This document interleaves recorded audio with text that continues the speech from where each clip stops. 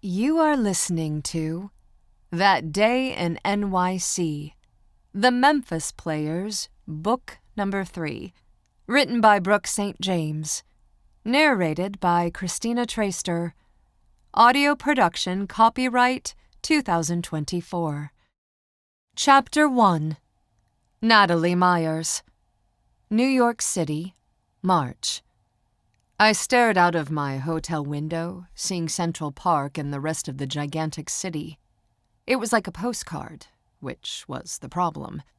I was staying in the heart of New York, and I had a beautiful view. But I hated being stuck in the room, and I ached to get out and experience it. I wanted to hear the murmur of crowds on the street. It was so unlike my home in Alabama, and I longed to get out there and take it all in. At the same time, I was terrified and alone, feeling like I couldn't leave my room. I told myself that I could be brave and just go out on my own. I had experience in New York. I had been there 2 times before. This was my 3rd. I stayed at the same hotel, the Park Hyatt, every time I came. The only difference was that this time I didn't have Annie. That was an absolute game changer. I hadn't traveled since she passed away. I wouldn't have been in New York at all, but 10 of my pieces were about to go on display at the Museum of Modern Art, and I wanted so badly to be there to see it happen. The museum coordinators expected me to be there. I had been to the MoMA, but my paintings had never been hung on its walls. This whole evening was supposed to be a dream come true for me, which was ironic because at the moment I was full of impatience, worry, and fear. I hadn't been on a single trip since Annie died. I didn't know if I would ever go on one again, and I wondered if this was a mistake. I had Bridget there with me. Bridget was a hired assistant, who I now considered somewhat of a friend. She would be able to do all the things Annie used to do. I reminded myself of that fact as I sat in my room, not so patiently waiting for her. We still had 2 hours before we needed to leave for the museum, but I was already dressed and ready to go. I knew it was an honor to have my paintings displayed there, and I knew I should be happy, but I was overwhelmed about traveling without Annie, and it made me feel stir-crazy. Annie would go along with anything on these trips. She was there for me, at my side, no questions asked. If she was here, I would not be stuck in this room right now. But she wasn't here. She had passed away 6 months ago. And if I didn't have God in my life, I would have completely fallen apart. Annie was everything to me. And it was an absolute miracle that I was even thinking about being in New York without her. Bridget had been hired to work part-time as an assistant to myself and Annie a few years ago. She had taken over Annie's duties as best she could since Annie passed, but it wasn't the same. I couldn't help but feel like something was going to go wrong during this trip. I felt a sense of impending doom as I sat in my room staring out of the window, and I prayed and asked God to take it from me. It was only the first day of our trip, and I had doubted myself every step of the way. Let me back up and make a bold statement. I, Natalie Myers, am a different sort of person. I am not, nor have I ever been, what you would call a normal, regular person. I live a different life, a special one, a life that most people would not understand or identify with at all. I was now 27 years old, and I had not spoken a single word to another human since I was 6.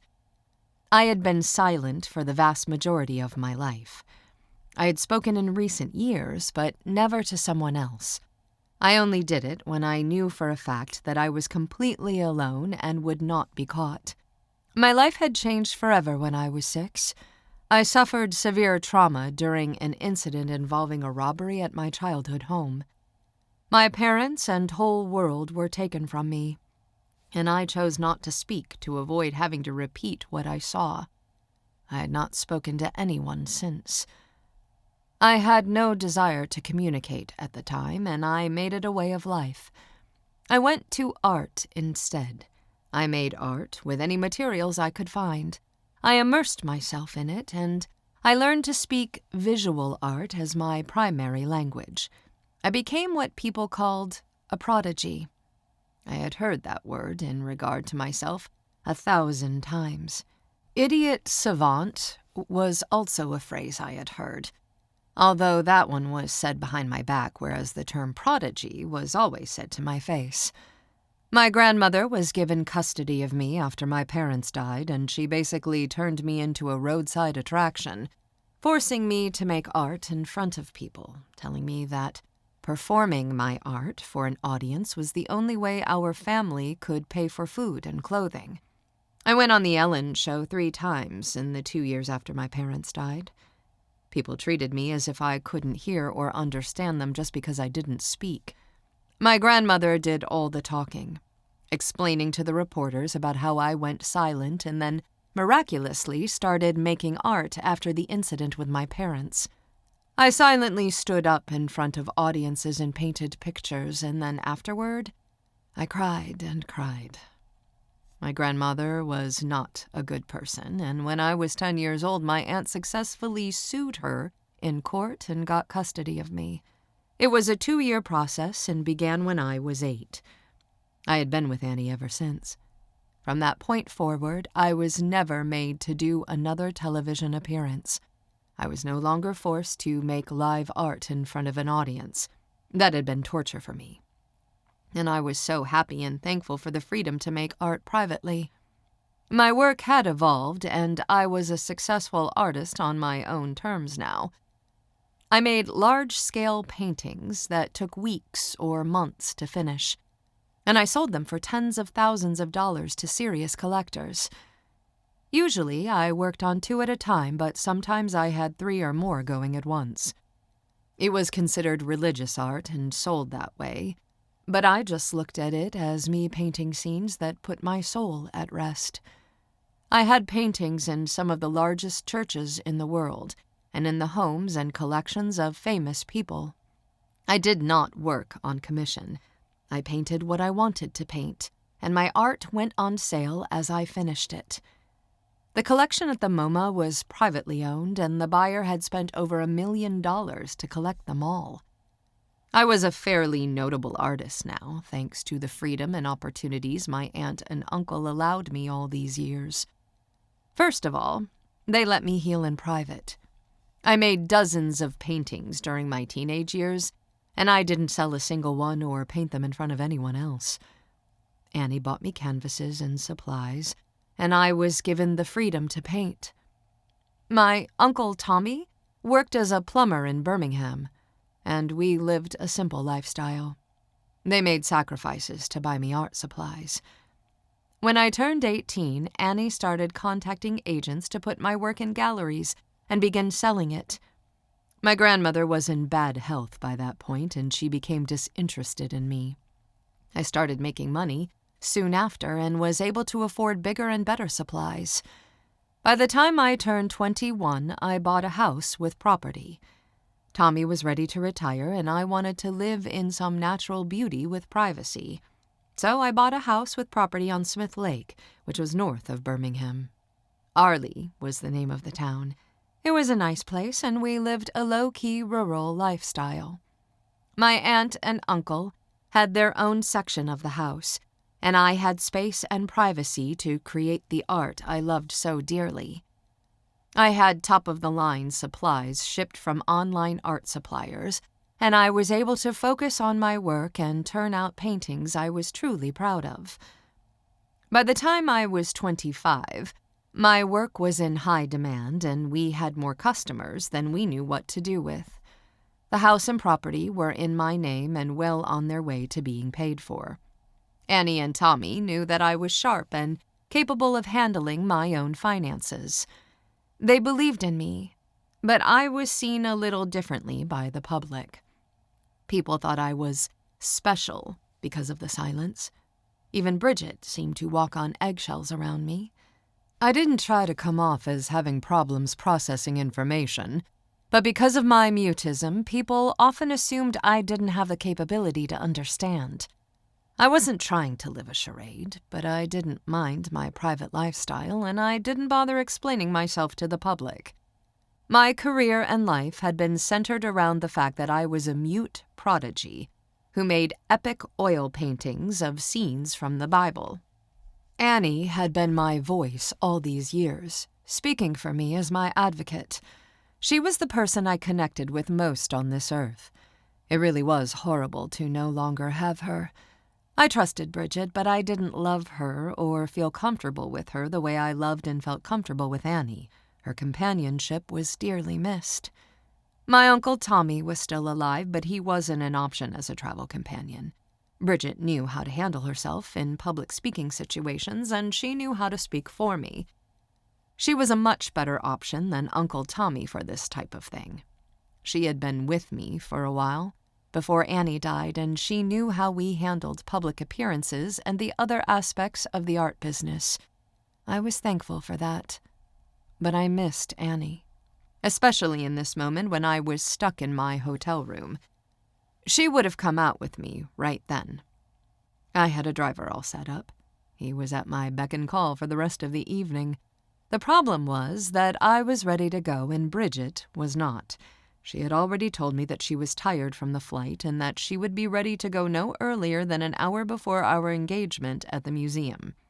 That was 2 hours from now, and I was stir-crazy. Tomorrow was our only full day in New York. We had a day planned with shopping and a play, and then we would leave the following morning. One day was basically all I had, and now that Annie had passed away and traveling was so annoying, it felt like it might be my last trip. I was aggravated with Bridget for not being flexible and getting ready when I wanted to leave. I was paying her to be there, after all, and paying her way. I felt like a prisoner in my own room. Then I got a sudden wave of determination. I sat on the edge of my bed and sent Bridget a text. Me. Hey, I'm going out. I'm going to get the driver to take me around for a while. We'll pick you up at 6. I sent the text. I wanted her to insist that there was no need for me to go out alone and say that she would get dressed and come with me. Annie would have offered that. But she would have offered earlier when I mentioned it the first time. I waited for a text from Bridget, half expecting her to say that I should give her a minute, that she wanted to come. Bridget, that sounds great. Have fun. I'll be ready at 6 and I'll meet you downstairs. I blinked at her message. I was staring at it when another one rolled in. Bridget, the driver is nearby. He's on call until 10 tonight, so all you have to do is text him. I knew as much. I had been standing there when he told Bridget all of that. I just didn't have his number. Just when I had that thought, I saw a third text come through, and it was Bridget sending me his contact information. His name was Michael. I texted him. Me. Hello. I would like to go for a drive, if you please. Michael. Sure thing. Now? I can be out front in 3 to 5 minutes. Me. Yes, please. See you in a minute. I put my phone in my pocket and took a deep breath. Annie's death had been a pivotal point for me. I had changed after that happened. Taking this trip had been big, and now there I was, texting a driver and venturing out into the city by myself. Lots of women venture out by themselves. I whispered the phrase to myself. There was no one else in my hotel room, and still I kept my whisper to an almost inaudible level. It was odd for me to speak at a time when I wasn't at home. All of this was new and different for me. I felt like I wanted to text the driver and back out, but the wheels were already set in motion. The driver was coming for me, and I needed to go. 5 minutes later, I made it downstairs and found the driver. I had a handheld device with me, and I typed a message onto the screen and handed it to him. Hello. I need to be back here by 6 o'clock. I would like to drive around for a while before then, please. He looked at me. Yes, ma'am. Just drive around? He said with a smile. I nodded. He didn't seem to think twice about me using a device instead of speaking to him. I wasn't sure if he had been informed of my condition or if he was just that good at rolling with the punches. But he was friendly, and he acted like reading from a screen was something he did every day. My adrenaline was pumping as he opened the door for me, and I climbed into the back seat. "There's a phone in the back seat," he said. "You can use that if you think of somewhere you want to go or otherwise need to call me." He caught sight of the small digital pad that I had flashed him a second ago. "Or you can text me at my phone number," he said as if he wasn't certain of himself. I nodded and smiled at him, letting him know I was comfortable and that I understood. I grinned when he closed the door. I felt proud of myself and hopeful, but still a little scared. There was privacy glass between the back seat and the front, and I couldn't see the driver when he got in. But I could feel the car shift when he sat in the front seat. It was only seconds later when the back door opened and a young man stooped, looking inside, checking out the back seat. "Headed to the Lincoln Center?" he asked. Cool air came whooshing into the warm car, and I stared up at him as he hunched his shoulders to shield us, squinting at me and waiting for my answer. He had only said a few words, and I was so caught off guard that I nodded even though I had no idea what he was talking about. He sat inside and closed the door.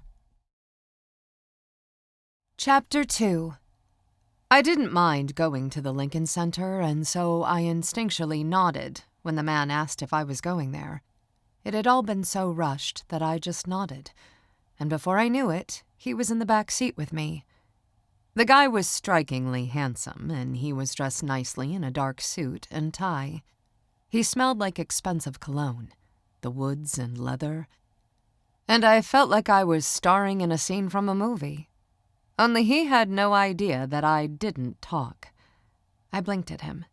Nothing like this had ever happened to me before, and I was stunned and uncertain of how to deal with it.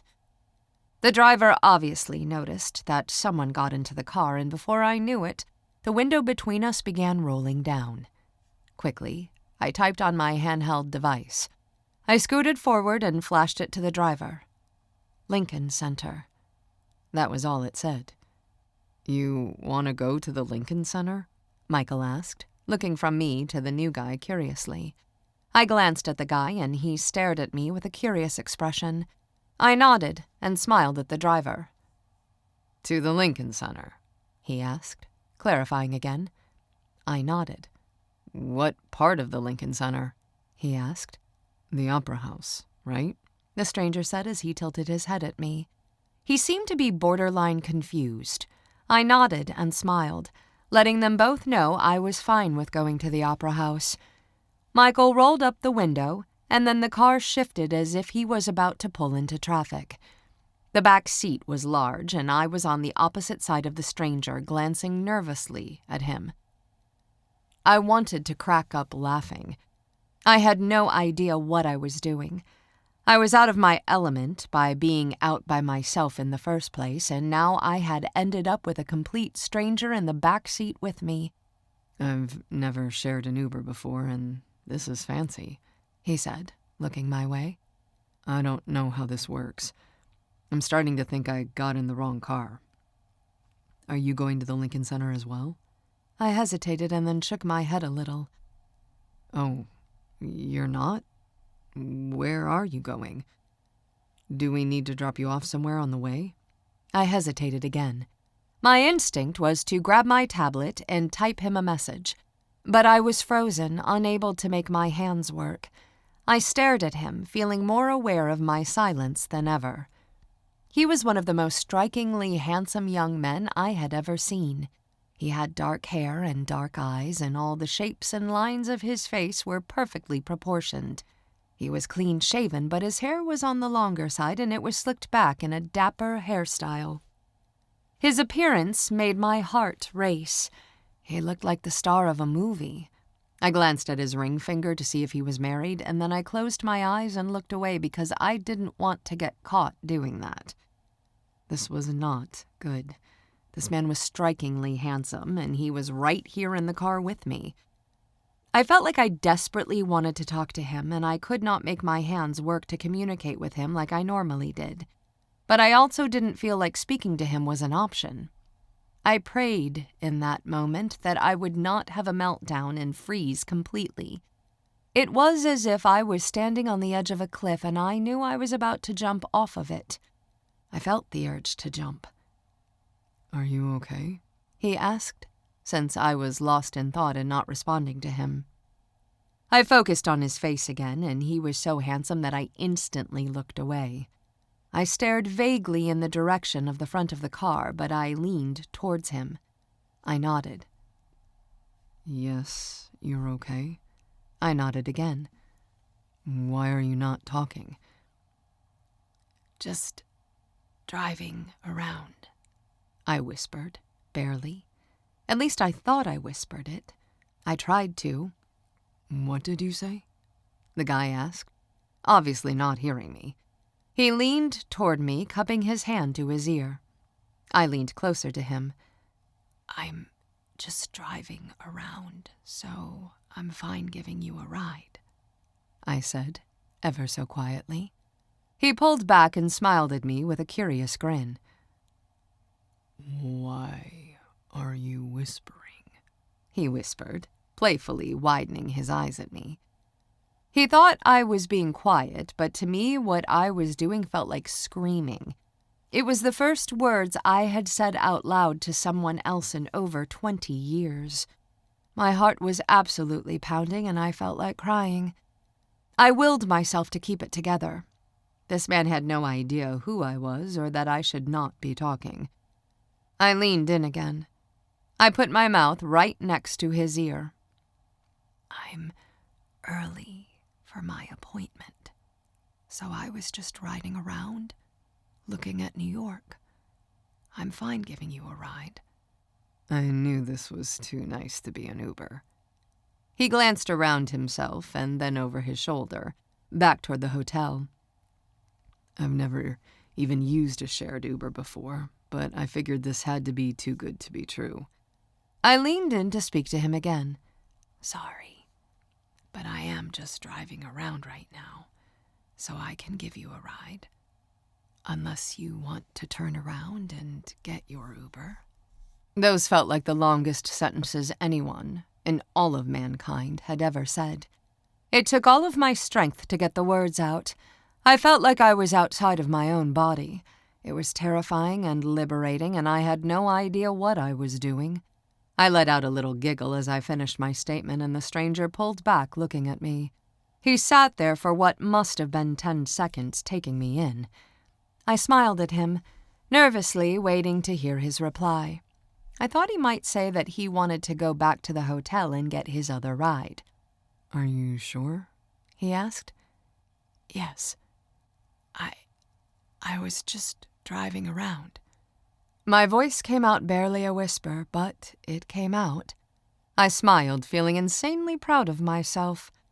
I scooted over, returning to my side of the car now that the ride was situated and all of my talking was over. Talking. I talked to someone. It had happened. I stared out of the window, not looking at the stranger at all. But I smiled at the thought of what I had just done. I spoke. My heart was beating like mad.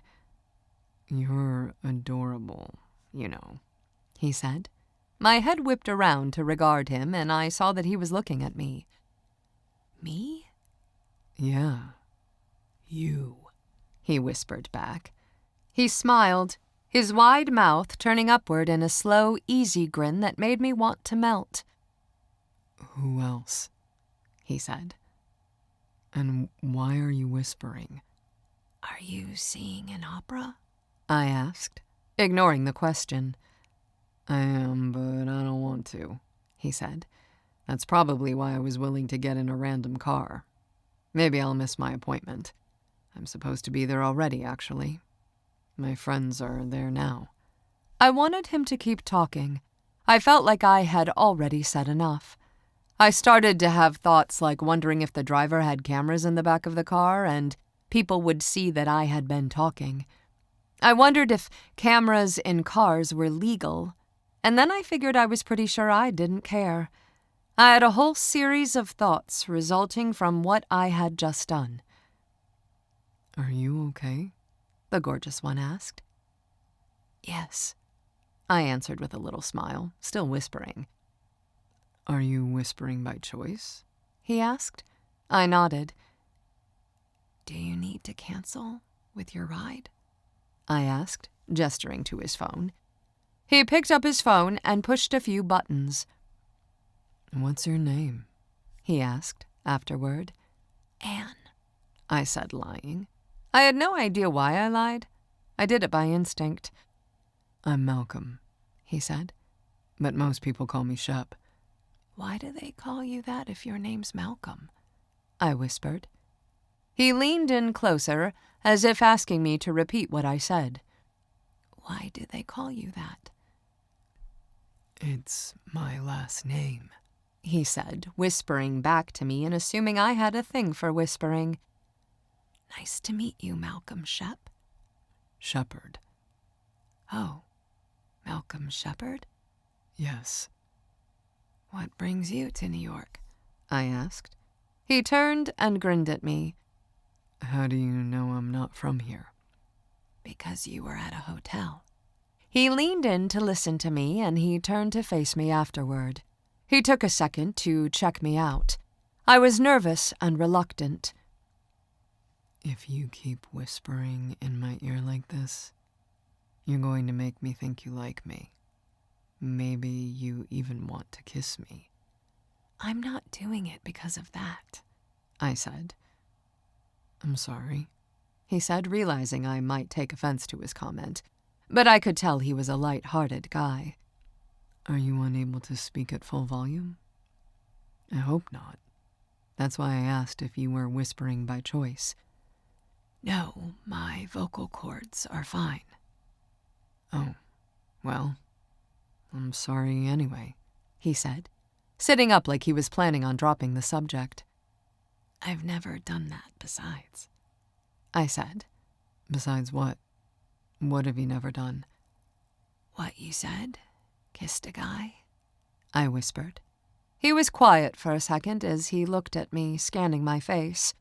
He smiled a little and shook his head. You mean you never kissed a random stranger in the backseat of a car?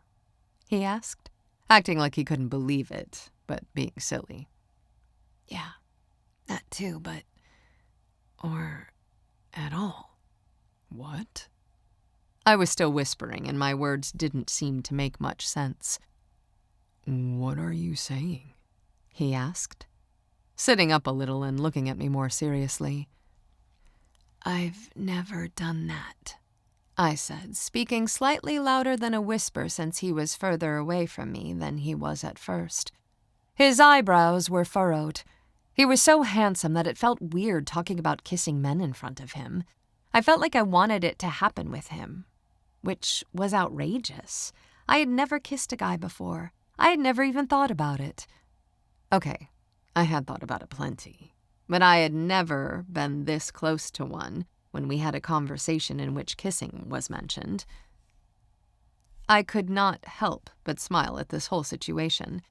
My smile was from nerves, and I put my hand in front of my face to stop it.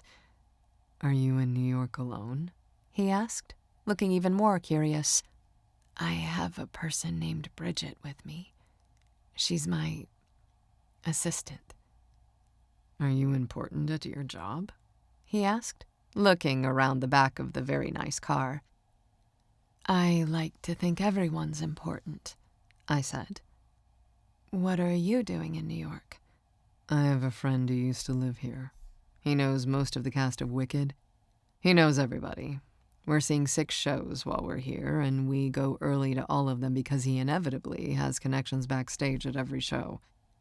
Today's the first time I'm running late. I'm hoping they're going to let me in without Abe.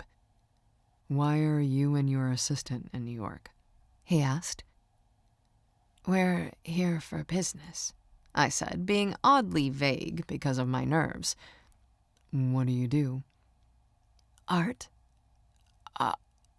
sales, I said. For goodness sake, I was talking.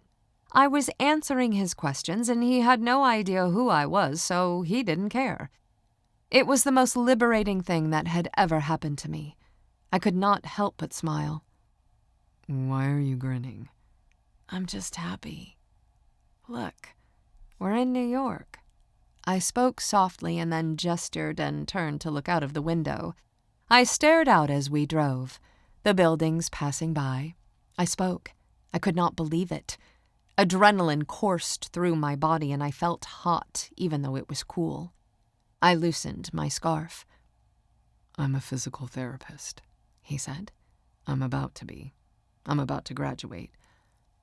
Oh, you're a college student? A graduate student, he said. But yes, I'm almost done with my PT training. I'm going to work with my friend's dad. I already work there, actually, as an intern. We sat there for a second, and I knew it was my turn to speak. Where do you live? I asked, still whispering. Memphis. You? Alabama. A small town north of Birmingham. Hoover? No. Hoover's south of Birmingham. We used to live close to Hoover. How do you know about it? Have you been there? I have an aunt who lives there. In Hoover? Yes, he said.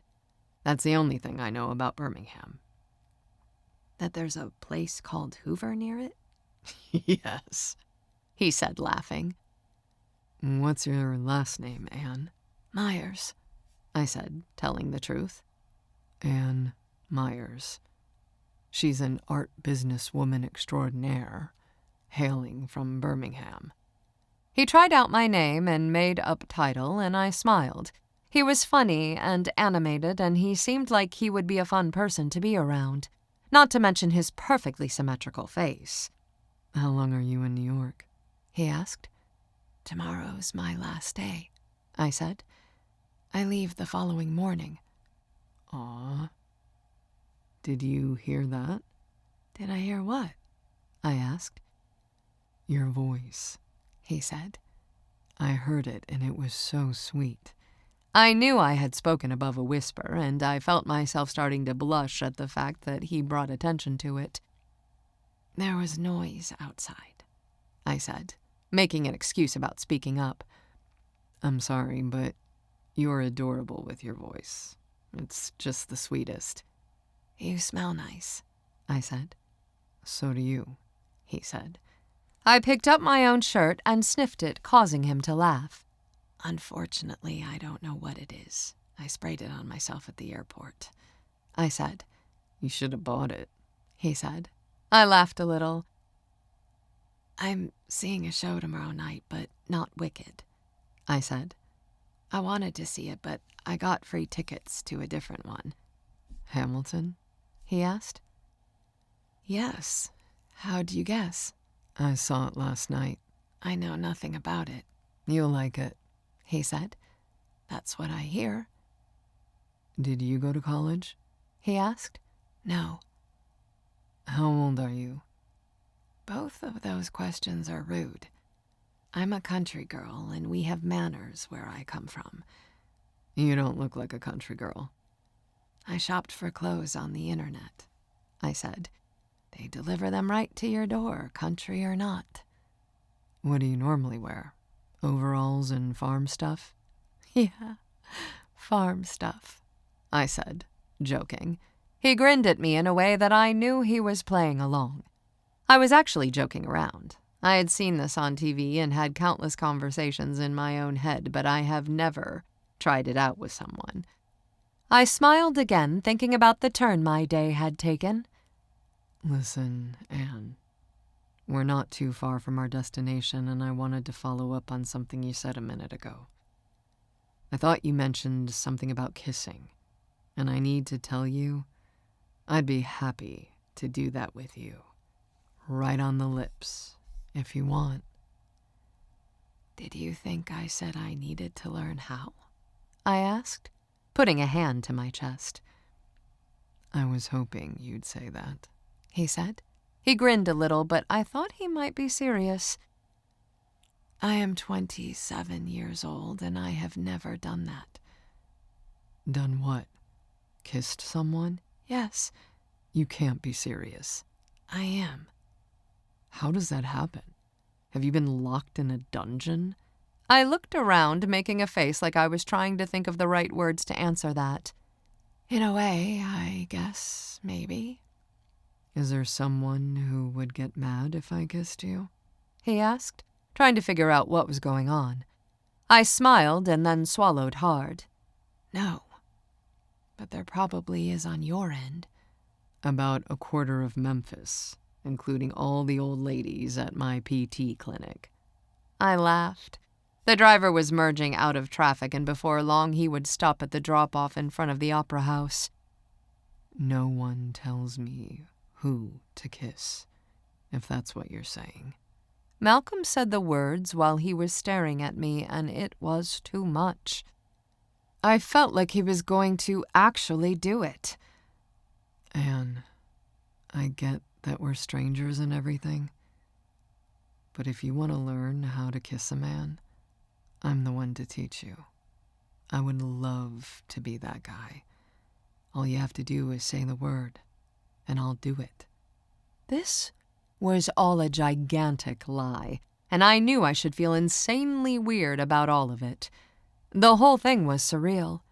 He called me Anne. This man, Malcolm, this stranger, said he was willing to kiss me for no reason at all, and the thing was, I desperately wanted him to. I felt compelled to pursue it, to challenge him to do it. This is weird, but I would love to learn how, actually. I whispered the words as I stared downward, and before I knew what was happening, Malcolm leaned in and was moving toward me, advancing on me. He was confident and sure of himself, and he moved toward me as if he had every intention of kissing me right then. Chapter 3. Malcolm Shepard. The vehicle was in the process of slowing down in front of the opera house. Shep knew if he didn't do something soon, he would miss the opportunity completely. He had no interest in going to the opera. He was there for his friend. Meeting this whispering woman in the back seat of the car had been what would probably be the highlight of his whole night.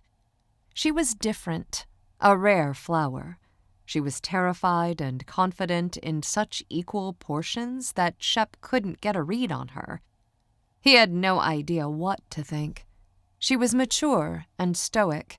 She was gorgeous and kind, and there was just no way she had gone through life and never been kissed. He didn't think she was lying about it, but he also didn't think that it could possibly be the truth. He thought maybe she was acting. Either way, he wasn't going to back down from the opportunity to kiss her. He was not in a relationship at the moment, so there was no reason he couldn't do it. She had basically invited him to do it. Seconds counted, and he moved across the back seat. She glanced at him, placing her face where he could easily gain access to her. He stopped moving with his mouth right next to hers. They were so close that they were almost touching. "I don't know what I'm doing," she whispered. Shep touched the side of her face and leaned in, letting his mouth touch hers. They kissed. She met his touch with gentle resistance, and then Shep opened his mouth, taking her lip into his mouth and gently tasting her. She let it happen for several long seconds, and then she gasped, gently. "I'm sorry," he whispered. "No, I liked it." She glanced down shyly. She was nervous and breathless, and he smiled. "You liked it?" He kissed her again. She relaxed in his grasp, letting him, kissing him back. He let his mouth touch hers several times, and goodness, it was difficult for him to stop. He did not want to stop. The car came to a stop, though, and Shep snapped back to reality, knowing he had to. He sat up, pulling back and staring at her. This wasn't the strangest thing Shep had ever done, but he seemed to be having a strange reaction to it. He felt like he had been hit with a ton of bricks. I assume we're stopping here for a moment, the driver said through a crack in the window. I'm happy to open the door when you're ready to get out. Just let me know. She took a phone out of her pocket and typed a text to him. Shep didn't look at it. I'm telling him not to worry about opening the door, she said. I said to just give us a second, and you'll let yourself out. Yeah, I guess I need to do that, Shep said, glancing out of the back window. Yeah, she answered. He hesitated, staring down.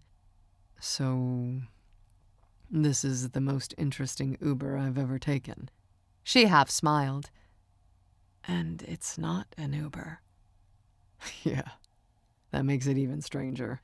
Also, I don't know why you have to lie and say that's never happened before. She wrinkled her nose at him. The kiss? Yes. I'm not lying. It's the first time. Maybe the only. Never mind. I don't know what I'm saying. I'm happy and thankful right now. This whole thing has been significant for me. It was a mouthful to say while whispering, and she smiled at him afterward. Do you think it's significant for me too?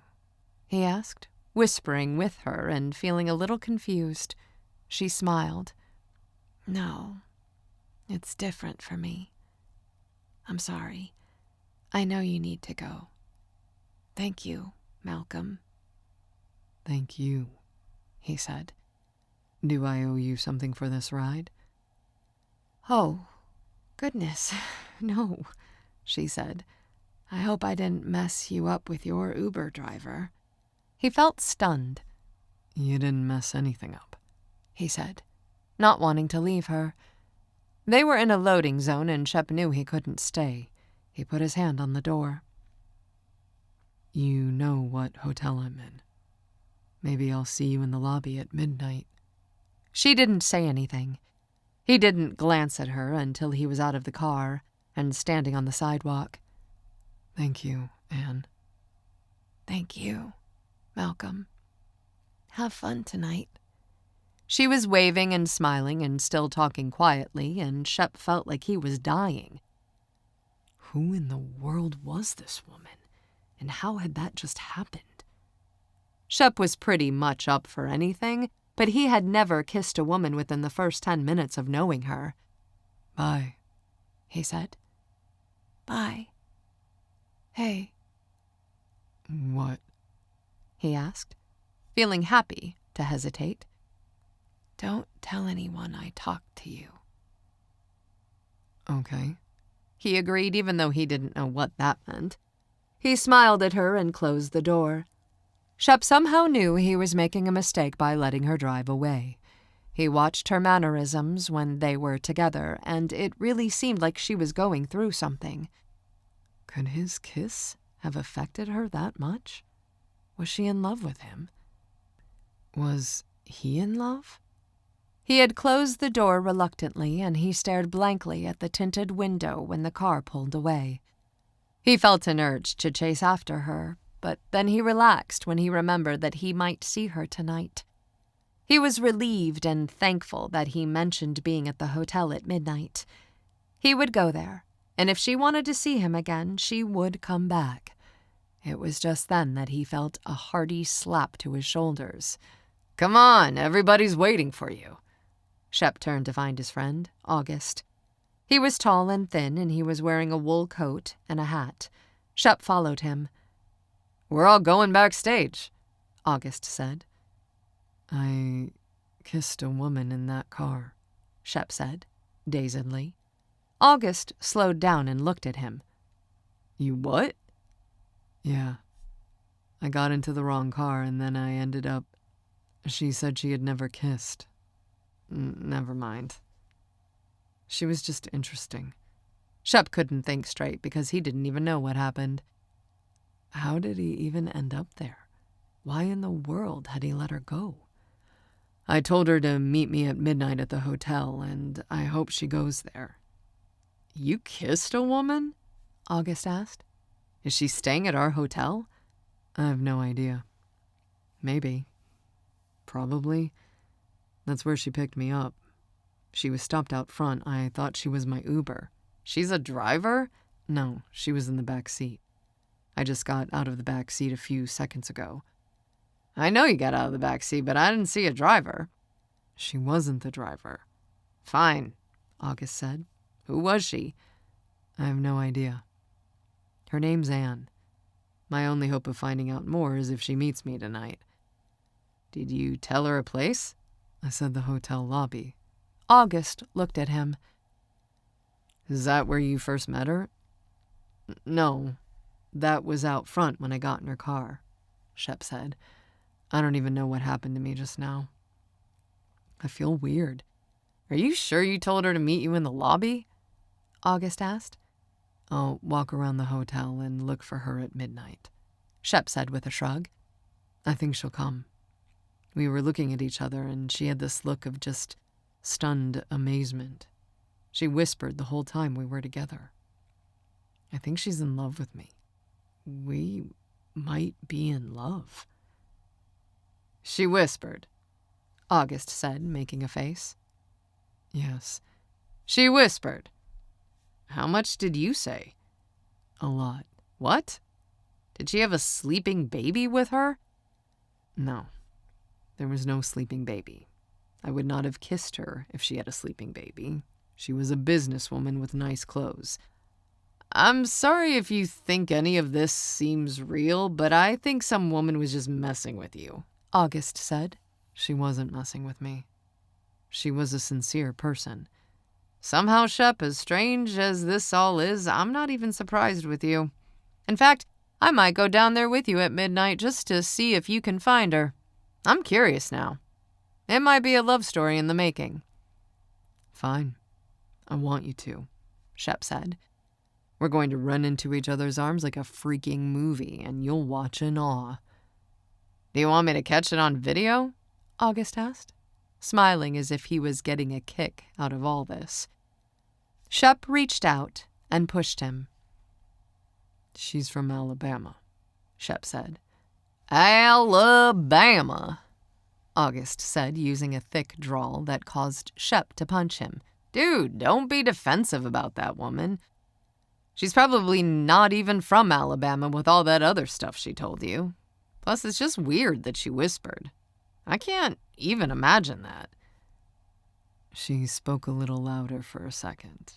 I heard her actual voice, but then I mentioned it and she started whispering again." "Whispering is so weird. Are you sure she didn't take your soul?" August said, widening his eyes and waving his fingers while speaking dramatically.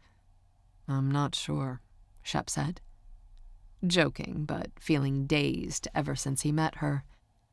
They didn't finish their conversation because just then they were walking up to the others in the group. 3 of them were traveling and staying at the hotel together. It was Shep and 2 of his closest friends, August and Owen. They were in New York visiting their director and new friend, Abe, who lived in Memphis now, but was in NY for a month, staying with family. Shep, Owen, and August were only visiting for a week, and they were more than halfway through their trip. Shep had been ready for anything in New York, but he hadn't seen that car ride coming. Anne Myers. He could picture her hazel eyes, see them as if she was next to him right then. But he didn't say any more about it. They encountered Owen and Abe, and all of them went to take a tour of the opera house. They were there for hours, touring the place, and then watching a show. Chapter 4. Malcolm Shepard. The guys went to eat after the opera, and by the time they finished it was 10:30. Malcolm was chomping at the bit to get back to the hotel. He said goodnight to his friends and was in the lobby by 11:15. It was 12:15 when August and Owen came into the lobby to meet him. Owen spotted Shep sitting there and he raised his hands, as if asking where she was. Shep replied by shaking his head with a shrug and a disappointed expression. She's a no-show? August asked as they approached. Yes, and I'm sad. I had it all worked up in my mind that she was going to be here and we'd live happily ever after. Shep saw movement in the distance and he peered around a lamp to see if he could see Anne, but it wasn't her. It was an older couple. Owen and August found a seat on the couch next to him and they sat there for another 10 minutes, looking around and waiting for her. People came and went, but none of them were Anne from the back seat. Finally, they walked to a pub on the next block and stayed there for an hour or so. Owen wanted to try to talk to some women, and Shep was just disappointed enough to go along with it.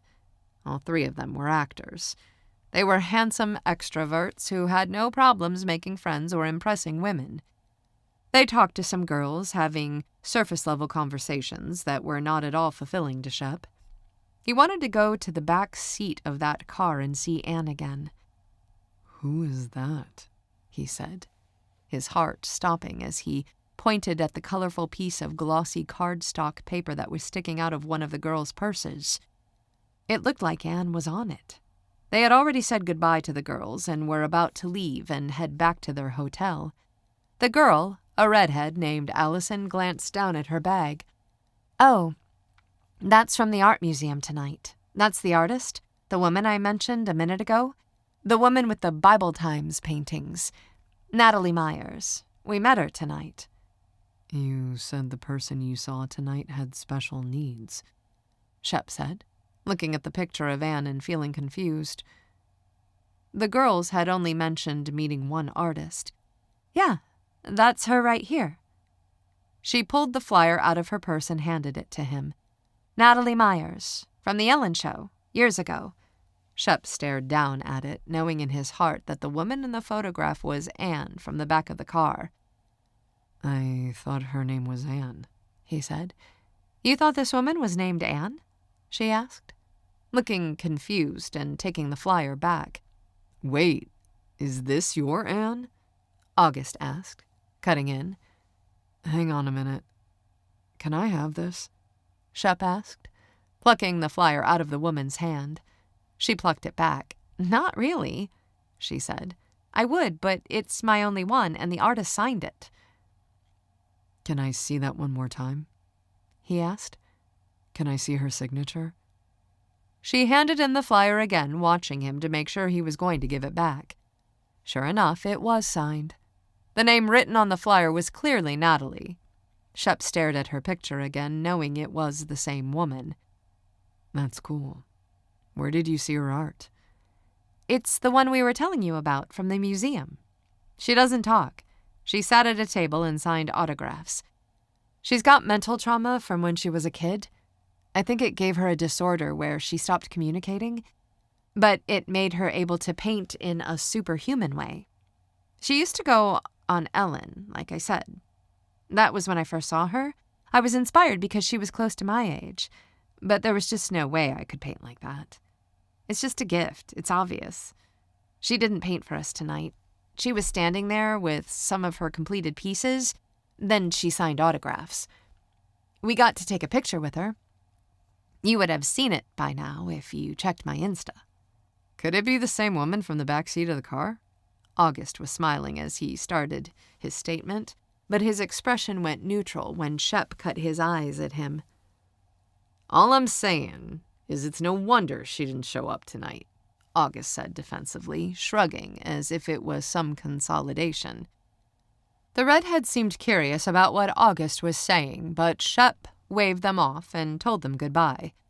The guys headed back to the hotel, and Shep stared down at his phone as they walked.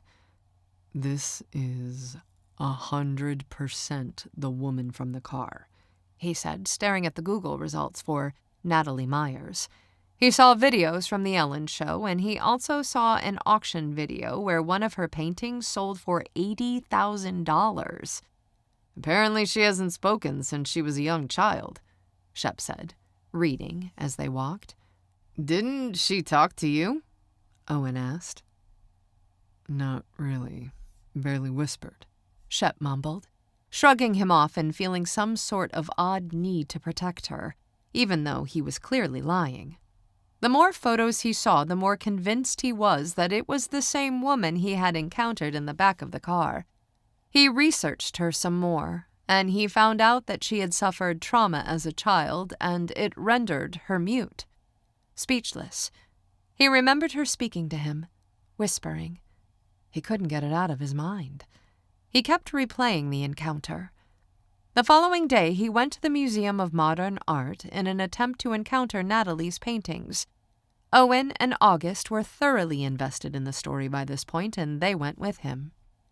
The paintings were in their own section of the museum. They were hung on black walls with dramatic lighting. They were realistic and so large that the figures in the painting almost seemed to be life-size. They were all scenes from the Bible, and everything was so detailed that you could stand in front of it for an hour and still find new things. It says here that she's not a Bible scholar, and yet her paintings are so historically accurate that people swear she would have to be a trained historian. It says directors of Bible movies and series have used her paintings as inspirations for scenes. Owen read from the brochure as they stood in front of a painting. Shep heard the words Owen said, and he regarded the painting. She was special, all right, and he was so mad at himself for letting her get away. He should have stayed in the car with her. He was pretty sure she would have let him. He could have told the guys that he was skipping the opera and spent all night getting to know her. But then again, she gave him a fake name. Shep stared at the painting, and his world seemed to spin. The artwork in front of him was on a gigantic canvas, probably 6 feet by 10 feet, and it appeared as though it could only have been supernaturally inspired. Shep felt a wave of emotion crush over him so violently that he got nauseated. "Where are you going?" Owen asked. "To the restroom," Shep said, since he knew he was about to get sick. "I can't believe you yacked from looking at a painting," Owen said an hour later when they were on their way back to the hotel. "I can't believe Shep kissed the same woman who painted those things," August said. "I can't believe we agreed to go to Hamilton again," Owen added. "You don't have to come. You can go with Abe," Shep insisted. "No, I want to go," Owen said. "I'd be mad if you found her and I don't get to be there to see it. And I don't mind seeing Hamilton again. Is this the last hope in contacting her?" "Her flight leaves in the morning," Shep said. "Too bad Abe doesn't know someone who could make an announcement at the show tonight asking if Natalie Myers could come to the front." "You are not going to find someone to make an announcement at Hamilton," August said. "I know. I just wish we could. I don't know how I'm going to spot her with all those people. What if I can't?" The three of them went to see Hamilton again, and while that show was excellent, there was no sign of Natalie, or Anne, whatever her name was. Shep looked all over for her, and nothing. He didn't even regret re-watching a show. His only regret was that he hadn't found her there.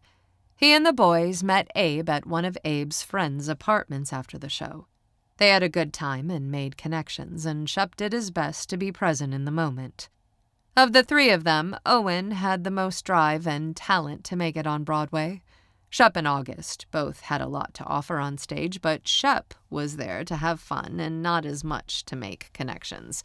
And he felt like it was the other way around with Owen. August would move to New York if the right role was thrust upon him, but he was a fairly new homeowner in Memphis, and he had a good job and life there. It would have to be something that was thrust in his lap. Same with Shep. Owen, on the other hand, had mentioned moving to New York several times on their trip. Owen also mentioned Natalie Myers at the get-together with Abe's friends.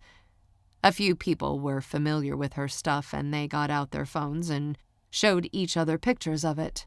Someone said the Pope himself had one of her paintings in his own home. They, too, mentioned the fact that she had something wrong with her, and that kind of stuff really irritated Shep. It got under his skin. There was nothing wrong with her. He remembered the conversation clearly. Of course, he didn't say anything to come to her defense. He just listened to everything. Owen and August just sat there and took it all in as well. They hadn't been personally affected by this woman, and they didn't know how Shep felt. He had met someone truly amazing, and he lost her as quickly as he found her. He tried to tell himself that he was only interested in her because he found out she was famous, but he knew that wasn't the truth. He had regretted saying goodbye the instant the car drove away. He really did think that she would have met him in the lobby the night before. Shep had an idea while they were out that night, and by the time they got back to the hotel, he was ready to act on it. It was a last-ditch effort to reach her before she left. It was 1 o'clock in the morning when he finished composing an email and sent it to the address posted on her website. Chapter 5. Natalie Myers. It was after 7 when I woke up on our last day in NYC. I had a long day yesterday and then a long night. My flight was scheduled at noon today, so I had no time to waste in getting ready and going to the airport. There were some things I had missed out on, with our trip being so short. I loved breakfast food, and I wanted to go to a certain place to eat breakfast while we were in New York. I didn't go yesterday, and we wouldn't have time today. I figured I would get a bite to eat at the airport, but it wasn't the same. I couldn't believe my trip was over. It had been a complete whirlwind. My first evening was spent in a total haze because of venturing out alone. It was difficult for me to shake the encounter I had with a handsome stranger named Malcolm Shepard. That interaction with him had been such an unbelievable moment in my life that the whole evening was a blur. I felt as though I was unable to regroup. I went to the museum and I met fans and took photos. I let Bridget speak for me like she planned on doing. But I had spoken for myself and I couldn't forget it. Not only that, but I had kissed a man with my own 2 lips. We had kissed several times. I was pretty sure we both liked it. Maybe. He probably didn't especially like it. He was probably just being nice. I had spoken words to another human being, though, and oddly enough, the kiss was the thing that consumed my thoughts. Either way, the whole encounter with Malcolm Shepard played in my mind 1,000 times since it had happened. I considered the fact that he might try to meet me at midnight that first night, but I obviously couldn't do it. Yesterday was busy and passed quickly. We did some shopping and saw a show, and I didn't mention anything to Bridget about what happened the night before. The whole scene replayed in my mind continually, though. It felt so good to have someone not know who I was. I was free in that moment, free of my own past decisions. It felt amazing to speak words and have them be heard. I would always have a special place in my heart for the sharp-dressed stranger named Malcolm Shepard. I thought I would probably paint something about the experience once I made it home and could gather my thoughts. Bridget and I had plans to meet in the lobby at 9 a.m. The driver would be waiting outside. I went downstairs 10 minutes early so that I could take my time and get a cup of coffee. There was a small coffee machine in my room, but I liked the regular drip stuff in the lobby. I had packed light. I had a small piece of rolling luggage with me. I balanced my purse on top of it and made my way through the lobby. There were a lot of people down there. I liked that about New York. It was easy to get lost in the crowd. I was adding cream and sugar to my coffee when he came from out of nowhere. I turned and he was there, the man who had taken over my thoughts. I put a hand over my heart and stepped to the side, hesitating. I had my tablet nearby. I always did. I started to reach for it so that I could communicate with him, but that felt weird. My heart was pounding. Do you remember me from the car the other night? His deep voice and the point-blank question caused my heart to pound even more. I nodded. Are you leaving? I nodded again. Are you Natalie? You're an artist, right? I emailed you. Did you get my email? I shook my head. I stepped to the side, grabbing the tablet out of my pocket in the process. When did you email? He blinked at me after he read it. Last night. I shook my head and typed, I haven't checked my email this morning. He read it and then blinked at me. His eyes seemed to stare into my soul. I had been thinking about this man nonstop since we met, and now he was there standing in front of me, gazing into my eyes. We had been sitting when we met, and I didn't realize how tall he was. Physically, I was drawn to him. I loved how he looked, and I felt myself wanting to be near him. This was trouble. I swallowed hard. Wait, he had called me Natalie. He knew I was lying. Do you please have 5 minutes to spare before you leave? He asked, with a hopeful expression. Can you give me 5 minutes? I nodded, and Malcolm gestured for me to follow him. I gave him a questioning look. I have a flyer from your art show upstairs in my room, and I was hoping I could get a signature. He knew who I was, and my heart was pounding because of it. He reached for my luggage handle. I can take care of rolling this for you so you can handle your coffee. I nodded thankfully at him and stepped out of the way so that he could take my luggage. I followed this man, looking at the back of his well-built frame as he walked and finding it hard to remember to breathe. Do you need to check in with anyone? He asked, since he knew we were venturing toward the elevator. I shook my head and he kept walking. He didn't seem curious about the fact that I wasn't speaking. He didn't ask. I wondered if he knew. He must. Those seconds were dreamlike as we crossed the lobby and got into the elevator. I was prepared to explain myself to Bridget if I saw her, but I didn't. 1 minute I was stirring coffee, and the next I was in an elevator with Malcolm Shepard. I have 2 other guys in my room, he said when the door closed and we were alone. I wish there was a spot where we could be alone for a second. I thought you wanted my autograph. I typed the words, and he read them and tilted his head at me. I would rather talk to you for a second, he said. There was a sweet, hopeful edge to his voice, and I reached out and pressed the button to go to my floor. I knew in my heart that I was going to go into my room, and once I was in there, I was going to speak to Malcolm. Excitement started to build in my body, and I smiled uncontrollably. He glanced at me while I was smiling, and he smiled back. Goodness, he knew I was lying to him, and yet he stood there and smiled at me. I walked down the hallway and went into my room.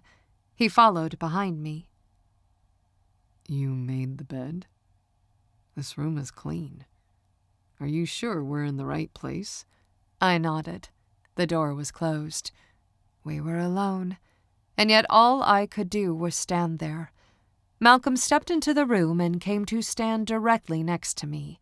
He had on jeans and a long-sleeved thermal shirt with a nice pair of sneakers. He was handsome and sharp, even dressed casually. I would have continued talking to you in the lobby, but I wanted to see if getting you alone could give me the same results I had in the car. Is your first name Natalie? Why did you tell me it was Anne? He asked the questions in a no-nonsense, matter-of-fact tone, staring at me curiously. I cleared my throat and leaned toward him, reaching for his ear. I needed to get close enough to him where I could whisper, and also where I didn't have to look at his face while I spoke. His masculine features were very distracting, and speaking alone took all of my concentration. I'm sorry, I lied. I paused and breathed, and he stayed still, patiently waiting for me to continue. It's the first name I came up with. I took a second and breathed again. I read online that you haven't spoken for a while. Do you only speak to certain people? Seconds passed. I was frozen, not knowing what to say. I shook my head. No, what? He asked. I don't speak to anyone, I said. You mean at full volume? he asked. I mean at all. This is the first time. The other night in the car, that was the only time this has ever happened to me. That's why I asked you not to mention it, since it might be a big deal to some people. It's a big deal to me, he said, putting his hand to his chest. It should be a big deal to you. I know. I have to take time to sort all of this out. I just lost my aunt a little while ago, and I'm not settled from that yet. My whole life would feel like a lie if I sighed. You know what? Never mind. I don't know what came over me the other night, and I don't know what I'm doing right now, but thank you for being cool about it. Thank you for not trying to call me out down there in the lobby. I would never, he said. Don't be nervous. Why are you nervous? I was wiggling around as I stood there, not able to stand still. It was no wonder. He could tell I was nervous. Because I don't normally talk, and I didn't expect to see you again. I'm nervous. We did kiss. Are you nervous because you like me? He asked, sounding sweetly hopeful. No. Thanks, he said, smiling sarcastically. Well, you don't like me either. Don't try to act like you do. That only happened the other night because you were trying to do me a favor. Nothing about our encounter the other night was a favor to you. I did exactly what I wanted to do. I shook my head. You were a gentleman, and it was one of the best things that ever happened to me. You should know that I'm thankful for meeting you. Then why didn't you meet me at midnight? I was there. I even tried to go to Hamilton. You went to Hamilton? Yes. For me? Yes. That's so sweet of you. He stared at me. His dark eyes were deep-set and full of mystery. He glanced at the door with a disconcerted look as if dreading something. Didn't you think I might want to see you again? He asked. No, I didn't think that, I said. Well, I wanted to see you again. I hated that I let you drive off, and then I saw a flyer with your face on it. He was standing close to me, and he reached up and placed his hand near the side of my face. He didn't touch me. He hesitated, asking my permission. I let my hand rest on his, pushing the remaining inches to the side of my face. I wanted so badly to feel his skin on mine. I wanted to accept the affection. We touched, but it was impossible to let myself relax and fully enjoy it. This whole situation is just a dream, I said breathlessly, quietly. What do you mean? I mean, it's not real, Malcolm. This isn't real. You know my name, but that's all we have. My flight's in a few hours, and then I'm back to my regular life in Alabama. Say my name again, he said. Malcolm, I said, in a voice that would probably sound weak to anyone else but sounded strong to me. He pulled me into his arms. When I said that, I let him do it. I had rarely been hugged by anyone, much less have someone stand there and hold me in his arms. I took a hitching breath as I got settled in his tight embrace. Having a man hold on to me was a sensation I did not know I had been missing in my life. Can I hold you? I nodded. You already are.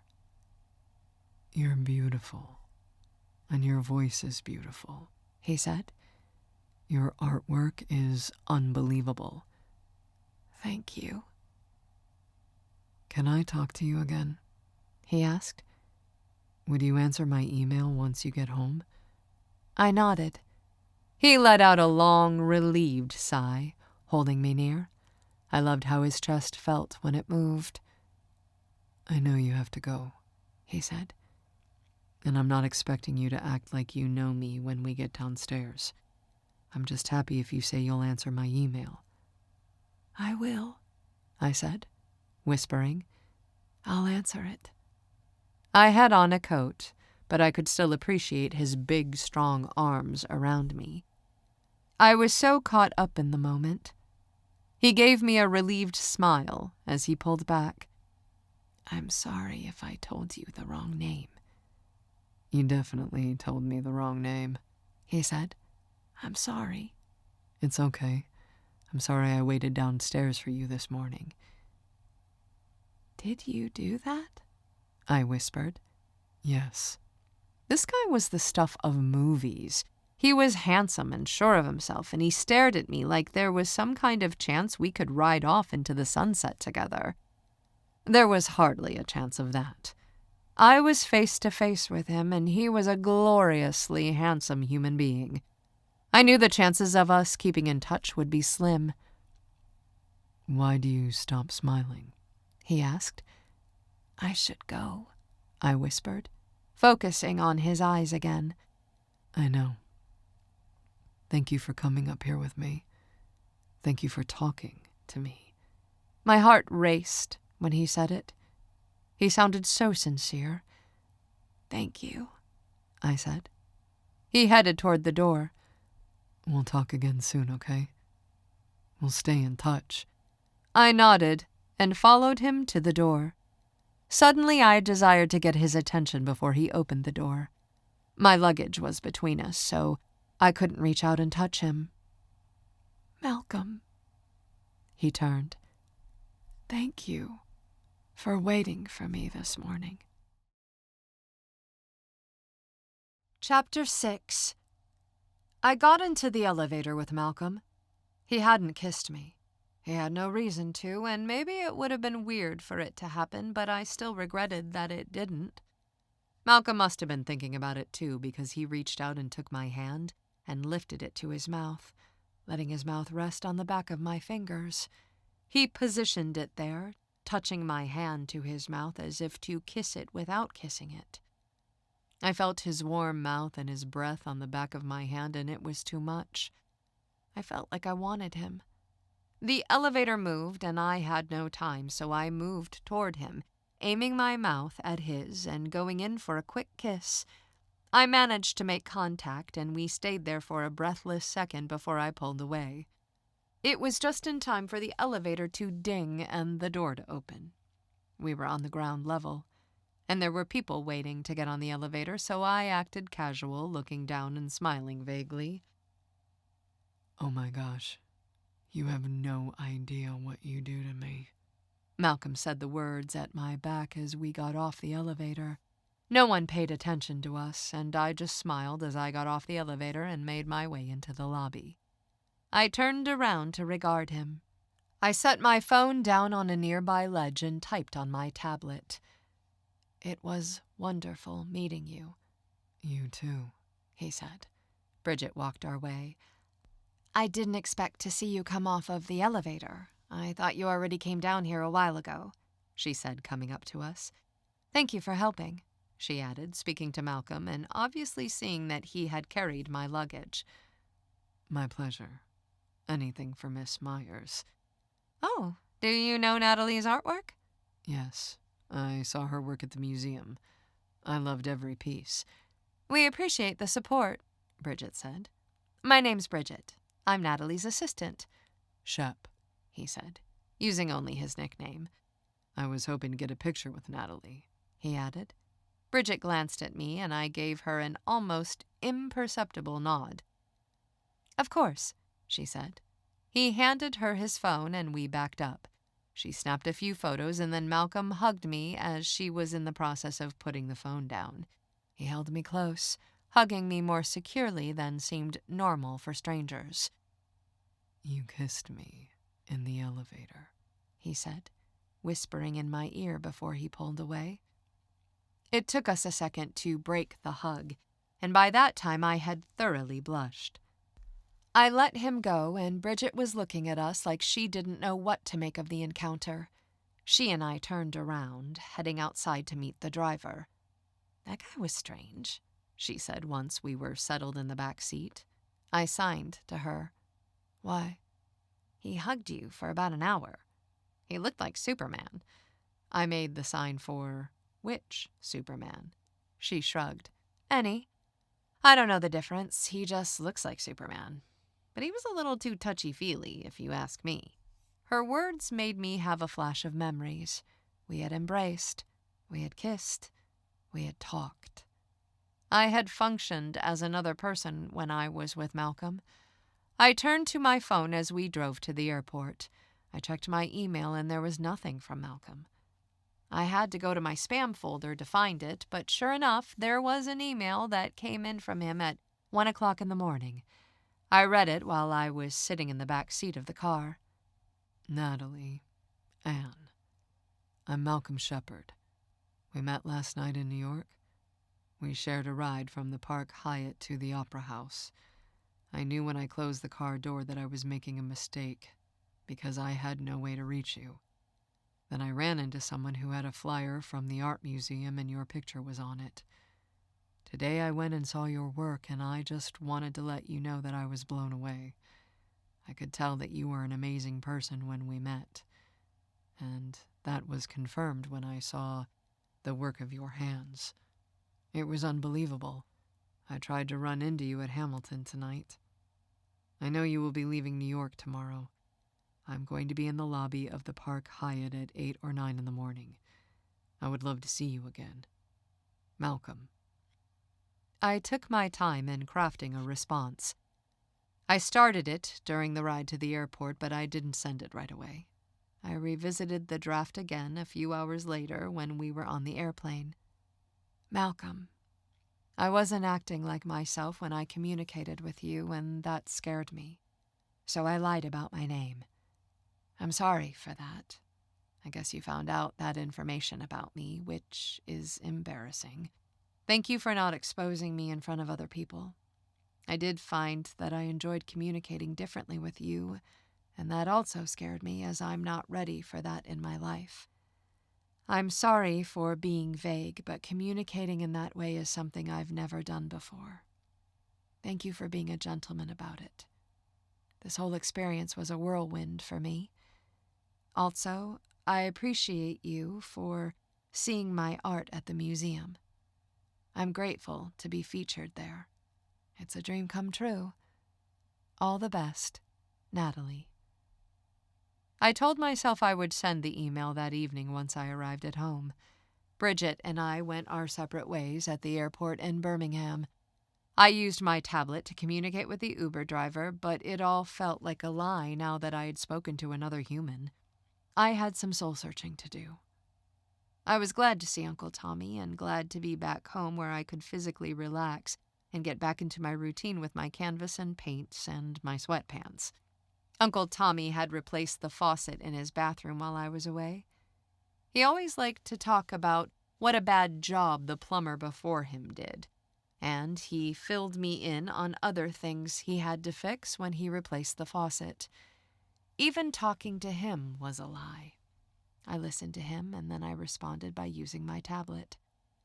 I wanted to just open my mouth and speak to him. There was just no way I could do it. If I did, my life up until now would feel like a lie. I couldn't do that to Uncle Tommy, so I used my tablet and behaved like normal. I had only been home for a few minutes when I went to the draft folder and sent the email. I checked my email 10 minutes later, and I had a response from him. Natalie, I understand not being ready for certain things. I am not trying to rush you. I also think it would be wise on your end to capitalize on any momentum you have.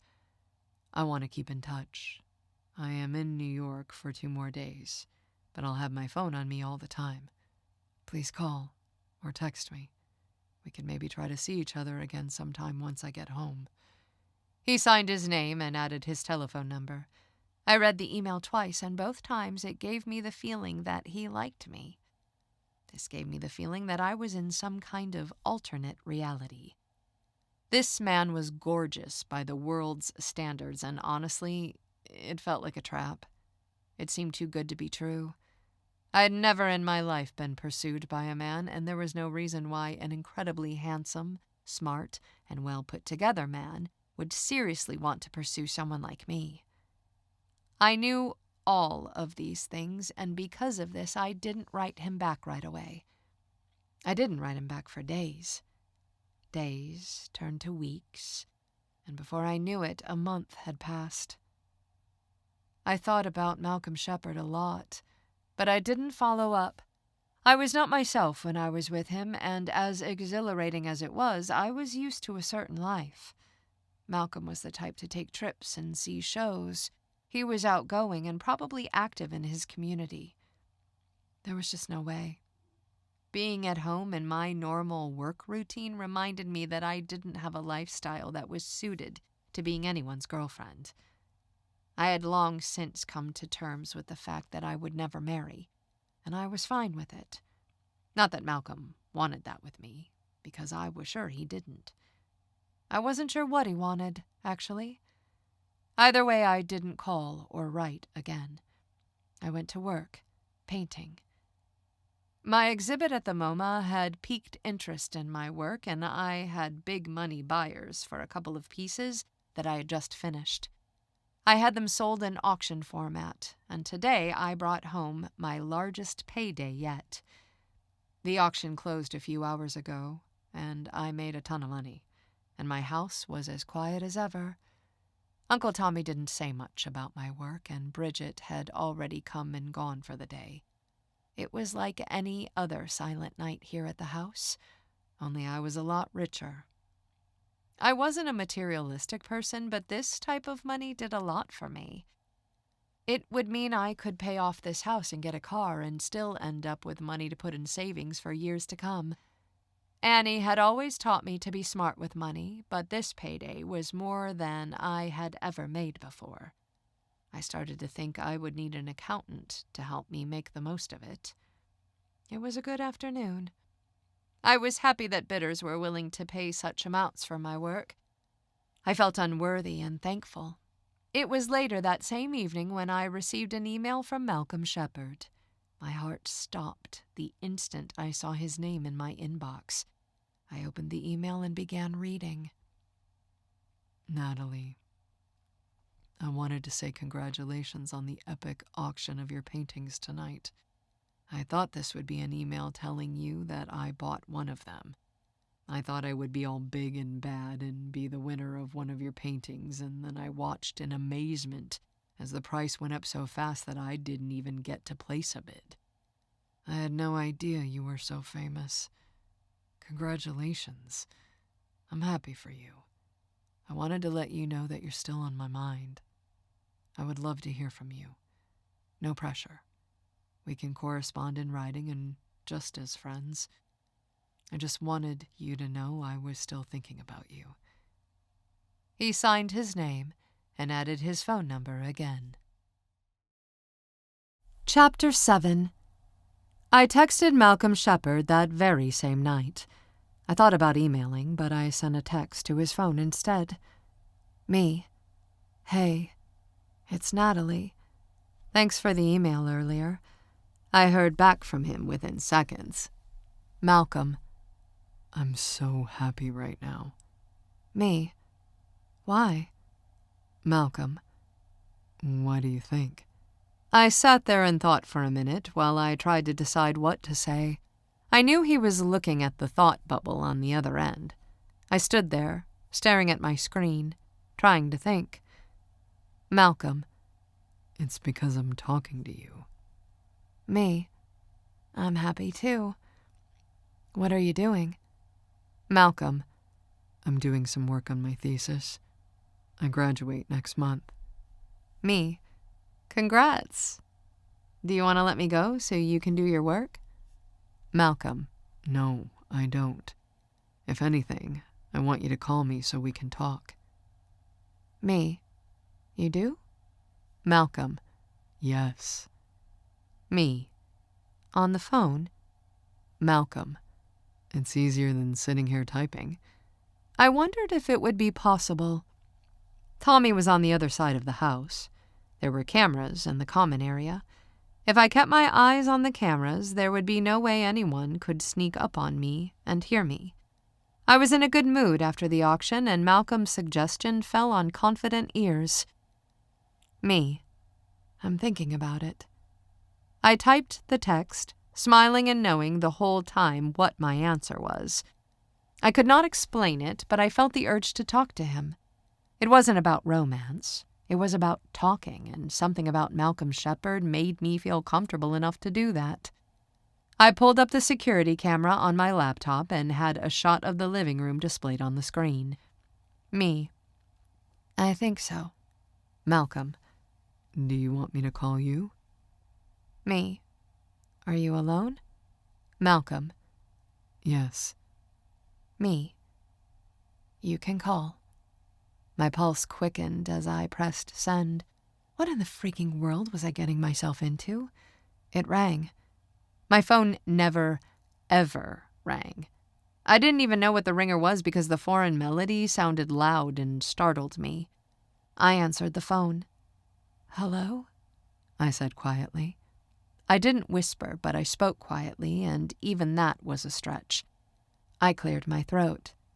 Hey, Nat, he said, a smile in his voice. I always wanted someone to call me that. There's no way I'm the first. You really are. People assume they have to be really formal with me. How so? I don't know, I said. People treat me differently than they treat each other. That's probably why I was so intrigued to meet you. You had no idea who I was, and you just treated me like anyone else. I wouldn't say I treated you like anyone else, he said, smiling again and causing me to laugh a little. You know what I mean. This talking thing is new for me. It sounds crazy for me to put it like this, but honestly, it's forbidden for me. I spoke slowly, softly, and cleared my throat again when I was finished. I had a bottled water nearby, and I took a drink from it. Forbidden? He said. Do you feel like someone would get upset? I don't know. Yes. Maybe. My whole life, my professional career, has been based around the fact that I don't talk. Yes, but is that any reason to continue that way if you want to change? I don't know. I don't know the answer to that. I had sort of just resolved in my heart to have a certain life. And you still can. Just because you talk to me doesn't mean that you're off track. I'm not going to tell a soul. Thank you. I'm just also going to tell you the truth, which is that it's your life and you can choose to live how you want. One step at a time, I said, speaking quietly. Yeah, one step at a time, he agreed sweetly. The theater group that I'm a part of had auditions for a play last weekend. Are you doing a play? No, I didn't audition for this one. I have to wrap up my last semester. I'm too busy. What play are they doing? The Wizard of Oz. I bet that's a good show. Yeah, it's fun. I've done it before. What were you? The lion. Shoot, I should have guessed, I said. What would you have guessed? I don't know, I said, regretting the offer.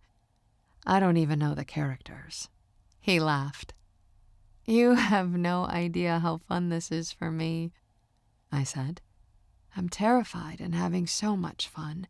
I feel like I'm flying right now. Can I come to you? He asked. What? Would you let me drive to you? I could come by there so we can talk in person. Yes, sure. Sometime. When? Now. Can you hang out with me for an hour or two if I drive over there? It's 8 o'clock at night. I know. I just searched it. I can be there by 11. Then what?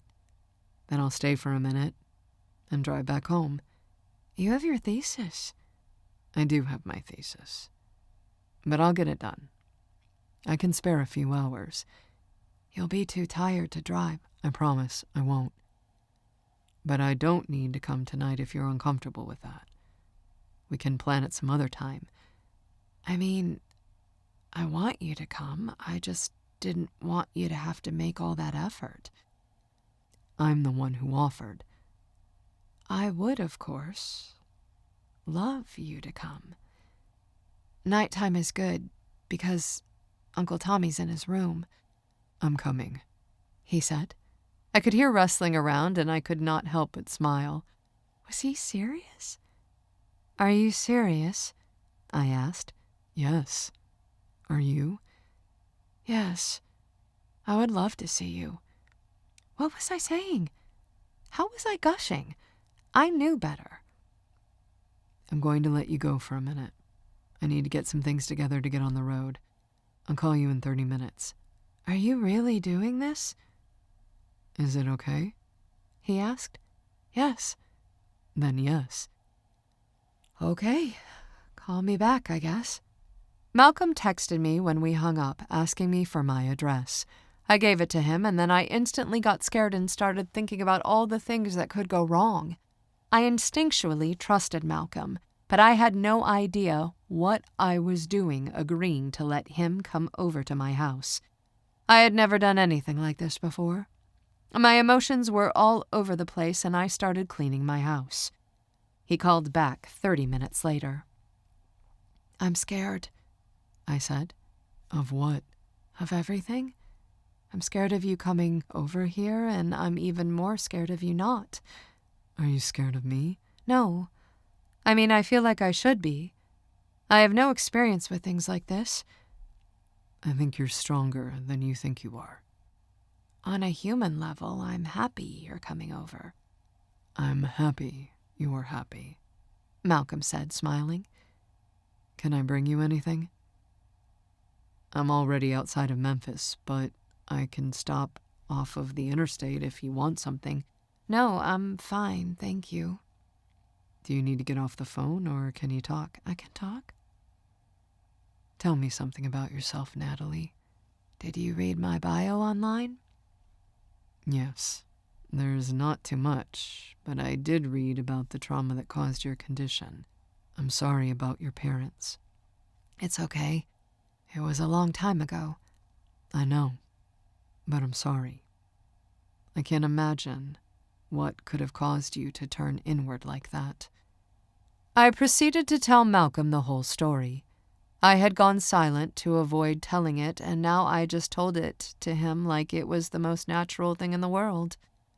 That was when I realized that my connection to Malcolm might be supernatural.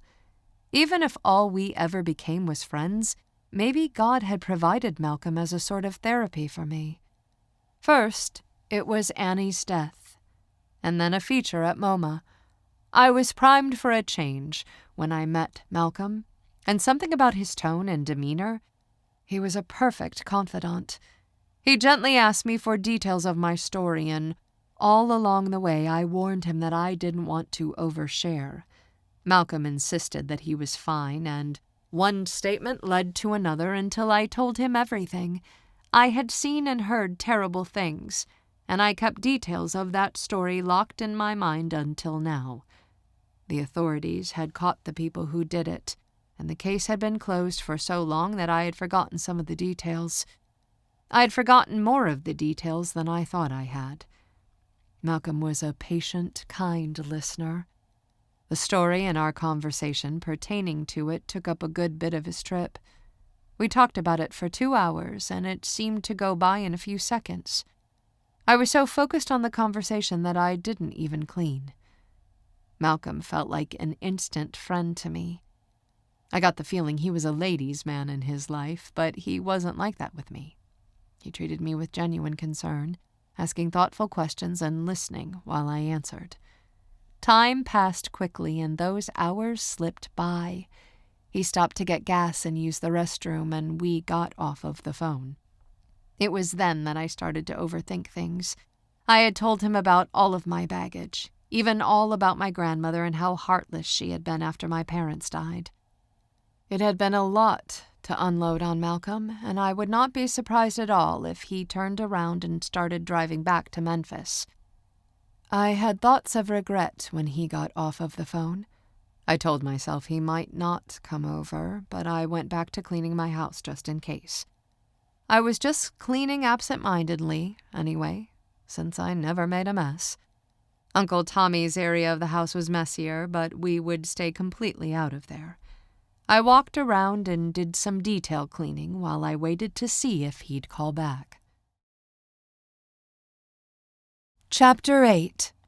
If you had asked me earlier today, I would never have dreamed that Malcolm Shepard would be on his way to my house, and now I desperately hoped he was still on track to come over.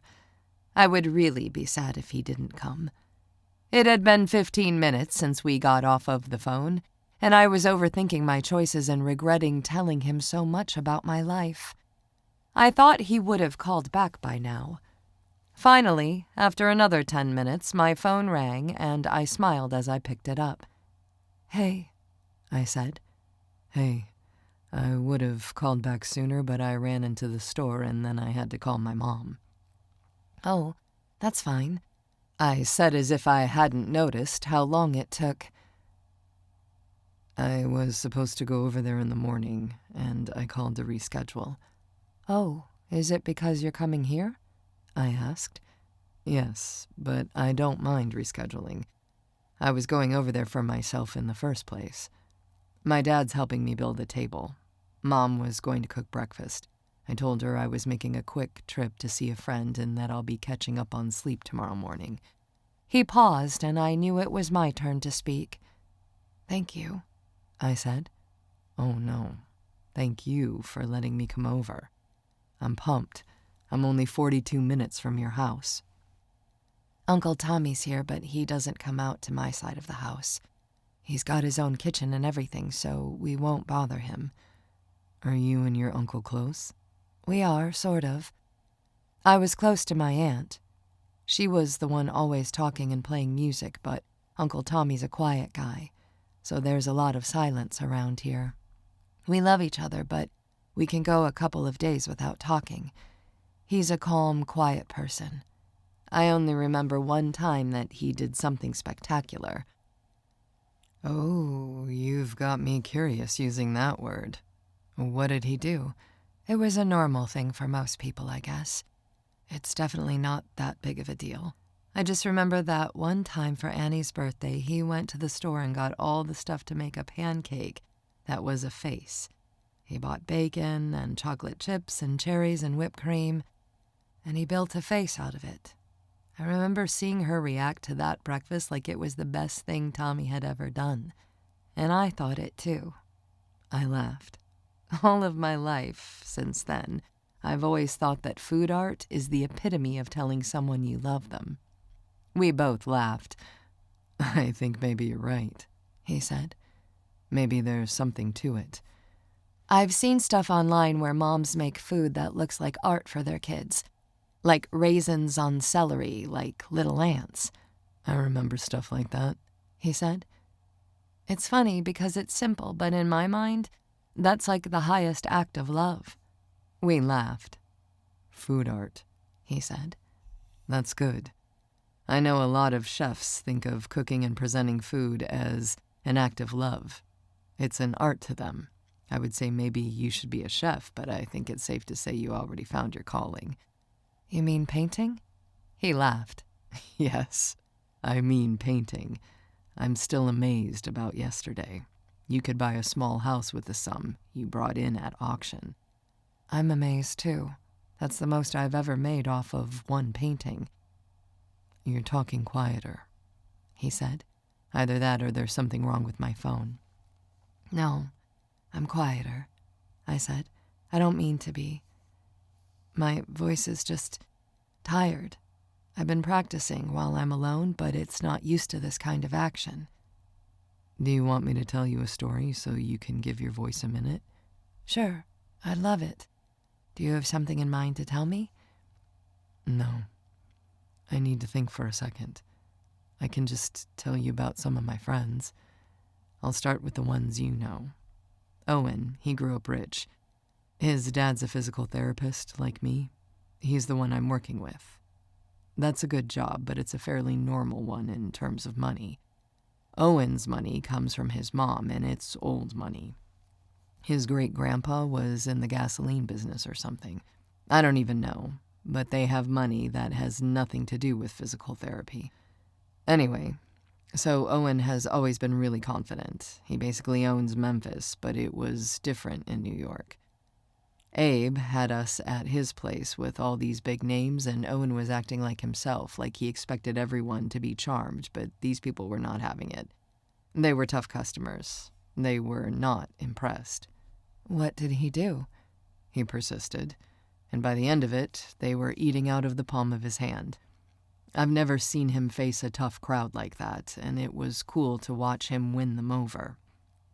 It was just magical to watch, because for more than half of the night, he was striking out, and by the end of the night, he had won them all over. He got like 4 girls' phone numbers that night. What about you? What do you mean? Did I get girls' numbers? No. How did you get along at the party? Oh, everyone loved me from the start. He laughed. I'm just joking, but I'm probably a little more relatable than Owen. You can just smell the richness coming off of him. His dad built that physical therapy place where I'll be working. It's a gorgeous building, and the clinic has top-of-the-line everything. Is that where you're doing your internship? Yes. I'm already there 20 hours a week. I'll just switch over to full-time and get a new job description when I graduate. Are you going to miss school? I am, actually. I made some good friends there. I even did a couple of college plays when I was doing my undergrad studies. Technically, I minored in theater. But no theater this year? I asked, clarifying. No, I'm too busy with my thesis. Where are you in that process? I asked. I'm almost done. I already presented it to my professors. I have a set of corrections that I'm going through now. I have no idea what that's like. I've never been to college or even in a school setting. Definitely not college. I went to a regular school as a child, but not for long. It's nothing you couldn't handle, he said.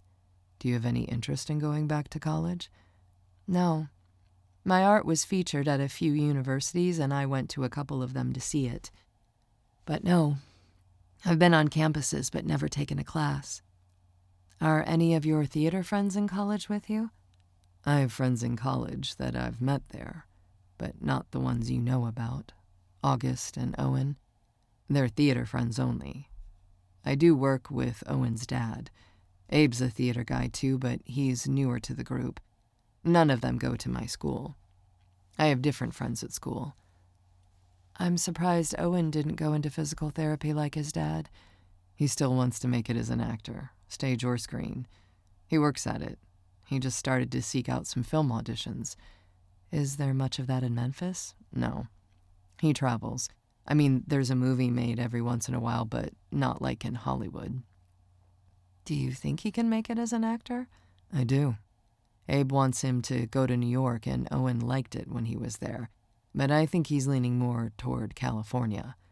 How about your other friend, August? How did he do in New York? Great. All of us are extroverts. He's probably the quietest of the 3, but we're all talkative.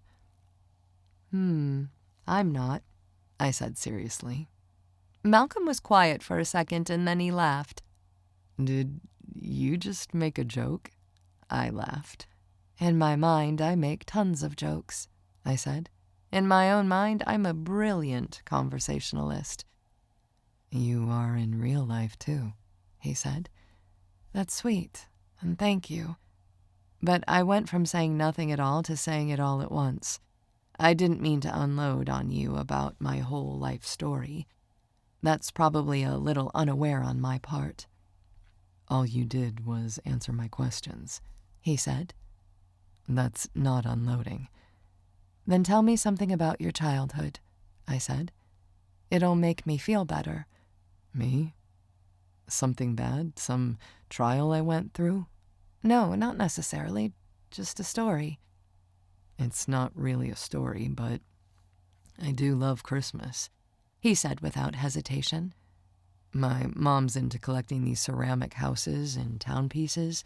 She sets them all out on the countertops during December, and I sit and just stare at them. I would imagine myself in miniature form, going to all the shops and houses. He laughed. I know that's not what Christmas is all about. It really has nothing to do with the true meaning of Christmas, but I really get nostalgic when I think of that little set.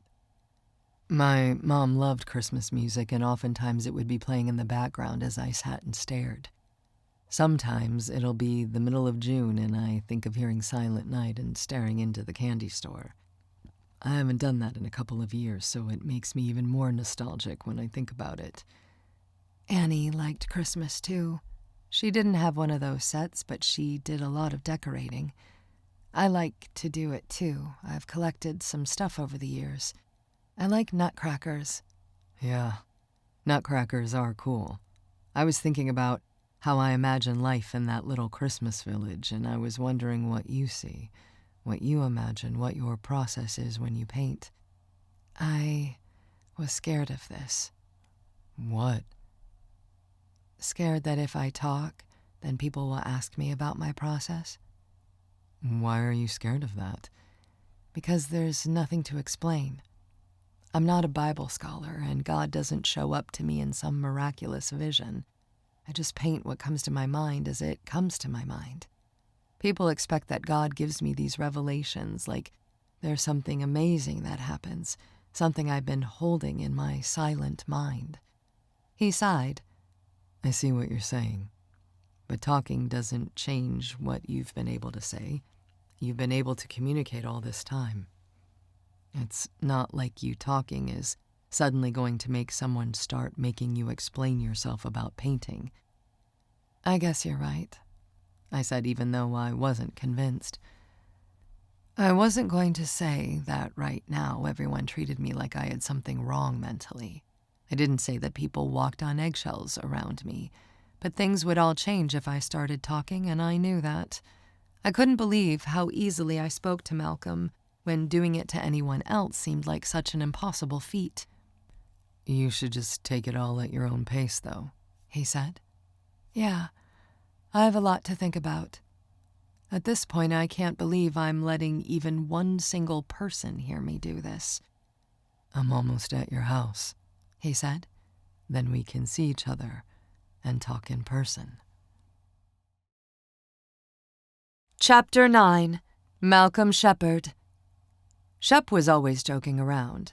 He was always a high-energy person who laughed a lot and also was dry-witted and sarcastic. He was one who could see the humor in situations, and he was always ready with a joke. He felt serious about Natalie Myers, though, and he treated her with a type of sincerity he wasn't used to experiencing within himself. Natalie had a relationship with God, and she was led by him to create these beautiful, complex, accurate, flawless artworks. She had a supernatural gift, and it was like nothing Shep had ever seen. He loved and respected that about her. He wanted to get to know her as a man gets to know a woman, but he was in no hurry. He would be her friend if that was what she needed. It was already remarkable that she was talking, and Shep innately knew not to rush her. He wanted to help her and love her, not forcing her into anything. Natalie told him a story about her uncle making a face with breakfast foods, and Shep made a quick stop at a small supermarket before he made it to her house. He didn't want to be late, and he ran through the store focused and determined. He had to improvise with sausage patties instead of bacon because the bacon was expired. He forgot chocolate chips, but he figured he would get extra points for remembering other things, including syrup. He bought maple. He also bought an array of other breakfast items, knowing he would put it all together in some kind of face, some kind of work of art. Shep wouldn't normally consider himself an artist, but he would do what he had to do. He thought she would love it, and he wanted to please her. It was 11:30 when he made it to her house. She lived in a lake house in the middle of the dark woods, and Malcolm parked in her driveway and got out of his truck. He caught sight of her right when he started walking toward the house. Her hair was down, hanging below her shoulders, and she had on loose jeans and a plain white t-shirt. She had been dressed up both other times they saw each other, and Shep loved seeing her in her casual clothes. He loved seeing her, period. She waved at him, squinting shyly as he approached. She motioned for him to be quiet by putting her finger to her lips, and Shep could not stop a grin from covering his face. He leaned in for a hug, and he was happy when she easily opened her arms and hugged him back. She smelled so nice. "What's all this?" she whispered. "Are you whispering for Tommy?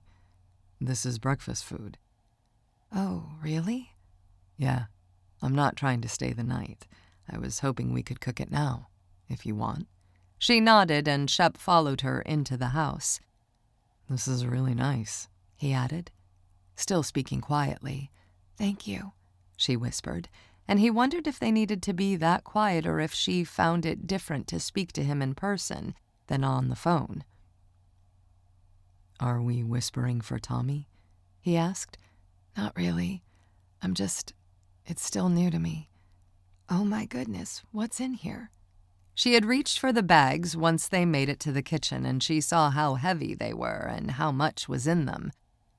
"It's a bunch of stuff, and some of it needs to be in the fridge." "Oh my gosh, you got sprinkles and cherries? Maple syrup? Whipped cream?" "I forgot chocolate chips," he said. Are you making is this for a..." "For a what?" he asked, smiling at her. She turned to put the cold items in the fridge. "You know," she said. "It's for a pancake guy, if that's what you're saying." "It is? I can't believe you did this." He shrugged. "I found a store off the highway. I had an ice chest in my truck, so it's still cold." "This is the best thing that's ever happened to me," she said, smiling as she put up the groceries. The thing was, it sounded completely sincere, like she meant it. It was $50 in groceries and 4 minutes in the store. Shep couldn't believe he was the first person to find this woman and make her some breakfast art. "Thank you for allowing me to come into your home," he said. She finished putting everything into the fridge. "It's crazy that you just picked up and drove over here." "I think it's crazier that your paintings did so well today. I'm happy for you." He picked up his hand to high-five her, and she smiled as she reached out and touched her hand to his. She didn't high-five him and then pull it away. She left her hand there, touching his for a few seconds. It was long enough that Shep felt like he was about to explode. His heart was hammering in his chest.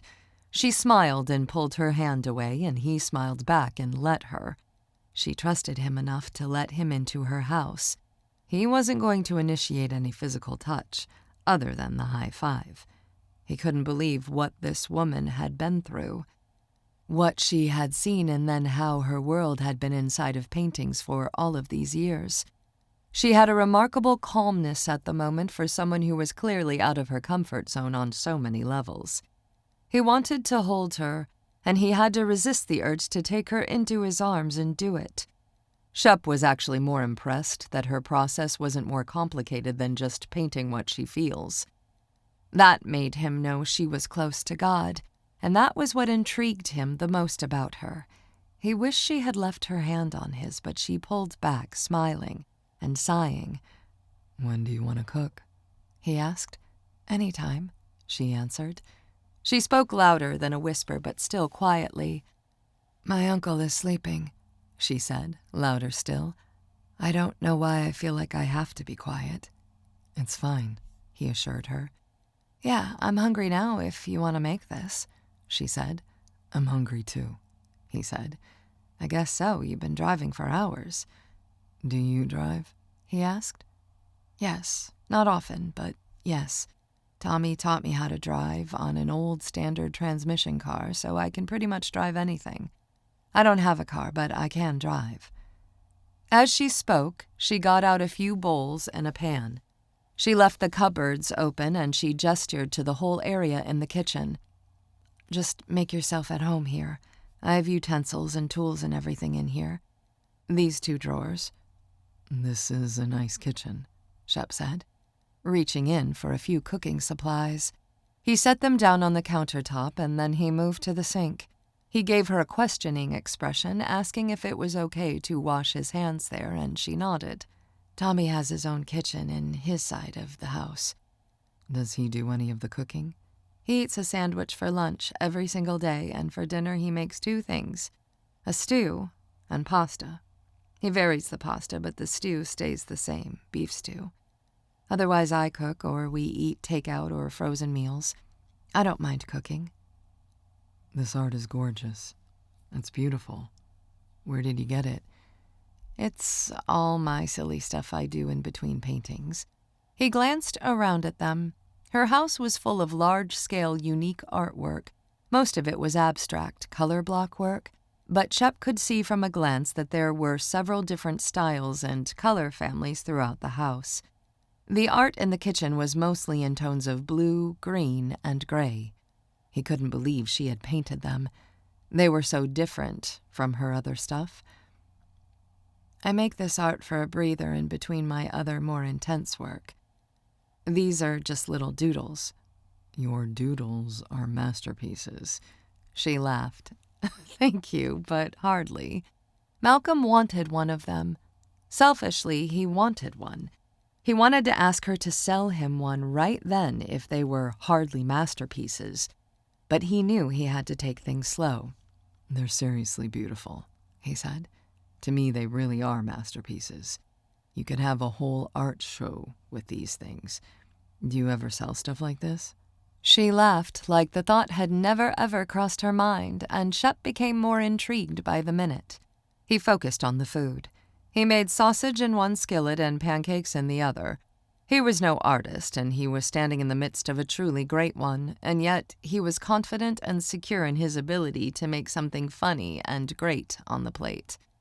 He made 2 different faces on 2 different plates, one for each of them.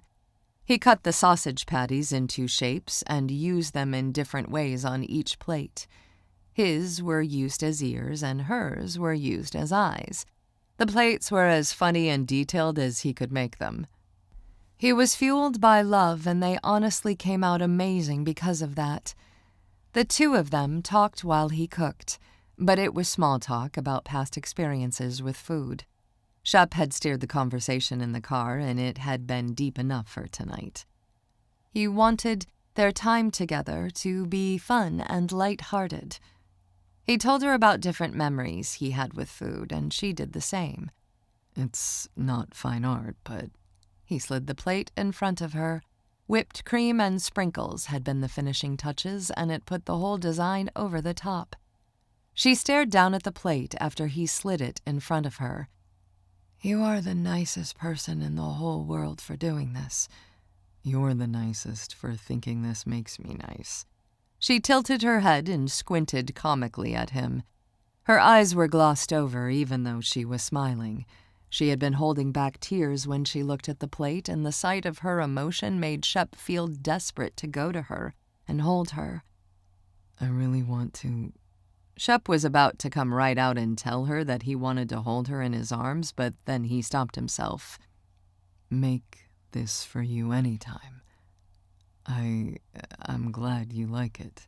Shep normally did not have a hard time playing it cool, and with Natalie he was anything but cool. He wanted to impress her so badly that he overthought everything he said. He told himself to go with it and trust his instincts.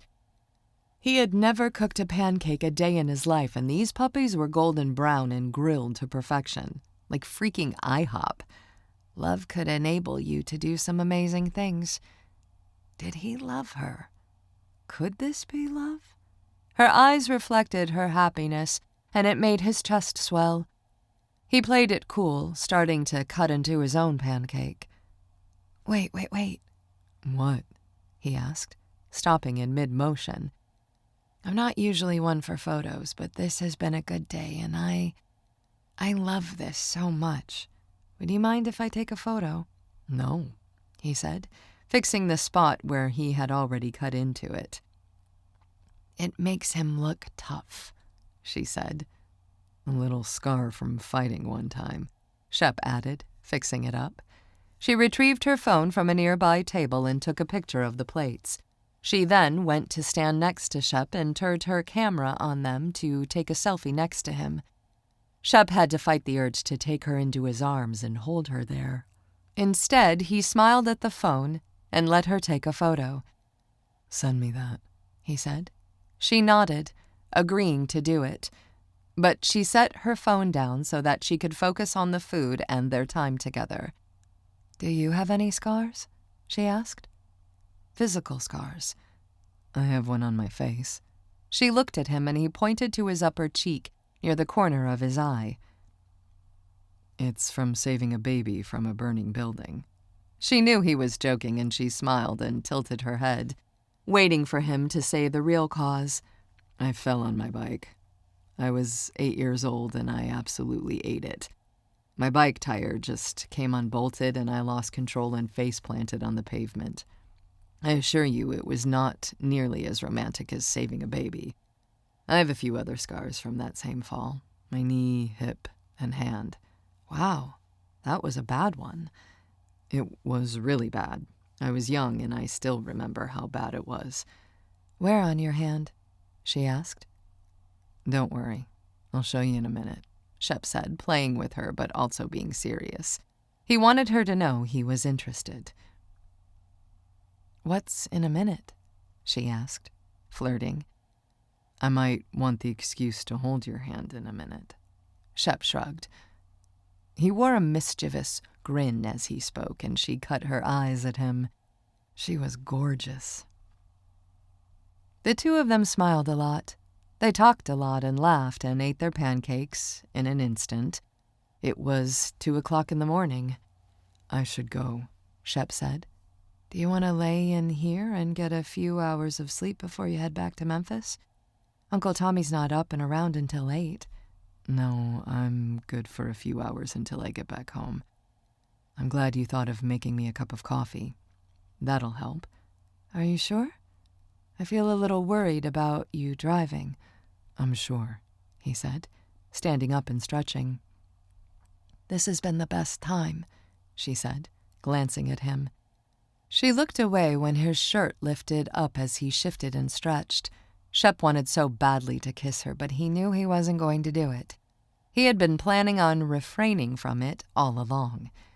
It was his idea to go over there, and it was late.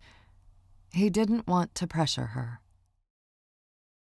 Chapter 10. Malcolm Shepard. The two of them walked together through the house toward her front door, and Malcolm felt like he was in a dream, a nightmare.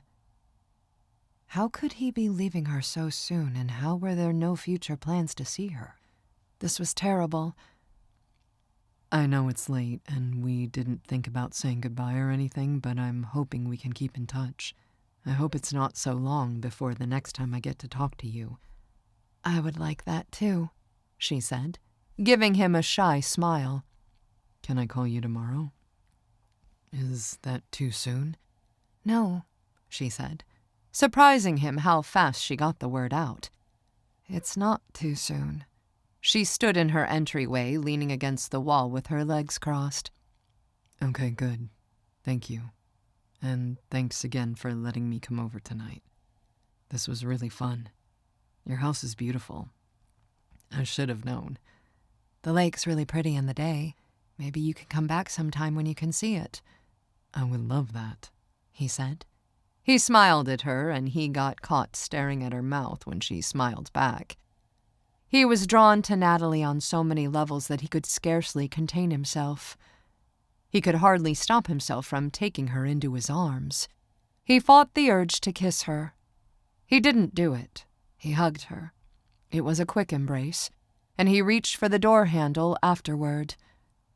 Whoa, she said. touching his hand before he could pull on the door. He stopped and looked at her, his eyes instantly meeting hers, his gaze locked on hers, staring into her eyes, asking her why she had stopped him. He knew the reason why, though. What? He said, pretending. I just thought since you were leaving. She trailed off, staring downward and looking shy. He wanted to kiss her so badly he was shaking. He wanted to kiss her passionately. He imagined it. He could easily take her into his arms and do it. His heart pounded as he regarded her. Since I was leaving what? He said. You know what I was thinking. Are you asking me to kiss you? He prayed she would agree. She nodded, and Shep did it without hesitation. He leaned in and put his mouth to hers. She wanted it to happen, and she stretched upward, pushing forward, solidifying the contact. Shep kissed her a few times, and all of them were gentle. His mouth barely opened on the last one, and he could hardly stop himself from kissing her deeply. The fact that Shep was the only one she had ever talked to made him feel like he had some kind of license to take her and kiss her however he wanted. But he stopped himself, knowing it was just the opposite of that. Natalie trusted him. He needed to pull back. He needed to be respectful of this night. A lot had been said. He wanted her to know he was taking this whole thing seriously. He held her face and kissed her a few more times. He could hardly bear to stop, but knew he had to. I am leaving, he said. I don't want to, but I am. Thank you for everything tonight. Thank you for my special breakfast, she said. And for everything. His mind was blown. How was he supposed to leave this woman? Talk to you soon, okay? He said, wishing he could think of something better. He reached for the handle again, and this time she let him open the door. Malcolm walked out, and she didn't stop him. He turned and looked at her from over his shoulder, and she waved and smiled at him before closing the door. He had a 3-hour drive in the middle of the night, and he did not care at all. He would do it again tomorrow. He might as well have been walking on clouds. Natalie had loved the pancakes, and it gave him the best feeling to see her so happy as she was eating them. Maybe she was just happy he was there. Either way, she was happy. Shep was happy too. He was grinning as he opened the door of his truck. An older man was sitting in the passenger seat. Shep was calm under pressure, and his mind worked quickly. The man jumped when Shep opened the door, and Shep knew he had been sleeping even though the guy tried not to act like it. He had a pistol sitting next to him on the seat, but Shep wasn't afraid of him. He had a serious expression, but not an upset one. I'm Natalie's Uncle Tommy, he said. His voice was deep, sleepy. Yes, sir, Shep agreed, sitting in the driver's seat.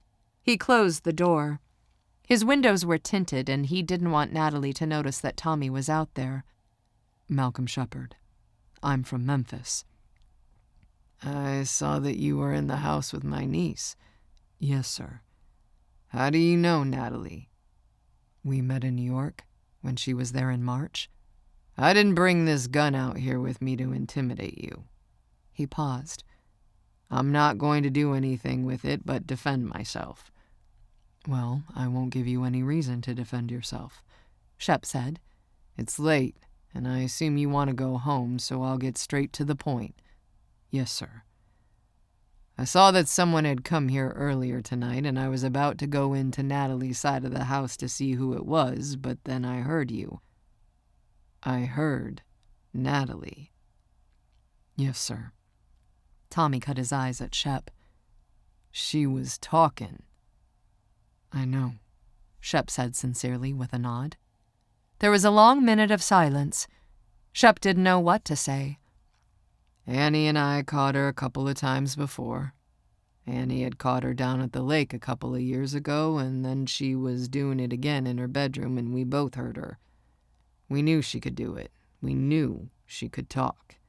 He paused for a long time again. Annie said she would talk to someone else when the time was right. I told her she was never going to do it, but Annie swore she would. I told Annie we should just tell her we heard her. I thought if we told Natalie she'd been caught, well, then she'd have no choice but to talk. Annie said we needed to let her do it on her own time. I caught her crying and praying out loud after Annie died. She was saying she wished she would have talked to Annie. I know she felt bad about not talking to her, so I'm surprised she hasn't talked to me. Bridget hasn't said anything either. I've heard her speak before tonight, but she never has to me or anyone else, as far as I know. I think I caught her at just the right moment in New York, Shep explained.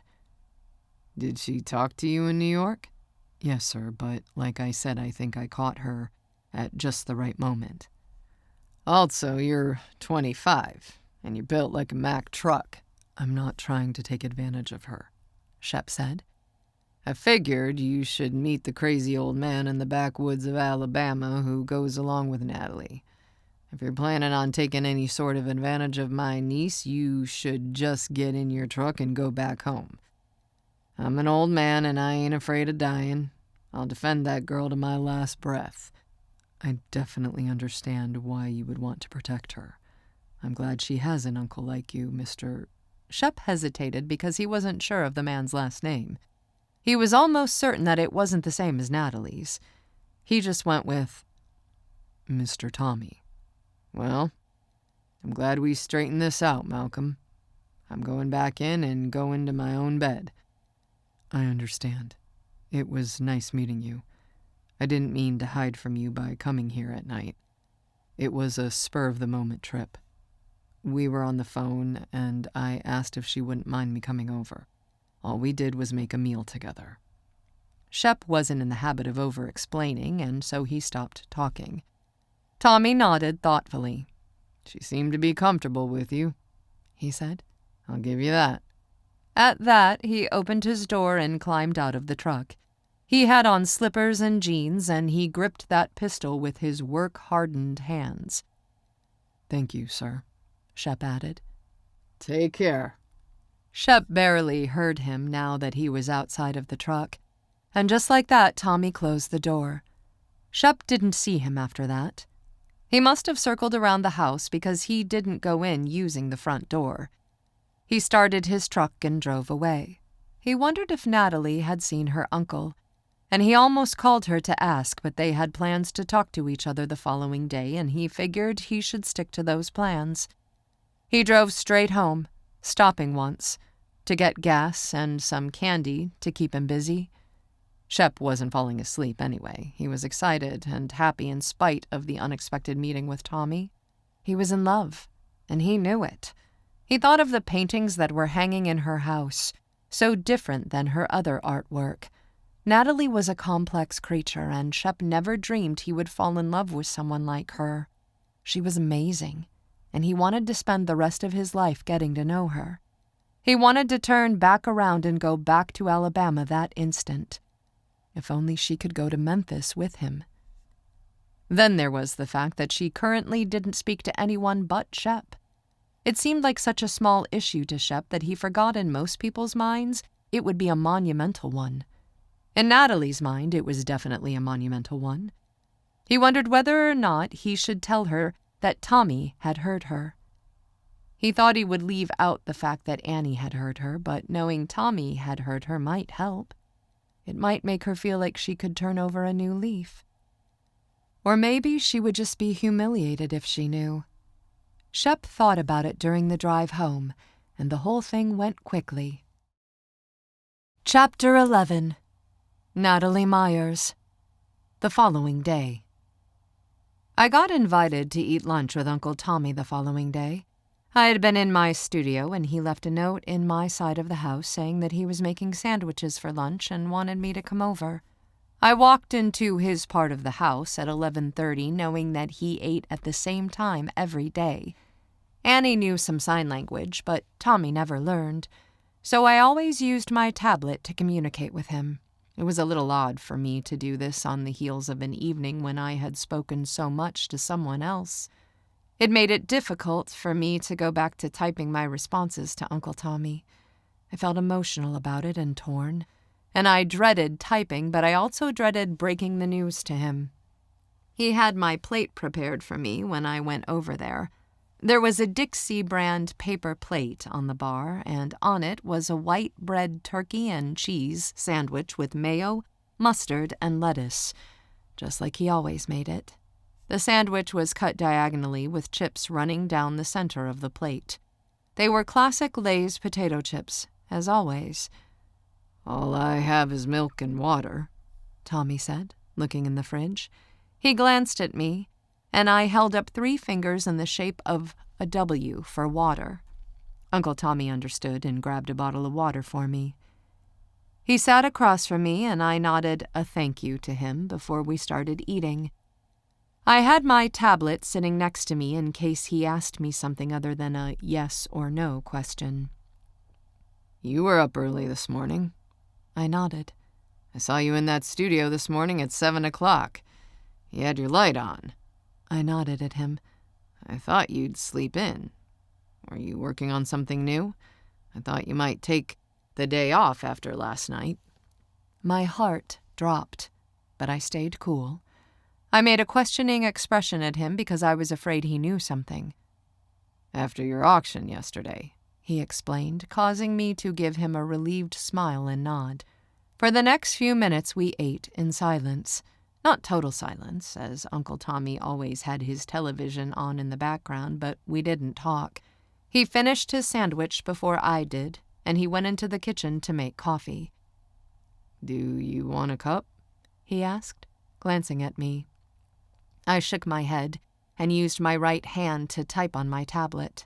I had a painting in my heart, so I stayed up last night. I was up all night. I haven't slept yet. I'm going to bed in a minute, and I'm going to sleep a few hours, so I need to skip the coffee. I set the tablet on the table and pushed it over to his spot. He read it when we got back to the table with his coffee. "Can I see that painting?" I tilted my head and stared at him with a surprised expression because Uncle Tommy had never asked me to see any of my work-in-progress paintings before. Annie had done that sometimes, but Tommy didn't show any interest until the end, and even then it was vague interest. "I wanted to see what had you up so late," he added. I pulled the tablet in front of me again and typed. "I'm fine with that. You can come over with me when we're done here. I will tell you that it's not like my normal work. It's not something I'll sell." I pushed the device across the table and Tommy read it. He nodded. "That's fine," he said. He went on talking about the sandwich, how the store didn't have any of his normal brand of bread the last time he went, and how he didn't like the sandwich as much because of it. I was listening to him, but my mind was racing. Yesterday had been a big day, and now Uncle Tommy was acting different than usual, asking me about my art, asking to see it. I felt like something was off, like maybe he was tipped off to Malcolm being here last night. I tried to act casual, leaning back in my chair. We wrapped up lunch, and 5 minutes later we made our way down the hall and into my side of the house. We crossed the living room and went down another hallway to my studio. I had a beautiful studio space. It was a large 20 by 20 room with a wall of windows on the far side. I had high-tech blinds built into the windows that let me have privacy and filter the light as needed. It was a dream to have such a nice room to work in, and I happened to adore the painting that I saw when I walked in. It was far from complete, but it was mapped out with some of the color ideas filled in. "Wow. That's not really your normal style, is it?" he said as he walked closer to it. "What is it? Is it a table? The top of a table? Is that breakfast food? Is it a face?" "It's 2 faces." Tommy talked the whole time he walked up to it. The painting was as tall as me, 6 feet square, and he stood there and inspected it. The shapes were drawn in and some of the colors were starting to be painted, but it had a long way to go. I typed and flashed my tablet at him. "It's looking down on a breakfast table." "Yeah, and there's 2 people sitting at the table." he said, pointing to the edge of the painting where you could see the hands of one person. He glanced at me and I nodded. And the house smelled like pancakes last night. Is this your friend who came over? He pointed to the painting at the figure, at the person who was indeed Malcolm. I knew he knew something. I typed.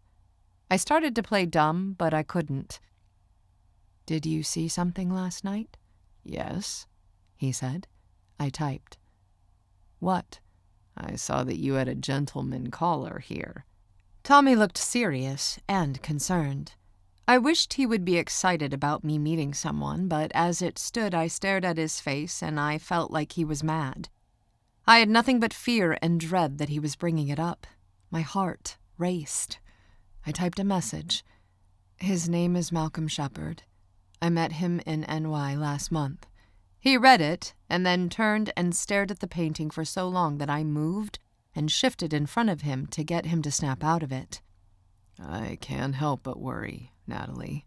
I shrugged, asking why. Because this joker shows up out of nowhere on the day you made a fortune.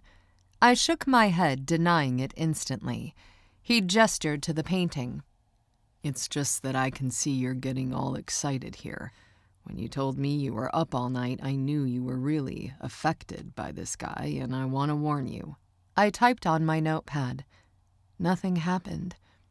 I tried my best not to shake. His eyes met mine. Do you not think it's convenient that he calls you when your paintings went for a fortune at auction? His question hurt me. I felt a physical pang, and I cringed.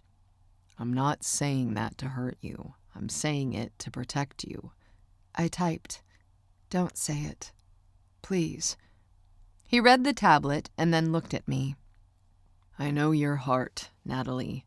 I know this painting means something to you, and as an outsider I can see that he got in touch with you on the same day you made a whole ton of money. That auction was posted live on the internet. I nodded, feeling sad and trying my best to hold it together in a moment when I felt like crying.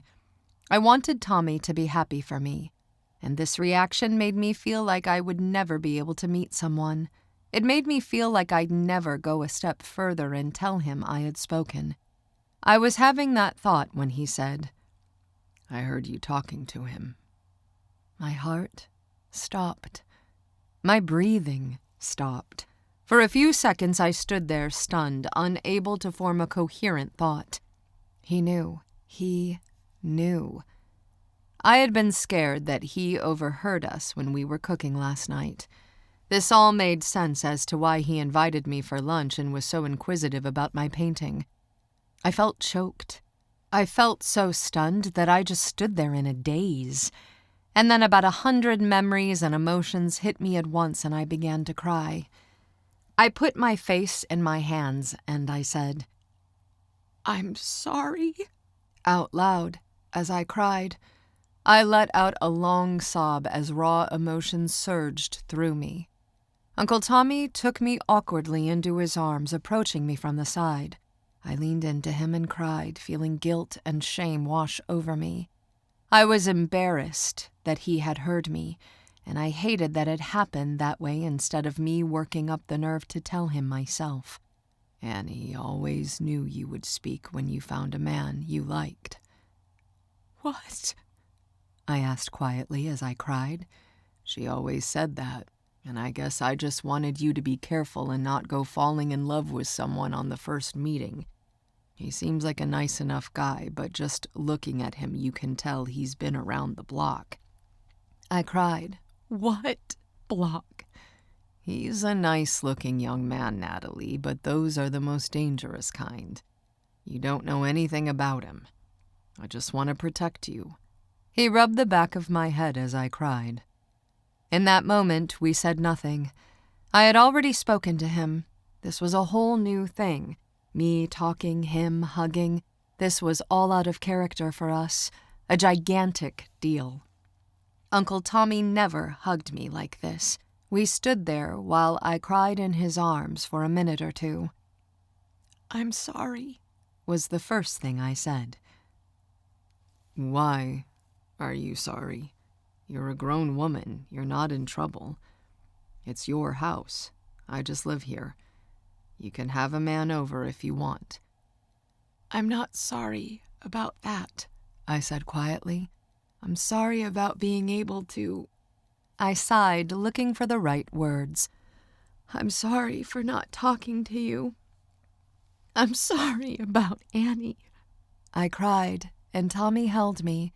His arm squeezed me to try to make me calm down, and it was a necessary comfort in those seconds. We stood there for another minute or two. He didn't know what to say, and I needed the moment to let quiet tears fall. "You used to be a talkative little girl," he said finally. "Before it happened, you talked all the time. We knew you had a voice. It's not like you didn't have a voice." "I'm sorry I talked to a stranger and not to her." He held me when I cried again. "It's okay. Annie thought it might take a man in your life." I didn't look at him. I tucked my head into his chest and stared at his flannel shirt. "I have so many reasons why this is terrifying, and I feel like I can't do it." "What? Talking? Why are you scared? You seemed like you were having fun last night." "I was having fun, and that's what I'm scared of. I can't change out of nowhere and start acting normal. People think a certain thing of me. I've been doing the same thing for all these years. It would be weird of me to just change and start acting a different way." "It would be brave of you to do that." "You don't think it would invalidate all the years before this? What about my career? You don't think people would feel differently about buying my paintings? What about the people who just paid a ton for them? Would they be mad if they knew I wasn't some mute prodigy artist?" I had to speak slowly in order to keep it together and not cry the whole time. He rubbed my back. "Honey, I think you're thinking about this too much." "How can I not?" I asked. It was an honest question. I wanted to know. You can't care about other people's reactions to your life. You can base your own decisions on how you think people will react to them. You say that like it's easy. It is easy. You just talk if you want to, or you don't if you don't want to. I don't care who you talk to. You didn't lose any value to me when I heard you do it."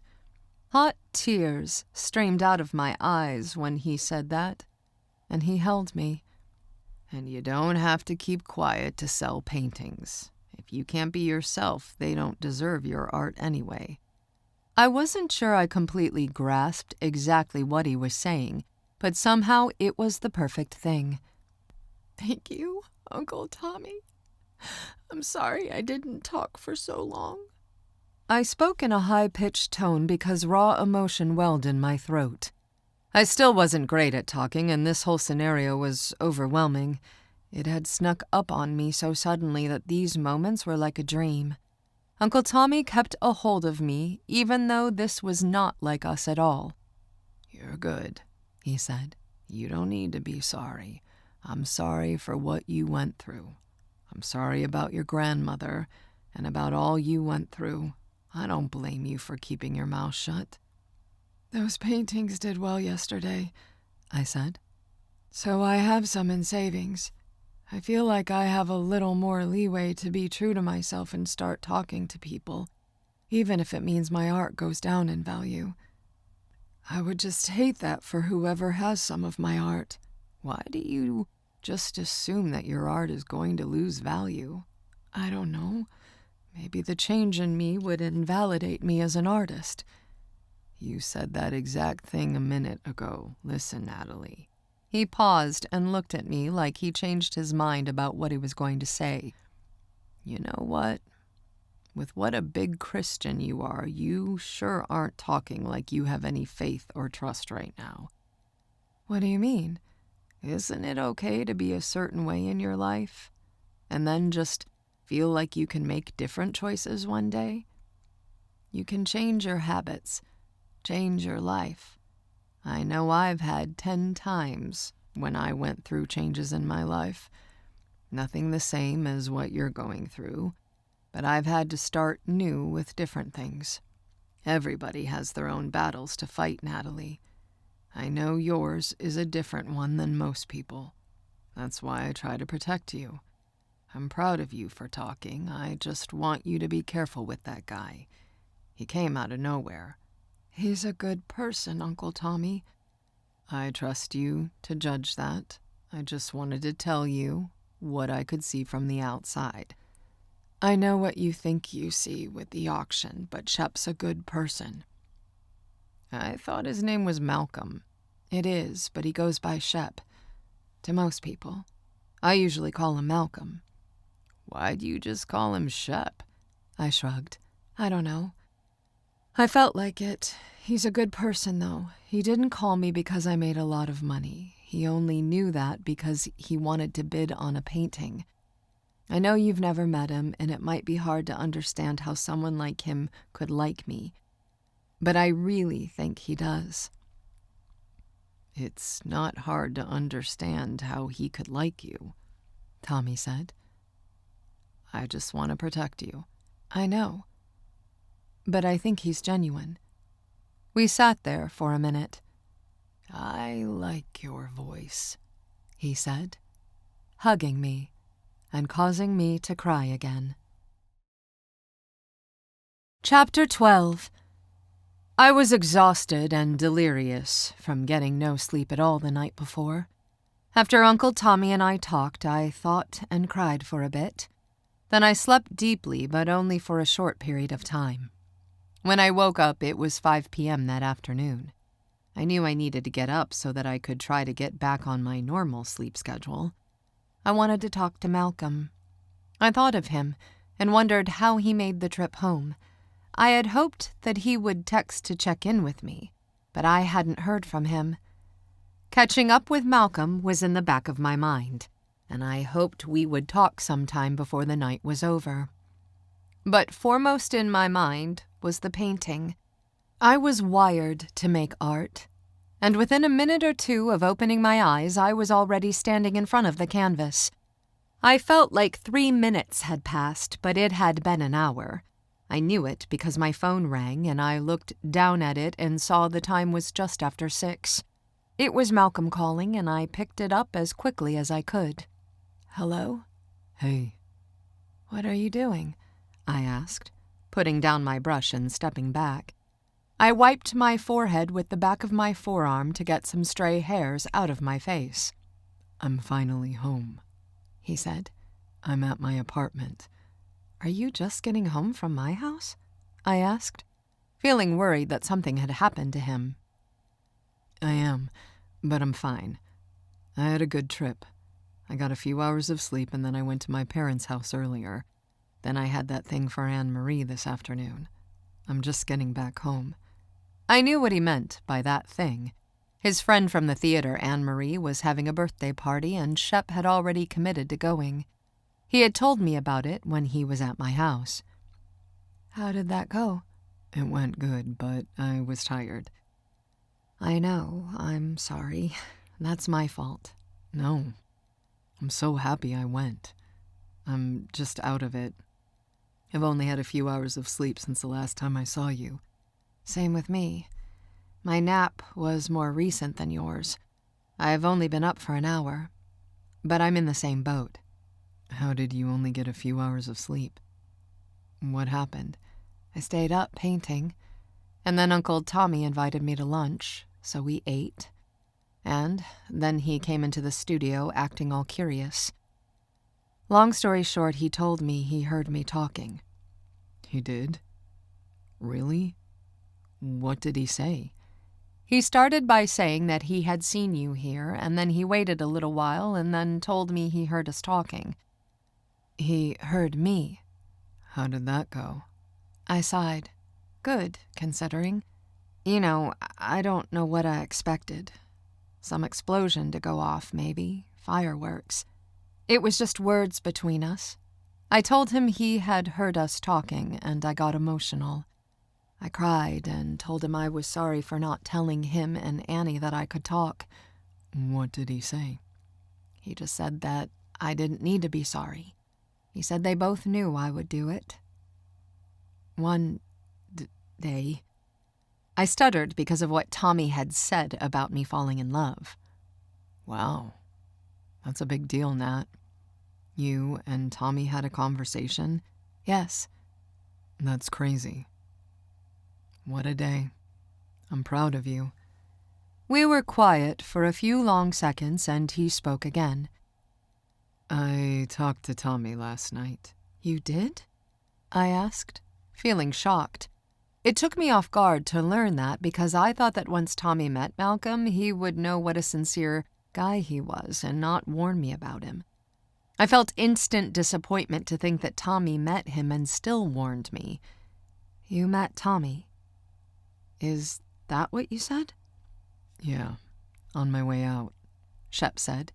He came out to the truck and basically told me to mind my P's and Q's around you. How did that go? Was he nice? He was okay. He kind of warned me, but I think we came to an understanding. I tried to tell him I was sincere, and it seemed like he heard me. I'm sorry that he didn't tell you. I thought about whether or not I should mention it, and I didn't want to keep it from you. I did meet him.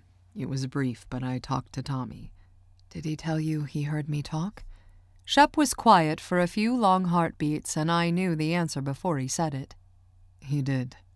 I wasn't sure when he was going to mention it to you. I got quiet, thinking about everything. I haven't told Bridget, I said. I don't know how I want to tell her. Was it difficult with Tommy? No, it wasn't actually. You said you cried. I did, a little, but it's just because there was a lot of emotion and I trailed off. And what? Shep asked. And nothing. I cried because of all the emotion. There was guilt and fear, but he was really sweet. He hugged me, which he almost never does. It was a good moment. Well, if it went that well with him, it's only gonna go easier and easier with everyone else. Bridget's really no big deal. Are you going to still have her come to the house and help you out? Yeah. I mean, I think so. I guess I just have to see if telling her changes our dynamic. I was thinking about getting a car, which would take away the need for her to do errands for me, but really, I like having time to paint, and she helps me out a lot. I think I'll keep things the way they are with Bridget, as long as she's good with that. Did you say you were thinking about getting a car? The thought has crossed my mind lately. Today. He laughed. How did you guys leave it? He asked. You and Tommy. Good. We're good. How does it feel? I don't know. I'm still a little delirious, I think. I haven't had time to process it all. I'm tired too, he said. But you've been through a lot. Did you say you were up all night working on a painting? I loved the sound of his voice. I could just imagine what he looked like. I stood in front of the painting and looked at his likeness on the canvas. It was just a piece of his body, but it brought the vision of him to my mind. What did you say? What painting are you working on? I'm looking at it right now, I said. It's something different. How big is it? 6 by 6. Taller than you. Yes, I said, staring at the top of it. What is it? I hesitated for a few seconds. Nothing, I said with a smile in my voice. Now I really want to know. No, it's no big deal. It's just that it has to do with you, maybe, so I'm sort of being shy. He paused, hesitating. It has to do with me. I'm sorry if that makes you feel weird. It's not your face, but I don't have to finish it if you don't want me to. It doesn't make me feel weird, he said, cutting me off. I don't feel weird. I feel amazing. I don't even know what you mean when you say it has to do with me, but I don't care. I love whatever you mean by that. I'm not telling you what it is. I'm going to wait till I finish. You still need to text me the pictures we took last night. The painting has to do with that, I said. It does? Yeah, but that's all I'm telling you. I regret saying that just now. I want to finish it and show you when it's complete. I'm thinking about it all the time, so I think I'll finish it in a week or two. I stopped talking, thinking he would respond. It took him a moment, and I said, Malcolm? Sorry. His voice was soft and thick with emotion. I was thinking. About what? Are you okay with me painting this? I'm so okay with it, he said with a little laugh. I'm more than okay. He cleared his throat. Listen, I'm a funny guy. I'm known for that. They typecast me to be the funny character. We laugh because I never have to be dramatic unless I'm joking. I've never even been cast as a character who had to do a dramatic scene. Anyway, I'm, feeling like crying right now. I admire you so much, and I am amazed by your God-given ability. I tried to imagine what it could possibly be that you've painted, and it just makes me feel things that I don't normally feel. I am beyond excited, Natalie. I love your work. I think it's going to be a beautiful painting, I said, staring at the shapes of the table and our whimsical breakfast plates. The colors weren't there yet, but I could see them in my mind. I'm excited about it, I added as I stared. How do you feel about officially socializing? He asked. What do you mean by that? I have a play to go to. It's not the Memphis Players. It's an organization called Acts. But I have friends in the play. They're doing Clue. It should be good. It's a fun play, and I know most of the cast. In Memphis? Yes. But I can come pick you up. I laughed at the sweet offer. I might get a car, I said, or get Tommy to drop me off at the airport. Yes, please, to either of those, Shep said excitedly. But I don't know for sure yet, I warned. I don't know how I feel about it. I don't know what I'll say. What if your friends look me up on their phones and they see that I don't talk? If you come, everything will be okay. If you can trust that everything will be okay, then you'll have a good time. But if you're worried about it, that'll just make it harder. We can take it slow, though. You can start by telling Bridget. I can come see you a few times, and then we can try a play later if you want. When is it? Clue? Not this coming weekend, but the next. So, 12 or 13 days away? Yes. They have performances all weekend, Thursday through Sunday. Are you even thinking about it? Yes, I am. It's a small theater group, he said. They're good, but it's not like Broadway or anything. I don't want you to plan this big thing and drive for hours thinking it's big. It's in a small playhouse, a black box. I'm not even thinking about the show, I said. I just kind of want to go there to sit next to you. There was a smile in his voice when he said, Yes, okay, then great. Think about it, and if you want to come, let me know so I can get tickets. Just get tickets for Friday night, and if I can't make it, then I'll pay for them anyway. Okay, yes, good. Friday night.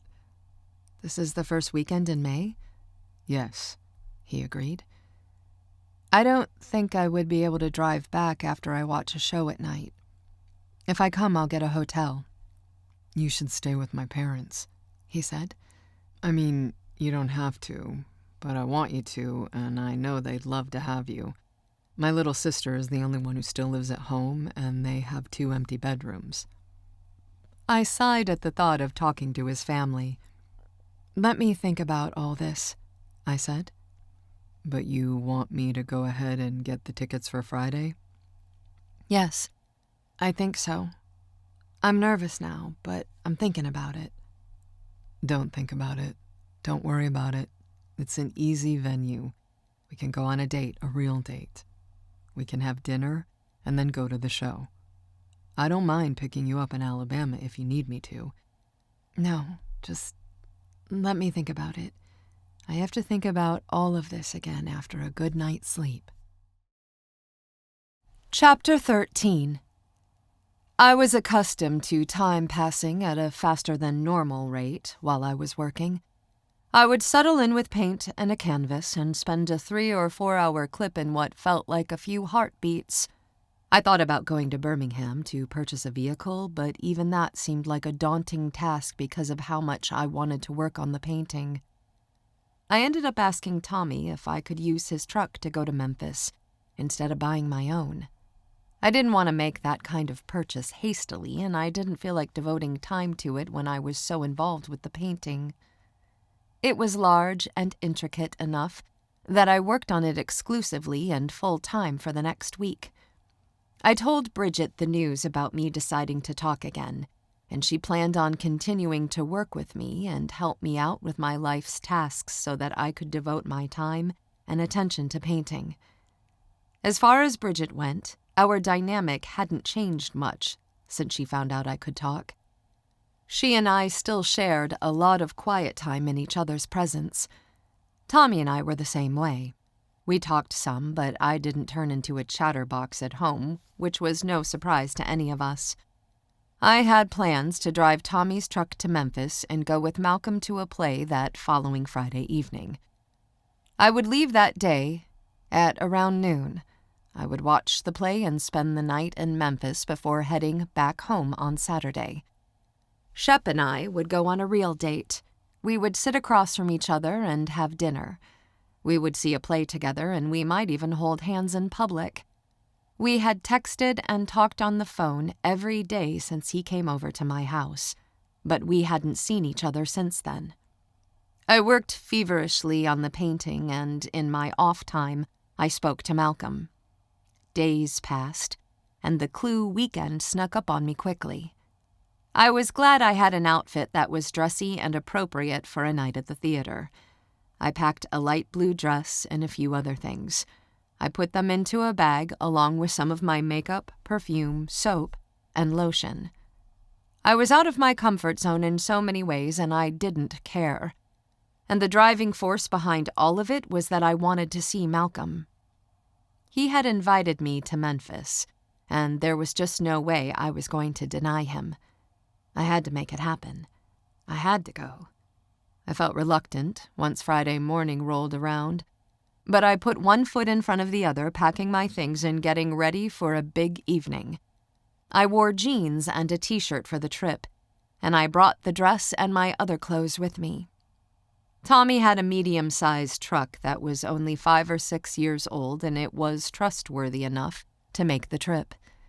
He gassed it up for me, and I left before noon. It was a good time for me to step away from the painting. It was 98% done, and I thought the break was perfectly timed. I would step away for an evening and then be back Saturday afternoon, at which time I could add the finishing touches. All that was missing were small details, and the break would do my eyes some good before committing to them. At least, that was what I told myself. In theory, I wanted to be completely done with the painting before I left for my trip, but that didn't happen. I asked Tommy if I should rent a vehicle, but he insisted that he could go a day without his truck. He had plenty of groceries and a few people he could call if he needed something while I was gone. I had doubts. Uncle Tommy being by himself wasn't the extent of my worry. I had driven some, but never such a long trip, and I wondered how I would physically feel after doing it. Honestly, though, all of my worry seemed insignificant to the excitement I felt about seeing Malcolm. I had plans to stay the night at his parents' house, so he gave me the address and I went directly there. My map app brought me to a neighborhood that was on the outskirts of Memphis, and I was in a dazed state and feeling out of my element as I drove to the destination. The whole thing was so unlike anything I'd ever done that it felt a little like acting. I was pretending to be confident and okay as I parked at his parents' house. It was a large but not flashy home in an established neighborhood with large open yards and mature trees. I parked behind Malcolm's truck. By the time I got my bag out of the back of Tommy's truck, Malcolm was already outside. I heard him approaching, and I abandoned my luggage and turned to greet him with a hug. He hugged me tightly and then stood back, looking me over with a huge smile. It was sunny, and he was squinting while I had on sunglasses. He was barefoot with jeans and a fitted t-shirt. I could feel his muscles through the thin fabric, and I felt a warm, surging feeling in my core. He was gorgeous, and it made me feel... Was this butterflies? Was there a level beyond butterflies? I was done with this man. He was masculinity at its finest. He was a tough, strong man who also understood art and was a talented singer and actor. I had never seen him perform live, but I had seen a few videos of him on stage, and I was smitten. I was beyond smitten, honestly. All he had done was hug me there in his parents' driveway, and I felt like I wanted to run away with him, settle down immediately and make babies. "I'm so happy you're here," he said, squeezing me. He leaned in and kissed me on the cheek before pulling back and reaching for my bag. "My mom's right in there. She's on her way out, but she wanted to stay around and meet you before she left." "Oh, okay," I said. He smiled and kissed my cheek again on his way to the house. He left me breathless. I wanted him, and he looked at me like he wanted me too. "My little sister is here too. They're both inside. They're taking off in a minute, but I wanted them to meet you." He took my bag while I closed the door to the truck. "I don't usually bring women around here to meet my family." I put a hand to my chest, making a face of surprise. "Are you calling me special right now?" I asked, smiling and causing him to smile. "You have no idea." "Are you sure I'm not in their way staying the night?" I asked, because I don't mind getting a hotel. "No, believe me, my mom was sad when I told her we would be gone all night at the play. My parents have plenty of room, I promise." I followed him inside through what looked to be the side door. It led us in through the kitchen, and his mother was on the far side of it. "Lizzie!" she yelled, aiming her voice up a set of stairs before turning her attention to me. She had dark, shoulder-length hair and a warm smile. "You must be Natalie. I'm Maria. Oh my goodness, it's wonderful to meet you, sweetheart. I feel like I've been waiting my whole life for this." "Mom." Malcolm and his mother made eye contact. "Baby boy, could you go to the garage and get a pack of chicken thighs out of the deep freezer and bring it in here? I forgot to take it out to thaw for tomorrow." "Really?" he said, staring at her. "Yes, really. Please. It's on the top shelf, I think. Either that or the bottom shelf." He laughed. "I'm pretty sure it's not in the middle," she added as he jogged away.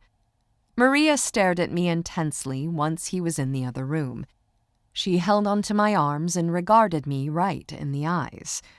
"I'm sorry to come out and say this so quickly, but I don't know that we'll ever get another minute alone.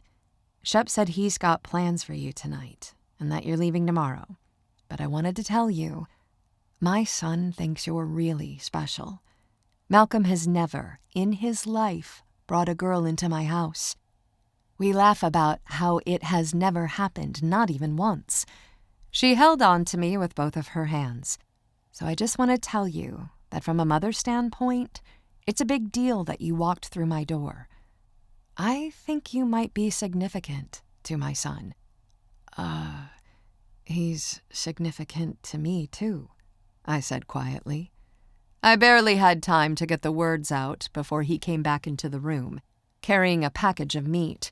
He was staring at me like he hoped I was okay, and I gave him a reassuring smile. He was like a leading man. He seemed like a handful, and I felt ill-equipped to handle him, but I knew I had to try. "Here you go," he said to his mother, cutting into the room and handing her the package of chicken. She waved him away and gestured across the room. Could you put it in the fridge?" she asked, and I watched as he did it. His sister came downstairs at that moment. She was a beautiful young teenager with long hair and straight teeth, and she smiled at me and looked me over. I could tell she was curious about me. "This is Natalie," Shep said to his sister. "Lizzie," she said, offering me a little wave. I waved back at her. "Lizzie would normally just be coming home from school right now, but she had a dermatologist appointment today. So she got checked out earlier. We did that, and now we have to go to the store to get a shirt she needs for a thing at school next week." I nodded and smiled, but didn't know what to say to respond. I almost asked if she liked school, but that felt cheesy and I opted for silence in that moment. I tried to think of something better to say. I was out of breath and overwhelmed because the moment felt like it meant something. I didn't know what I was getting into when I signed up for meeting his mom and sister this weekend, and it felt more meaningful than I was expecting it to. Chapter 14. I stayed in the kitchen and talked to Maria and Lizzie for a few minutes when I arrived in Memphis. I didn't know what to say at first, but I found that they were easy to talk to.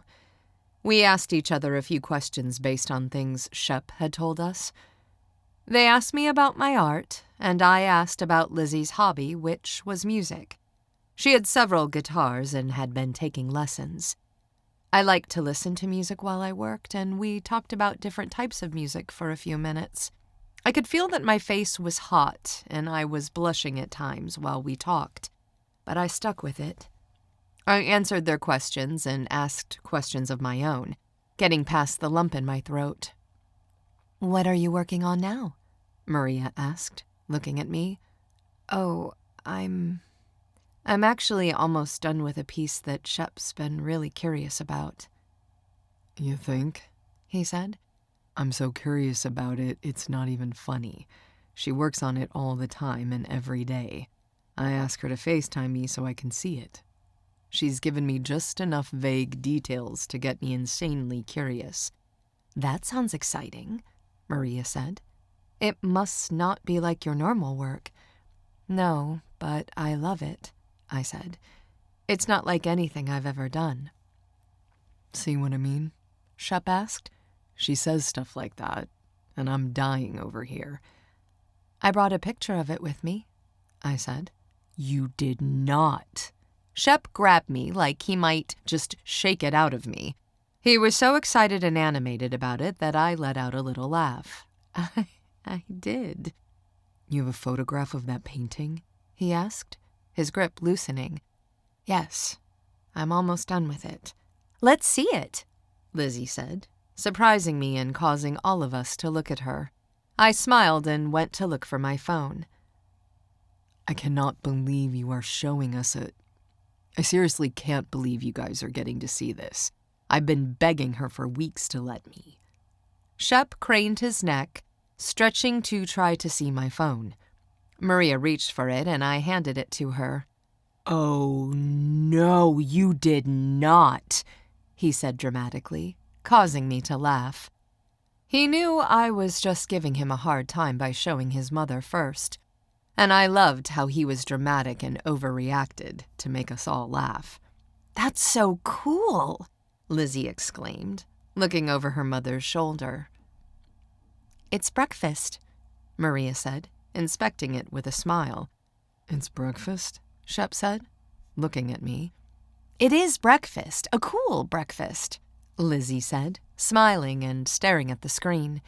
She went to zoom in and get a closer look, but Shep snagged the phone out of her hand.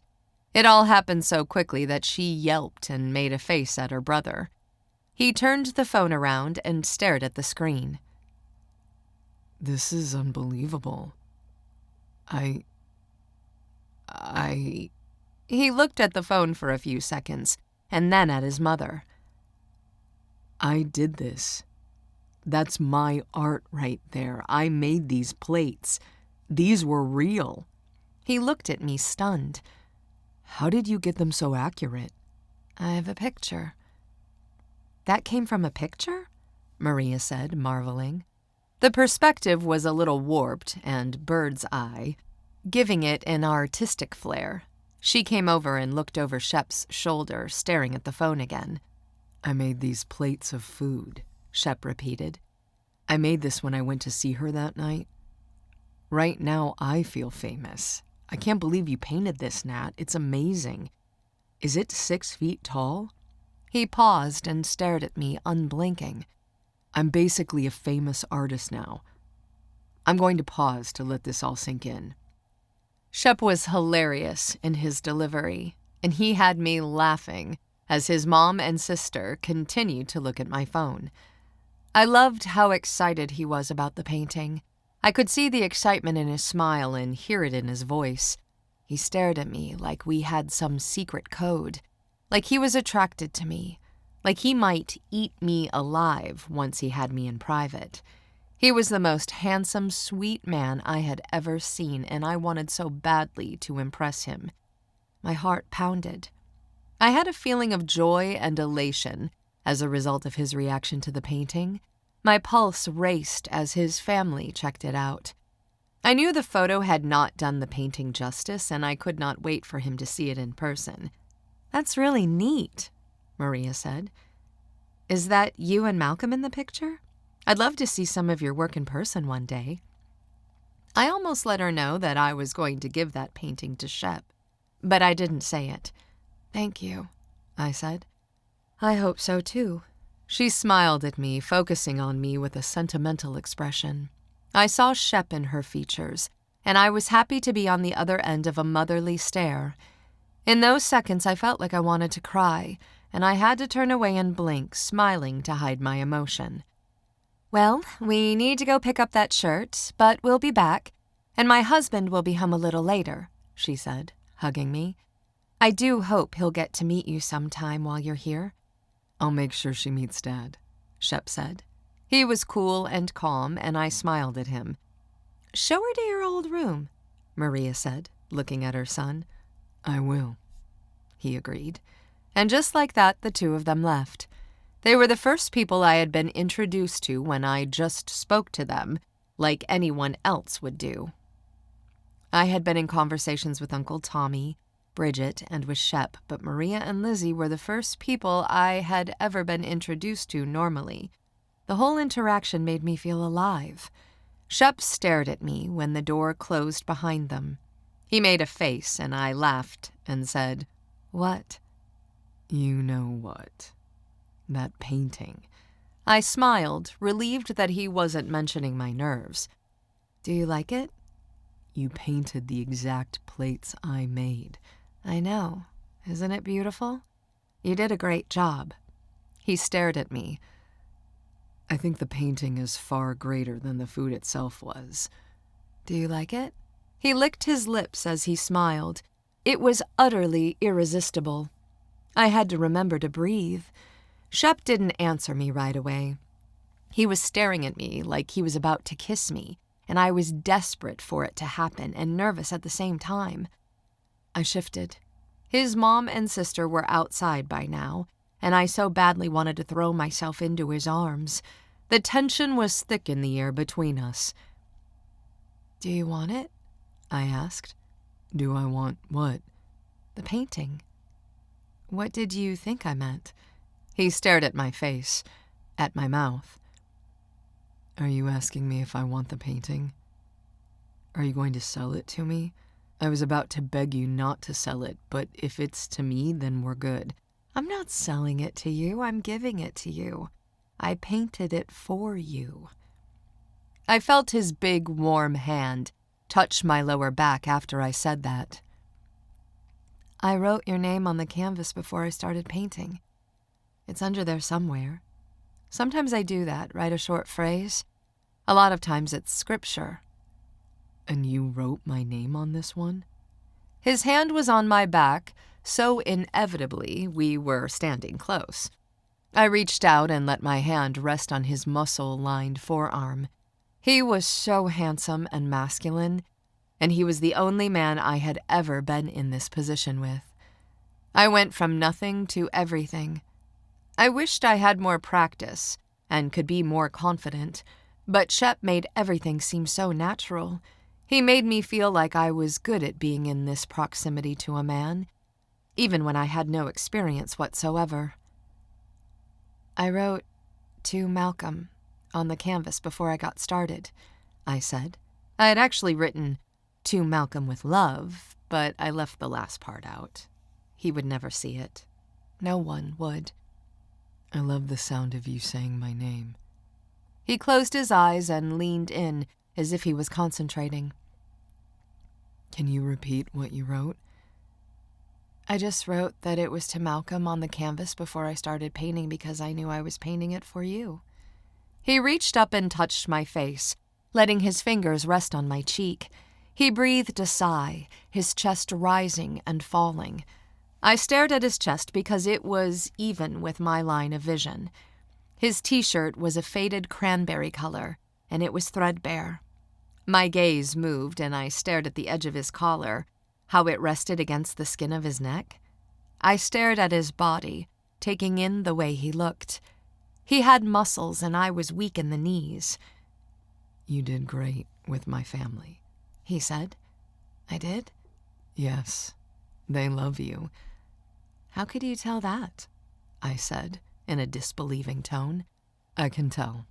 I know my family, and I can tell how they react. Plus, they know... Shep trailed off in mid-sentence. What do they know? I asked. His hand was no longer on my face, but he was still lightly holding me. My body was on fire in the places where I felt him. I was keenly aware of every place our bodies touched. His mouth was perfectly shaped. I knew because my gaze fell on it when he spoke. They know how I feel, he said. They're aware of my situation. My eyes snapped to meet his. What's your situation? I asked. That my mind is fixed on having you, so they sort of don't have a choice in the matter. I already told them how I feel about you. I knew they would love you. Do they know my past and everything? Yes, he said simply. Thank you for coming here, Natalie. I am happy to be here. I'm excited about the play. I don't know anything about Clue. I've never even seen the movie. I'm going to take you to eat at a fancy restaurant before the show. The guy's a celebrity chef. The one you were telling me about? Zach? He nodded, adjusting me in his arms. I shouldn't get comfortable. I'm going to take you to my old bedroom so you can get settled in. Okay, I said, smiling at him. It's a new thing for me that I want you to stay here and that I'm introducing you to my family. That's not meant to make you feel any pressure because I don't want you to do anything but be yourself. I'm just telling you it's a big deal on my end. Your mom told me that. That's what your chicken errand was about. He grinned. What did she tell you? That you don't usually bring ladies around here. I spoke quietly because the subject made me feel shy. I don't, he whispered. He used a finger under my chin. He was going to tilt my head upward, but I wanted to kiss him so badly that I gave no resistance. I moved before he did. And just like that, our mouths met, and we were kissing. Malcolm Shepard kissed me deeply. We stood in his parents' kitchen, and he kissed me like we were the only two people on earth. No one was home. The house was quiet and empty, and he kissed me for real. We had hardly kissed the last time we saw each other, and this was way more than that. Malcolm held me and touched me like he was thirsting for my kiss. I experienced a heart-stopping sensation as he kept me in his grasp. His kiss was electric. His tongue in my mouth was a warm, silky intrusion that had my insides hot and melted. I felt heavy, like my body was given over to him. He was the only man who had ever or would ever kiss me, and because of that, I gave in to the passion of it all. Shep kissed me feverishly and for so long that our breathing was heavy when he finally pushed me back. He seemed reluctant, having to pry himself away. My goodness, Natalie. I have to stop. You're such a... He trailed off, and I feared the worst since I was such a novice. I'm such a what? Such a novice? Such a what? He said, laughing. He kissed me again. It was meant to be a quick one, but we became engaged in it again, and another minute or two passed before he pulled back. Shep's mouth was perfect. It was warm and soft, and it was like a magnet to mine. He groaned when he pulled back for a second time. No, Natalie. I wasn't saying you're such a novice, or whatever you just said. I was saying you're such a temptation for me. I can't let myself get too... I have to exercise some restraint here. We're at my parents' house, and we're not married. He said the words reluctantly, and I giggled, causing him to squeeze me. I have never said that word to a woman before. It felt weird coming out of my mouth for a second, and then I realized I want to say it to you. Do you know how incredibly beautiful and special you are? I'm out of my mind excited that you're here in Memphis, and I'm so amazed about that painting. I can't wait to see it in person. Next time you see it, you'll be able to take it home with you. He kissed me on the cheek. I want to take you home with me. I am home with you, I said. I'm here right now. It's not exactly what I meant, but I'll take it. Chapter 15. Malcolm Shepard. Malcolm was in love. He wanted to shout it from the rooftops. He wanted everyone to know that he loved Natalie Myers and she was his. He loved her, and that was all there was to it. She had only been in Memphis for a couple of hours, and he already felt like she would be in his life forever. She had just gone to his room to get dressed for their evening out, and he texted his friend, Bailey. "Shep, are you going to see Clue tonight?" She texted him back within a minute. Bailey, "No. We went opening night. It was so good. Kennedy's amazing. Are you going tonight?" Shep, "Yes. And I'm taking my GF. I wanted you to meet her." Bailey, "I know a few people are going to tonight's show. I'm sad I'll miss you. You're calling her your GF now? Who is this girl? Still the painter from New York?" Shep, "She's not from NY, but yes, we met there. Yes, same girl. We're eating at Zach's place before the show. He gave us reservations even though they were full. Thank you for knowing cool people." Bailey, "I really want to meet your lady. I might stop by Zach's. Are you okay with that?" Shep, "Yes." Bailey, "You seem so domesticated, even via text. Ha ha." Shep, "I am so in love, B. I want to marry her and have babies. If you can, please talk her into that when you see her tonight. Talk me up." Bailey, "You're so funny. And of course I will. She's the one getting a catch." Shep, "Aw, you love me?" Bailey, "I do love you. That's why I want to meet the girl who turned your head." Shep, "I want you to meet her." Bailey, "I'll prob see you tonight." "What time?" Shep, "The show starts at 7. Dinner reservations at 5:30. Bailey, "Okay. See you at Zach's."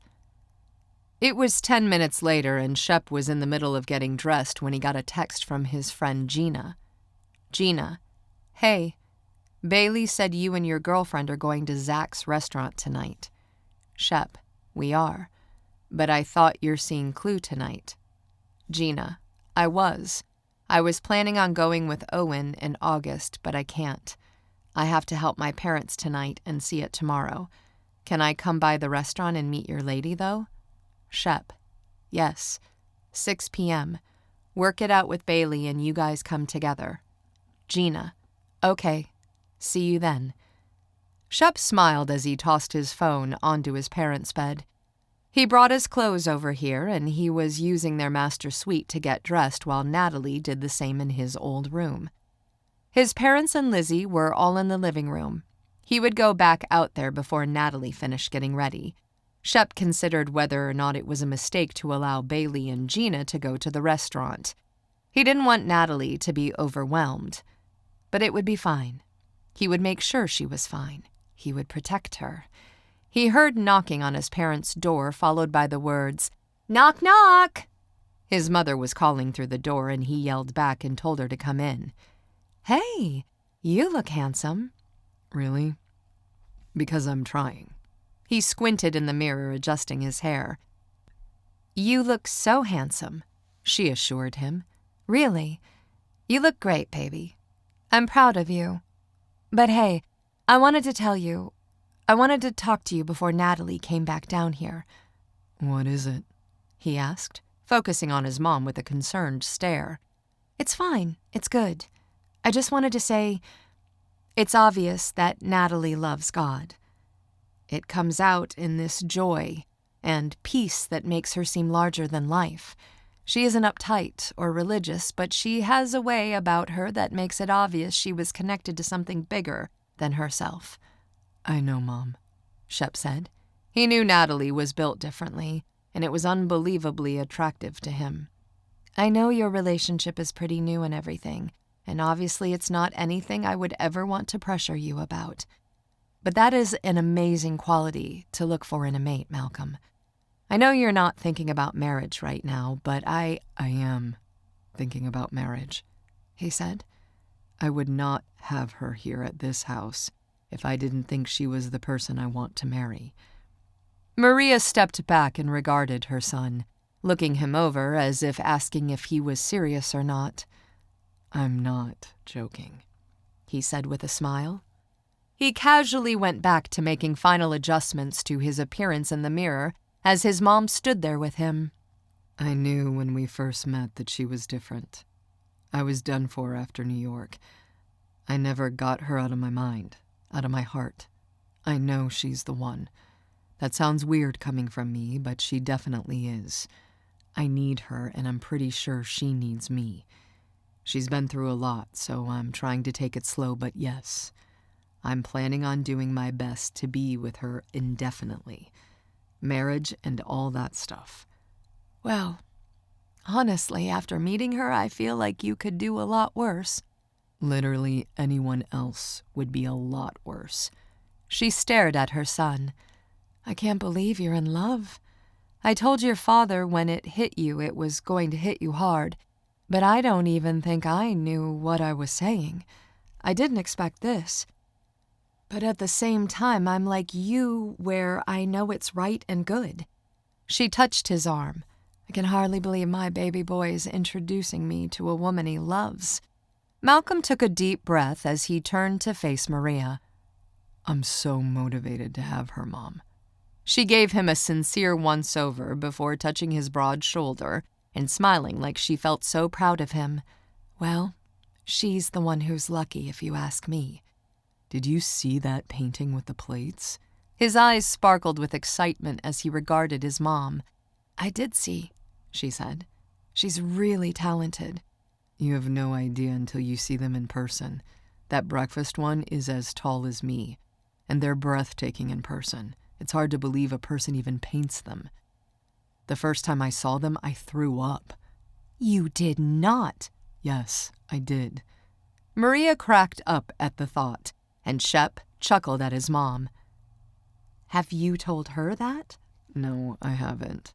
I've thought about it, but I thought she could take it the wrong way." She smiled as she regarded him. "What happened? Why did you throw up?" He sighed and smiled. "I don't know. Just emotion, I guess." She touched the side of his face. "It's just a date, Mom." She shrugged and smiled. "Kind of." They were both downstairs in the kitchen a few minutes later when Natalie came back into the room. She had her hair styled and she was wearing a long blue dress that seemed to be made of linen or something natural. It was casual but sophisticated. She had on a light sweater that was a darker blue. Her hair hung over her shoulders, and Shep wanted to reach out and touch it. To touch her. She didn't always wear glasses, but tonight she had on small round glasses that looked adorable on her. She was a little lady, his lady.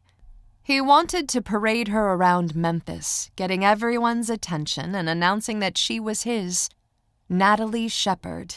He knew it would come to pass that he would marry her. He stared at her, there in his parents' kitchen, and he felt in his heart that they would be together for the rest of their lives. It was 30 minutes after that when they sat at their table in Zach's restaurant. His place was a small, dimly lit, hipster kind of fine dining restaurant, but Zach made the experience easy. The restaurant was full, and so they got to sit at the family table. Bailey and Gina were two of Shep's best friends from the theater, and they walked in together and went straight to the table where Shep and Natalie were sitting. They both smiled as they hugged her and checked her out. Their food hadn't arrived yet, and the girls took a seat at the table, explaining that they'd only stay for a minute. "What did you guys order?" Bailey asked. "I'm having chicken and Shep's having steak." "It's all so good," she said. "Have you ever eaten here?" Her question was directed toward Natalie, and Natalie shook her head. "No, this is my first time in Memphis." "Oh, cool. So are you in town for—" Bailey hesitated. "Are you just here for the night?" "Yes. Malcolm was saying he knew a few of the actors in Clue, and I had never seen it, so yes. I'm here to see that play. I just drove in for the show." He absolutely loved seeing her interact with his friends. "I saw it already," Bailey said. "You guys are in for a treat." "Shep said you're an artist?" Gina said. "I am." "Is it Christian?" she asked. "Mostly," Natalie agreed with a nod. "I'm working on one. Shep helped me with the design." "It's true. It's true. I'll go ahead and tell you that I am the artist who made the actual thing she painted. I'm sure the painting is a lot better than the original object, but still, I'm really proud that something I made got into her art. She's amazing." "What is it? What did you make that she painted?" "Breakfast," Shep said. "He made pancakes that looked like faces, and I painted them." "It's gorgeous. You should see it. All of her art is amazing. She has a gift." He shifted and extended his leg under the table. His ankle touched hers, and her eyes met his when it happened. She smiled like she was glad he did it. "I can't wait to see your stuff," Gina said. "I would love that, and I'd love to see you guys in a show," Natalie said. "I'm driving her by the Blackbird after this, if we have time before the show starts." "Oh, yeah, Shep's already told me about that theater. I bet it's beautiful. I can just imagine it by the way he described it." "We live upstairs, and you're welcome to come by any time," Bailey said.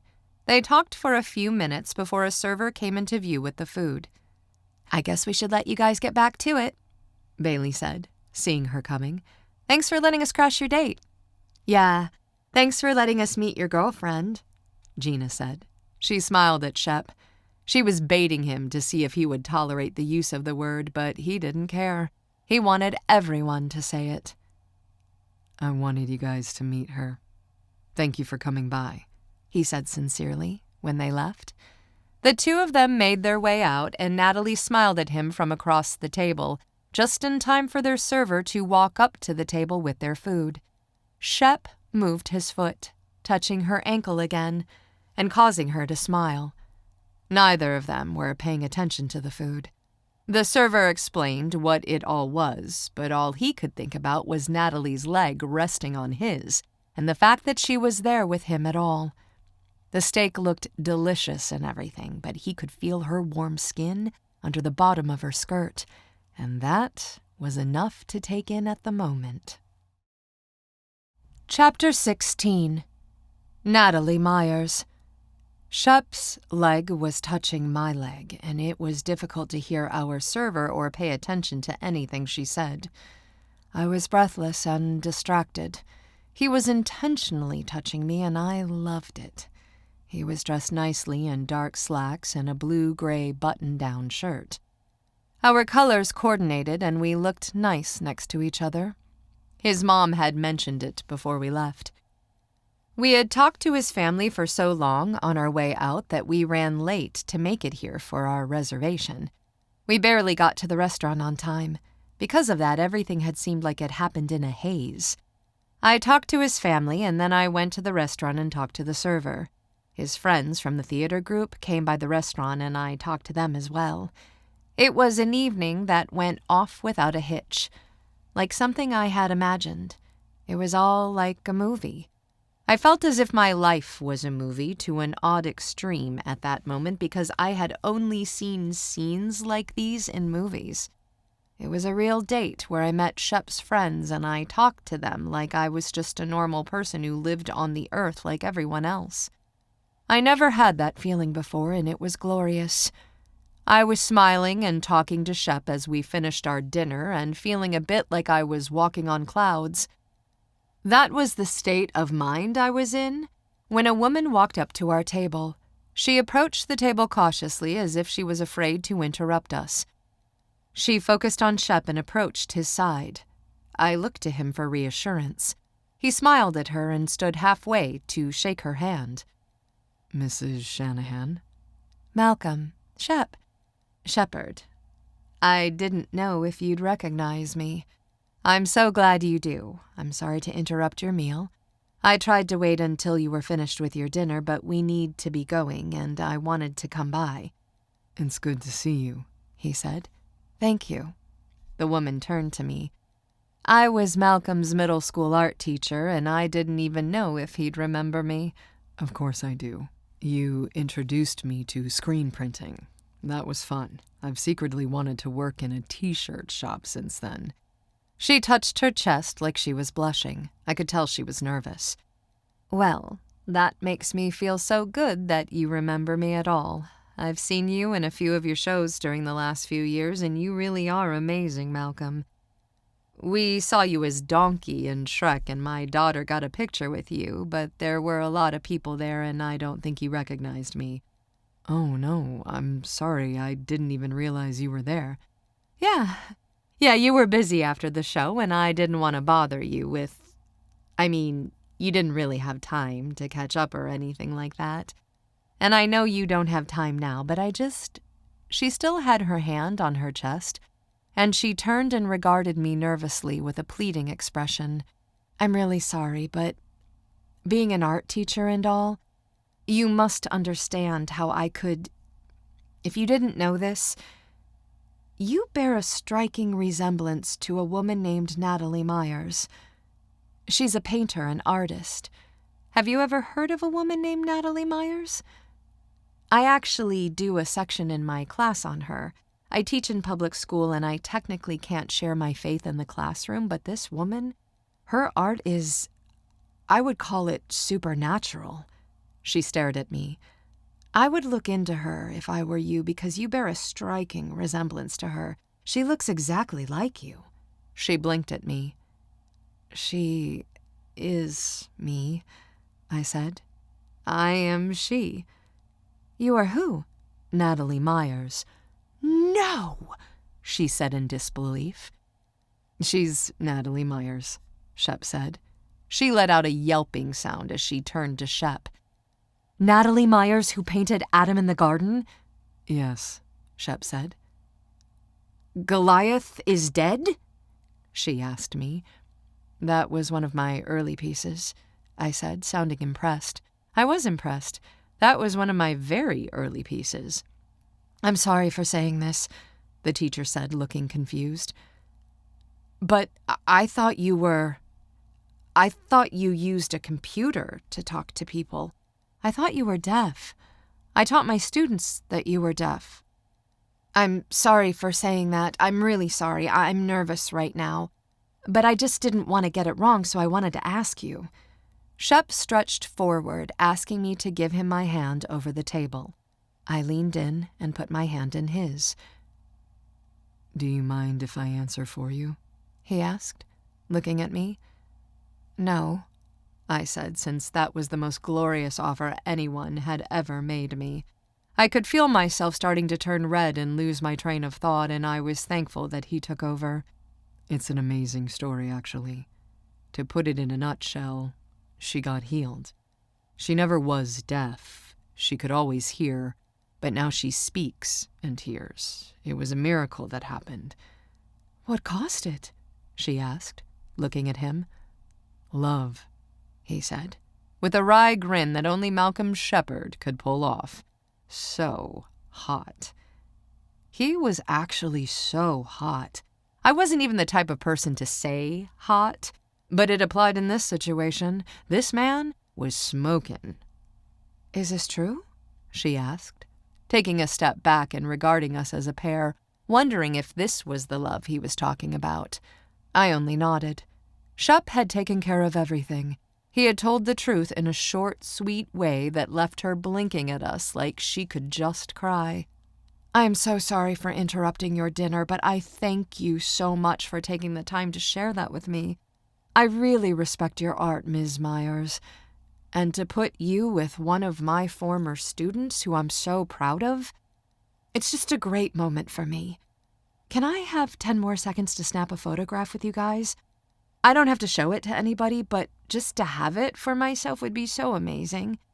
Shep glanced at me and I nodded, letting him know I didn't mind. Let me see your phone, he said. She nervously handed him her phone and he stood up, coming around the table. I stayed where I was and the two of them stood on either side of me. Shep held the phone out and snapped a photo of us. It was a good picture. I could see it on the screen. I'm okay with you showing that photo to your friends, I said to her. I could see that she was sincerely excited to meet me, and it made me feel at ease about the whole talking thing. Shep made me feel at ease in general.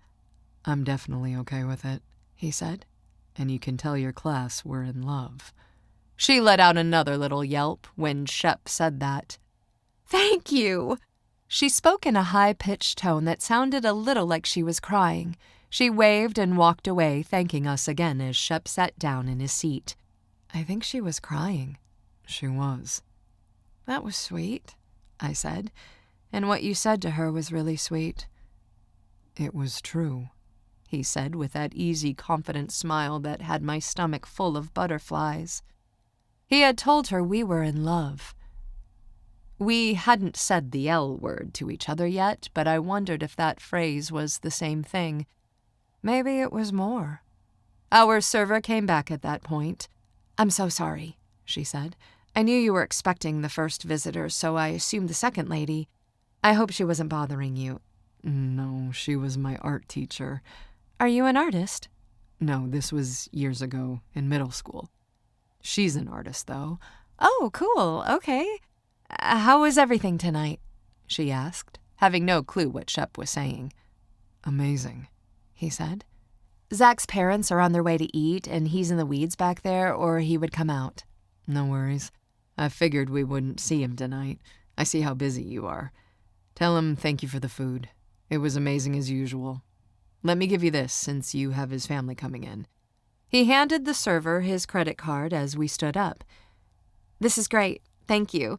Do you guys mind waiting in the front so we can get the table cleaned up? Not at all. Oh, Shep Shepard! A large, outspoken man with a beer gut and a goatee came into the room, followed by a much smaller woman. I was wondering who they had in here at the family table. This is Shep Shepard. We met at Ryan's wedding. The man said that to his wife, who was coming in behind him. We sure did, Shep said cordially. It's good to see you again. Is this your girlfriend? Yes, sir, this is Natalie. These are Zach's parents, the Horners. Bobby and Sandra, the man said. It's a pleasure. Your son is an amazing chef, I said. I'm so thankful we got to eat here. I live out in the country, so I don't get to experience places like this very often. Zach won't let us pay for food, and therefore his mother won't let him cook for us. We've already eaten tonight. We're here for dessert. The servers worked to clear the plates. The family table was large, and his parents had room at the other end. But they still worked around us to clean. That sounds delicious, Shep said. We're off to see a show. You guys enjoy your dessert and tell Zach thanks again." Shep shook hands with Zach's dad, and we made our way toward the door. Our server made eye contact with us and met us at the register. Shep signed the check, and I just stood there next to him. He reached out for my hand as we left, and I didn't hesitate to hold it. It was like there was an electrical current going through my hand in the place where he touched me. The effects I felt from his touch were physical, almost magical. I could hardly keep a gigantic grin off of my face. I followed him out of the restaurant and to his truck. He walked me to my side of the truck and opened the door for me. "Thank you," I said. "You're welcome." I put my hand on his arm to stop him from walking away. "And thank you for that. What you said in there." "To my teacher?" I nodded. "I was hoping that was okay." "It was perfect. I'm comfortable and happy." He blinked at me. "I'm really glad to hear that." "You're glad to hear that I'm happy?" "And comfortable, yes." "Oh, well, then you should be really glad because I'm both of those things." I stared at him just the right way when I spoke. He knew what I was doing. He knew I wanted to be kissed. He glanced around and then back at me, moving a little closer. "I see how you're looking at me, Natalie, and I want you to know that if we weren't right here out in the open, and there wasn't a car running right here next to us, things would be different." He stared at me. "I can see that you're daring me, and I want you to know that I'm going to take that dare as soon as we're not standing here in front of so many people." "I wasn't even daring you," I said casually as I sat in his truck. We smiled at each other as he closed the door. Within seconds, he opened his door and sat in the driver's seat. He smelled like a man, and his presence in the truck with me caused me to feel out of breath. I don't know why I said that just now. I don't know why I said I wasn't daring you, because I clearly was. I was daring you, and I got shy when you called me out. He started the engine, but he didn't move. We sat in the truck. The windows were tinted, and I was daring him again. "Natalie." "What?" "Let me tell you something just in case you didn't know." "What is it?"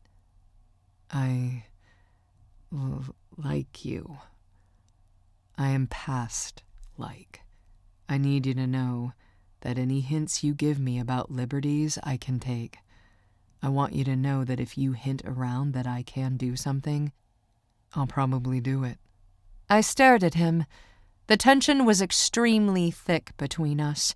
My body felt like I was swimming in some warm, gooey liquid. "I like you too," I said, staring at him. He leaned in, pulling me to him.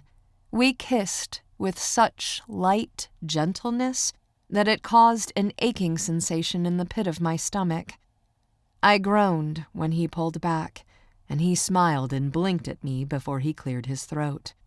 "We need to go, or I would stay here for the next hour." Chapter 17. We met up with a group of Shep's friends in the parking lot of the playhouse, and we all walked in together. I went straight into the restroom when we walked inside. It had been going well, but this night was so far removed from my normal life and routine that I could feel myself getting overwhelmed when we met up with 6 other people in the parking lot and walked in together. Owen and August were among them, and I spoke to them. There were others in the group as well, and I did more talking in those 5 minutes of meeting up in the parking lot and walking in than I had done in my whole life. Shep had already told them about me, and they asked questions and seemed genuinely interested. No one said anything about the fact that I used to be silent. They asked me about other things, and we all smiled, and it was great. I could tell that they thought it was curious that Shep had a girl with him, though. I didn't know all of their friendship dynamics, but he and Owen seemed like the ones who couldn't be tied down, and there seemed to be a layer of surprise that Shep finally met someone he liked. This whole evening was all great and good, but it had been exhausting, especially in contrast to my normally quiet life. I went to the bathroom stall for a place of refuge before the show started. I lined the seat with paper so that I could sit down comfortably for a minute and be silent. I had only been in there for a few seconds when my worst nightmare happened. I overheard a conversation between two other girls. They were chatting while they looked at themselves in the mirror, and in their conversation they brought up Shep. They mentioned other guys, but of course I couldn't get it out of my mind that they said Shep's name specifically. He had been holding my hand when we first walked in, but apparently they didn't see that. They had just seen him right before they came into the restroom, and they were extremely chatty about it. I sat there for a minute as they spoke of Malcolm as someone they were interested in. They talked about him by name. Shep, they said. It was surreal hearing that conversation. It made me feel so jealous that I wanted to fight them. I physically felt the urge to fight. The girls were relentless with it, talking about all the available guys at tonight's performance. They were still chatting as they walked out of the door, and I was left there in a bathroom stall with my fist clenched. I had to smile at myself. 1 minute, I'm at home in the woods of Alabama, not talking to anyone, and the next, I'm in a public restroom, shaking my fists and having thoughts of jumping a couple of girls for talking about my man. I laughed inwardly at the turn my life had taken. I finished by taking my time, washing my hands before I headed out there. By the time I got all that done, there were others in the restroom with me. I found Shep in the lobby. He was standing with Owen, and they both looked my way when I walked up to them. "You guys can go ahead and get to the seats," Owen said. "I'm going to wait here for Caroline." I knew that Owen's sister was planning on meeting us, so I put 2 and 2 together about Caroline being her name. He stepped to the side, closer to the door, to wait for her. "Do you want anything to eat before we go in there? I don't think there's an intermission if you want to grab something right now." There was a crowd of people standing at the concessions area, and I thought about it. I can't think about food because we just ate. And because I feel like fighting right now. "Fighting? What's that about?" I smiled. Nothing. The restroom. There were girls in there, and it was almost comical how they were talking. It was almost like you paid your friends to go in there and do that. Did you? "What happened?" he asked, tilting his head and looking at me curiously. There were women in the bathroom talking about you, Owen, and August. They knew you guys were here, and they were all excited. They were in there talking and giggling their heads off, like they had a chance with you. I made a face of disapproval, and Shep laughed. "I did not have anything to do with girls going in the bathroom, but I do love seeing you jealous." Oh my gosh, I'm so jealous. Is that what girls in Memphis do? Just announce their intentions in public restrooms? I wasn't even paying attention to using the restroom. I was just in there with my fist balled up, feeling like I was about to fight someone. I would have honestly said something to them if it had continued too much longer. I am usually so non-confrontational, but I was sitting in there listening to them, feeling like I wanted to... I hesitated, smiling at the memory. I just experienced it a minute ago, and I still had a rush of adrenaline from it. Shep smiled and bit his lip as he pulled me into his arms. He held me tightly and put his mouth near my ear. "I'm so happy you're jealous," he said. "This is wonderful." He held me and spoke slowly, and I knew he was attracted to me. There was the promise of male attention in his voice, and the way he held me, it made my heart pound. "I say we leave no doubt in anyone's mind that you're here with me." "You do say that?" I asked, breathlessly. "Yes." He hesitated for a second. "I'm fine with it," I said. He moved and kissed me, letting his mouth touch mine for a brief second before pulling back, still looking at me. The crowd noise, the murmur of voices, went on around us, but I couldn't hear it. I was in a different world. Malcolm's mouth had been on mine, and now he was staring at me sweetly. His dark eyes were intense, and I felt love and attraction like I never imagined. I cleared my throat. I guess we should find our seats. Do you want something to eat before we go in there? I'll take something to drink, I said, if it won't make us late. We waited in line and purchased drinks and some candy before going into the theater to find our seats. We only had a minute or two to spare, and so most people were already in their seats by that time. It was a small black box theater with intimate seating on 3 sides of the stage.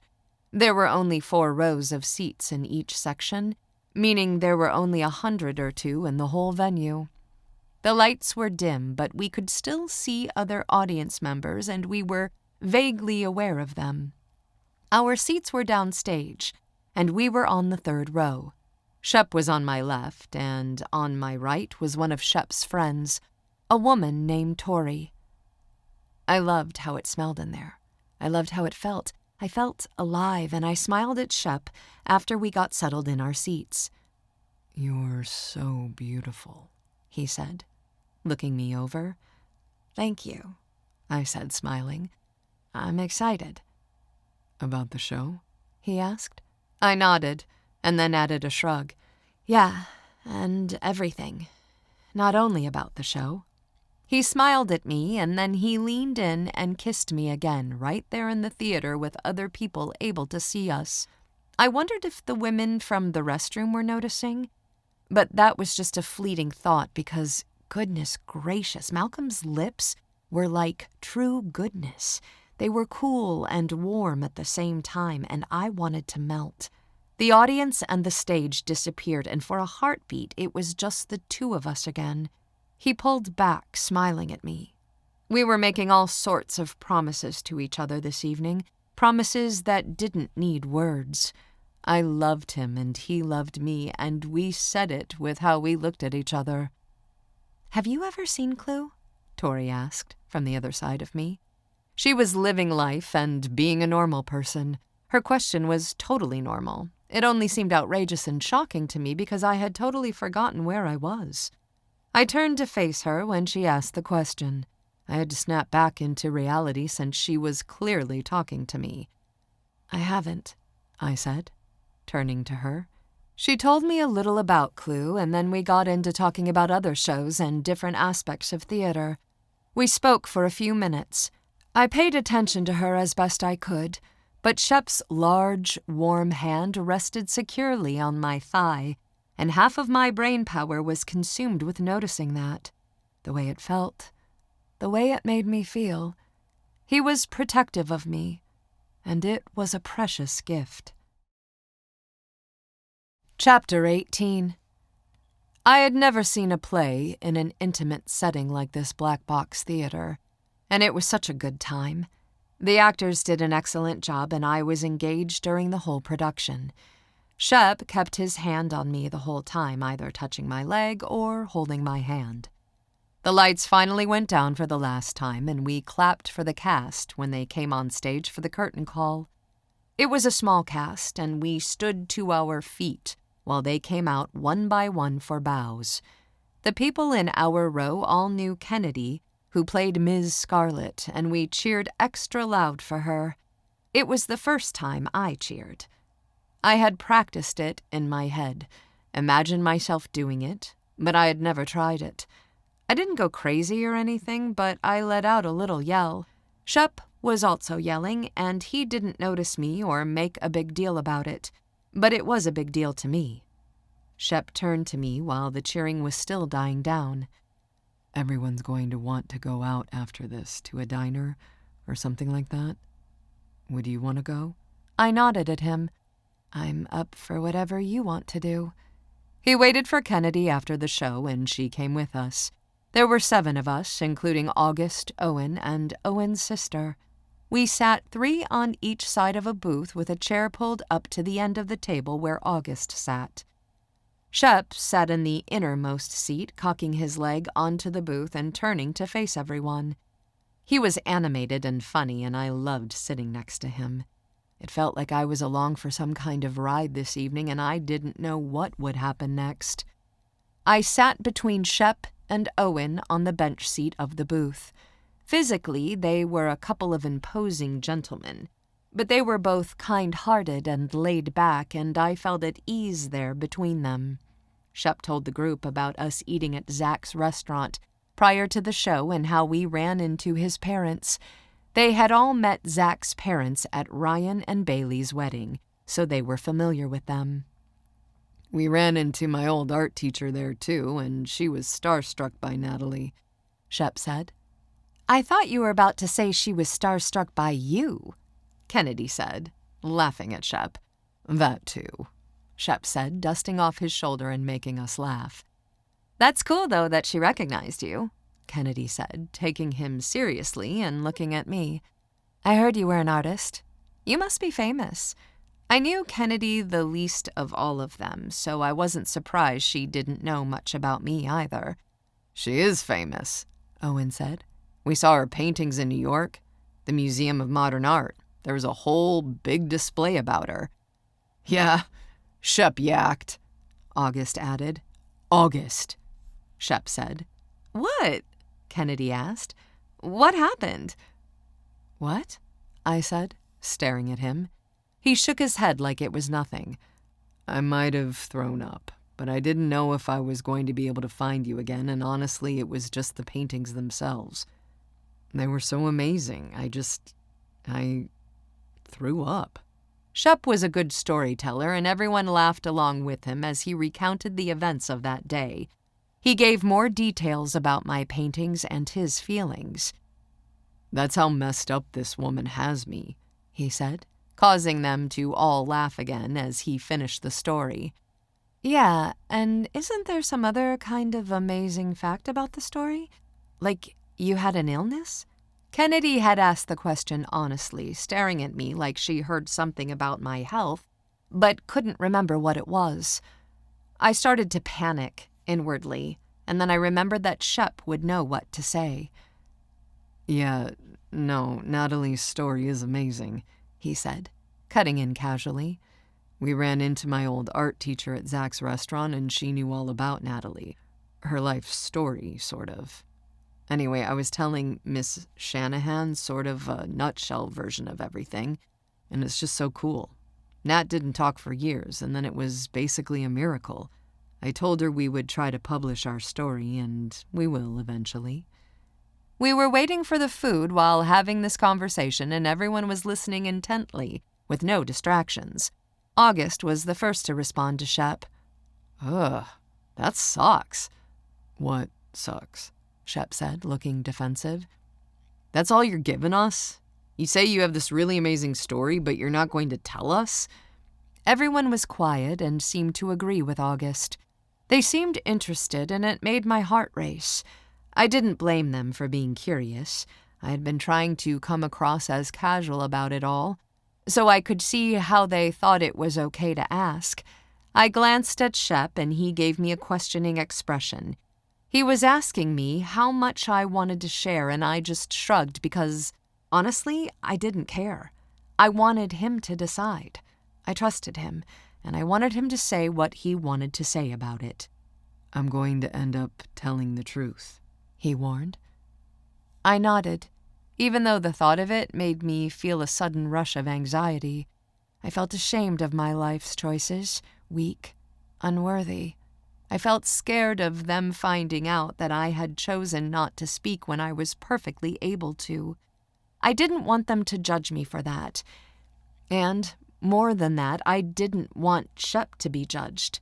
He put his hand on the other side of my legs, pulling me into his embrace, leaning over me and covering me protectively. He made it seem like he was leaning in to get closer to the group so he could hear the story, but I knew what he was doing. I could feel it. I inwardly repeated the phrase, "The truth will set you free," several times as a moral boost in this moment of anxious worry. The server showed up with our food just then. Some of us ordered pie or something simple, and a few ordered entire meals. I thought they might lose interest, but everyone stared at Shep when the server walked away. They still wanted to hear what he had to say. Okay, so when Natalie was tiny, a young child in kindergarten. She saw some of the most horrific things a person could ever see. Look, I know we're eating, and I'm not going to go into details for all of our sakes, but suffice it to say, she lost her parents in this incident, and she was witness to things that were dramatic and traumatic. During that time, her best option was to shut down, to be quiet, to turn inward. Okay, so right after all that happened, God gave her a talent for painting. This little girl started painting these amazing artworks. But instead of this gift being fostered in her, she was used and not treated well.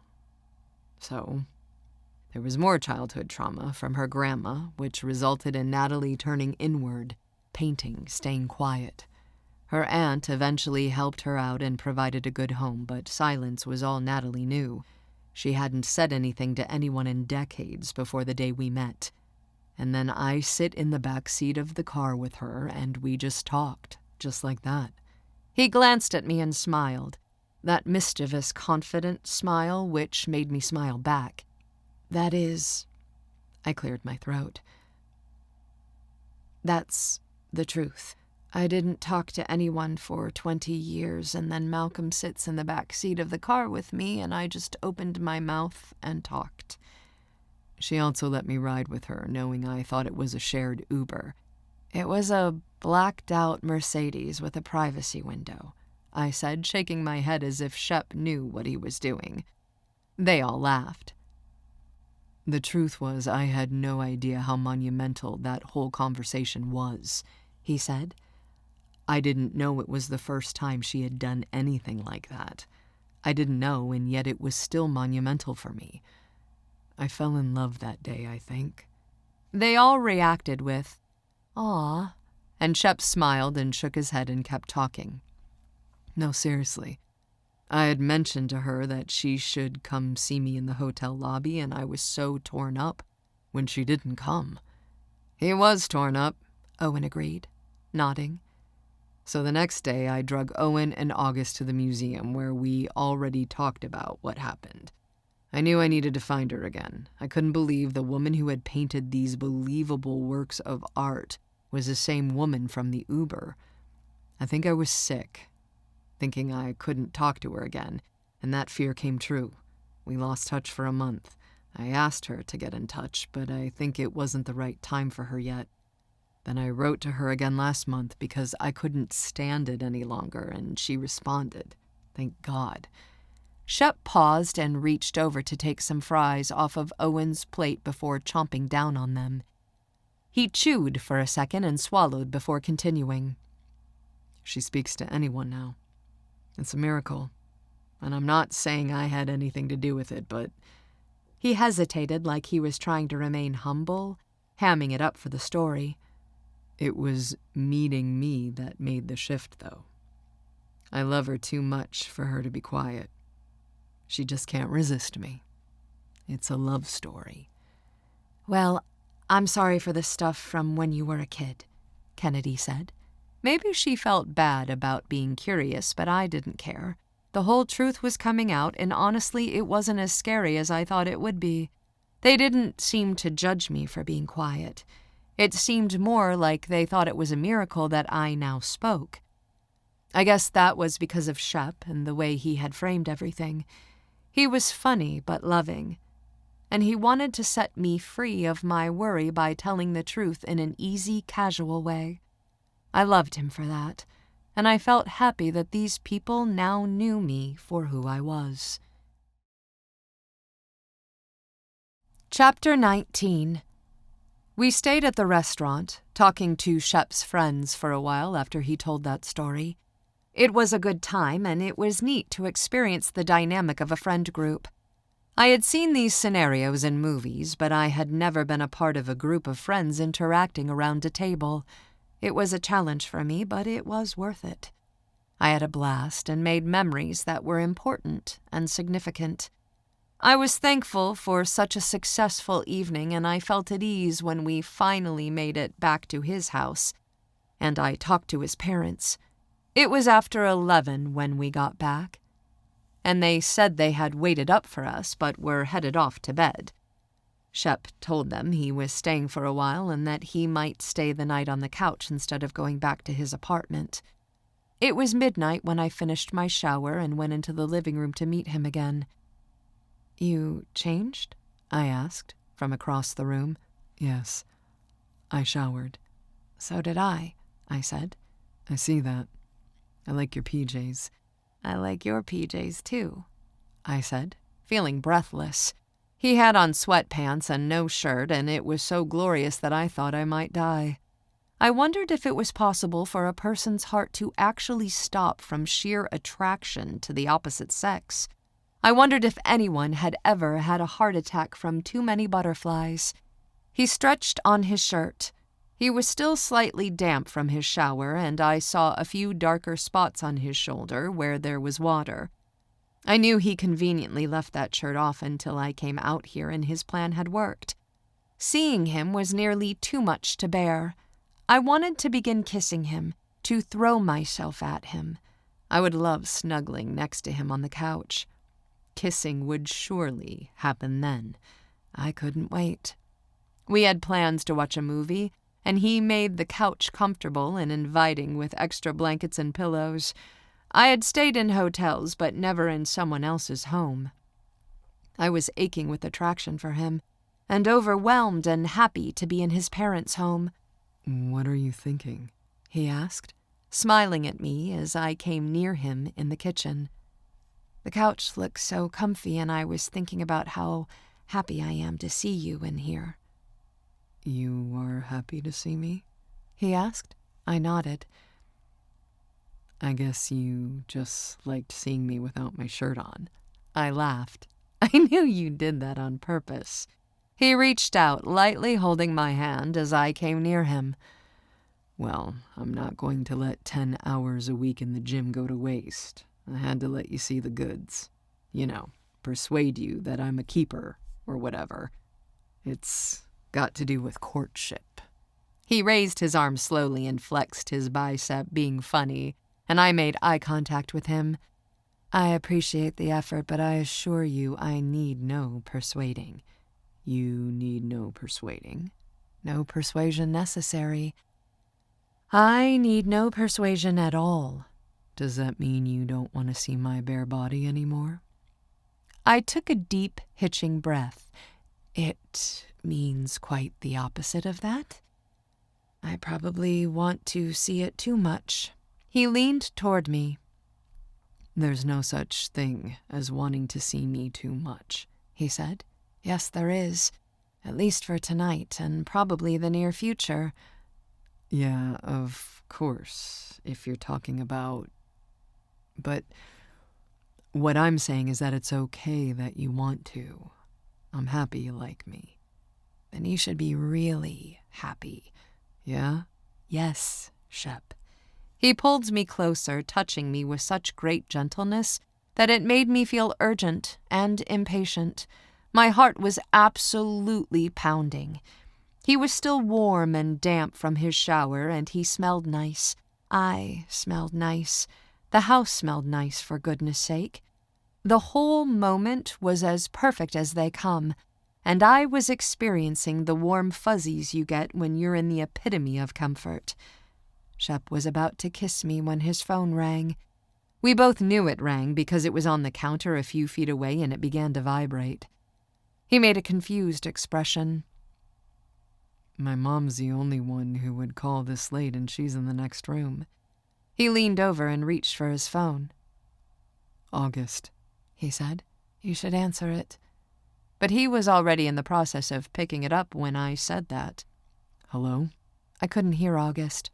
I stepped back to give him a second to talk to his friend. Malcolm's expression turned to one of serious concern, and my heart skipped a beat. "I guess I'll ask her, but I'm not sure what you..." A pause. "I'll ask her, August." He put his phone down and pressed the button to mute it before looking at me. "He's asking about you." Shep's expression was regretful. "I might have told them something about kissing you in New York, because he's putting together pieces, and he asked, sigh, he's asking me if that's the first time you ever kissed someone.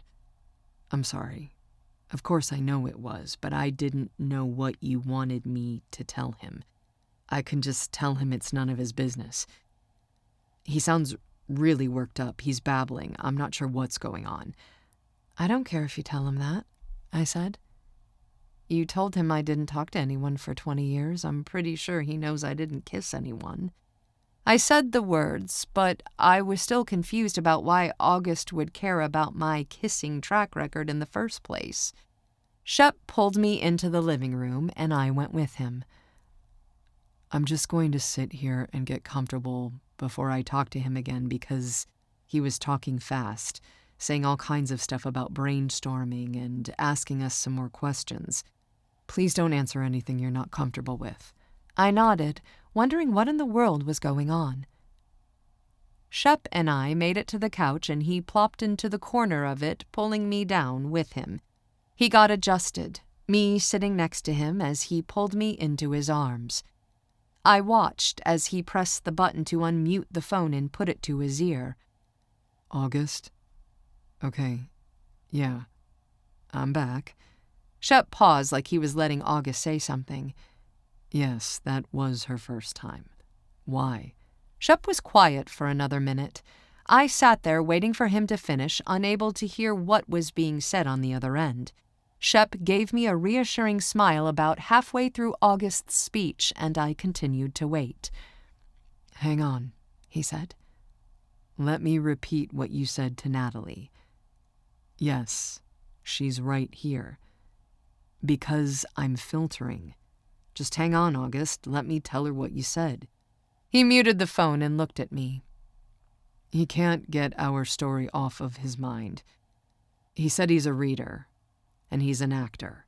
He's never tried to write anything in his life, but he feels compelled to write our story as a play. He yelled when I said it was your first kiss and said it was going to be perfect on stage with a narrator doing your internal dialogue. Shep shrugged. Whoa. Yeah.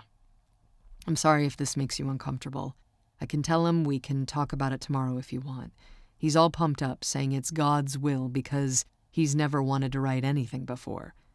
Does August say stuff like that? Is he always dramatic? No, Shep said.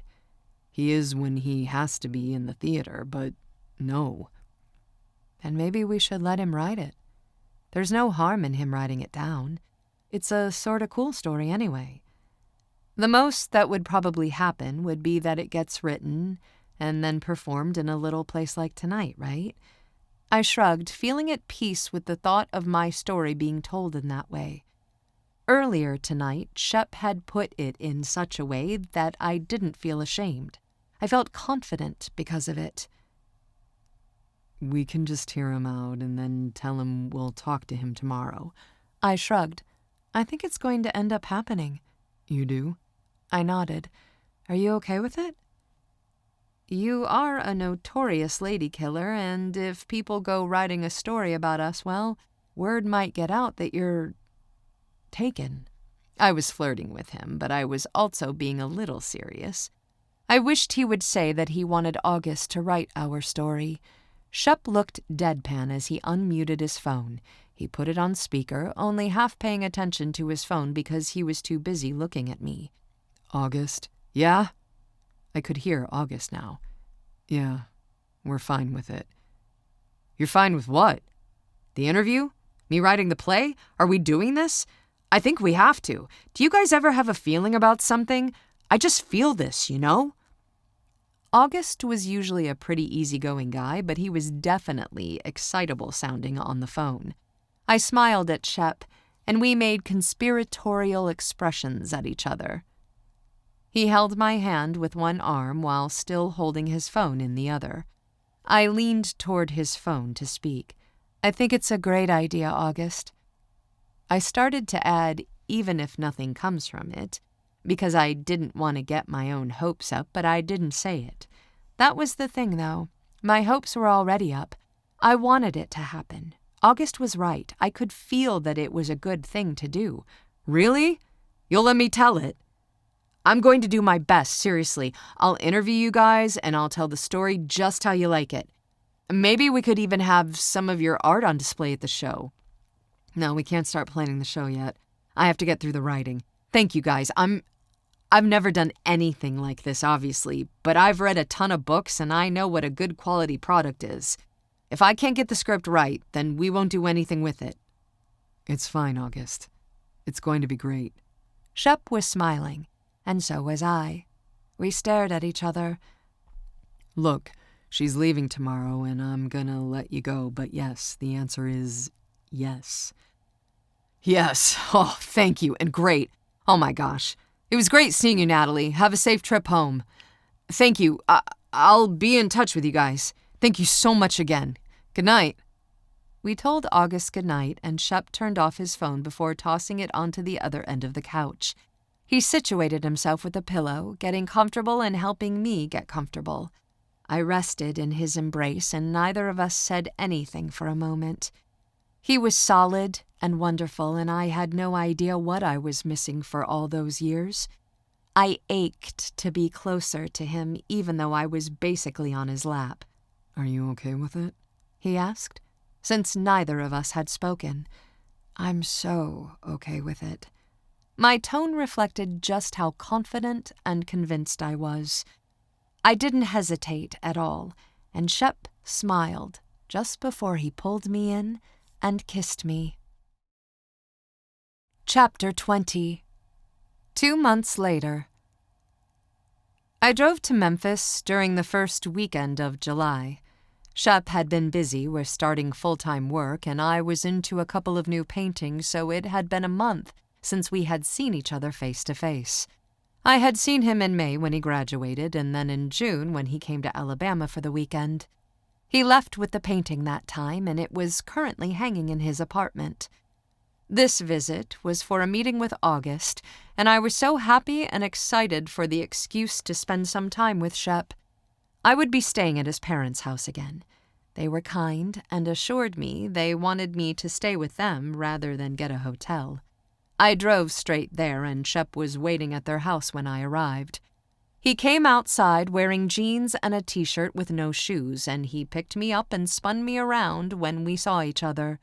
He was the most fun person in the whole world, and I had no idea what I had done to deserve him. It was only God. I liked knowing that, because if it had come from any other source, I would be afraid to lose it. I hoped and prayed that I would never lose Shep. I knew he loved me by the way he spoke to me on the phone, and that made it so much sweeter when I saw him in person. We had plans to meet up with August for dinner. We originally planned on meeting at a restaurant, but August had too many things to bring with him to the meeting, so he asked if we could get takeout and do it at his house. Shep and I left for his place at 5:30 to make it there by 6. He had a small house.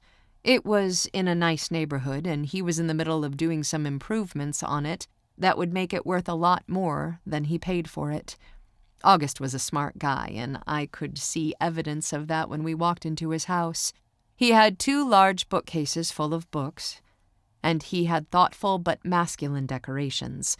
August and I had talked a lot during the last 2 months, and I had come to really like him. He was nervous when he let us in. I was happy because I was nervous too, and it made me feel better.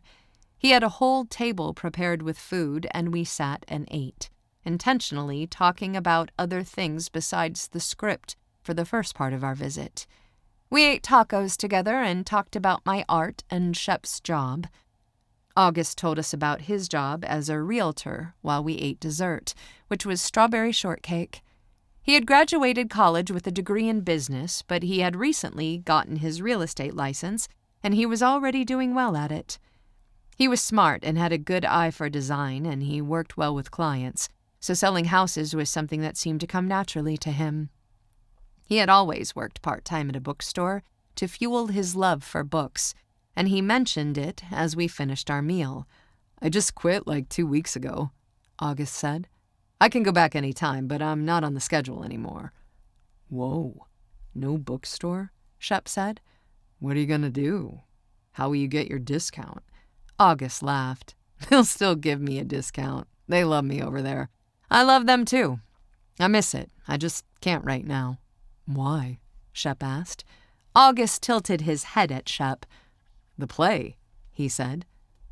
I have enough going on with real estate that I can't do that second job and still do this play the way I want to. I have a good plan for this. Are you guys ready to come in here and see it? Come see what? There's a whole setup, August said. It's in my spare bedroom. I use it for, an office or whatever. I have other stuff in there too, but just come in here if you're ready. August walked as he began to head to the room. As we came inside, I could see a desk with a whole display on inspiration boards. There was even a piece of artwork, a large hand-drawn scene of people on stage in a theater. I could see an actual crowd in the seats, but there was also a play and audience scene happening on the stage. It looked like the people were watching a play about people putting on a play. I had no idea what it was, but it was interesting. I instantly went for it, looking closely, staring at it. What is this? August waved me off. Hang on. Just sit right there if you will. There was a futon in the room, and Shep and I took a seat on it, while August went to stand next to the desk where everything was set up. The inspiration boards were 3-panel boards like a science fair project. There were 2 of them, and all of it was really well done. That piece of hand-drawn art was propped on a stand in front of it all. August was artistic, and it showed with this display of ideas. Okay, you guys, if this doesn't tell you enough, I'm so excited about this project. I know it's obvious by how I've already been talking to you, but I am taking this whole thing completely seriously, and I want you guys to know that it's important to me I do it right. So just sit back and relax, and I'm gonna run a few things past you.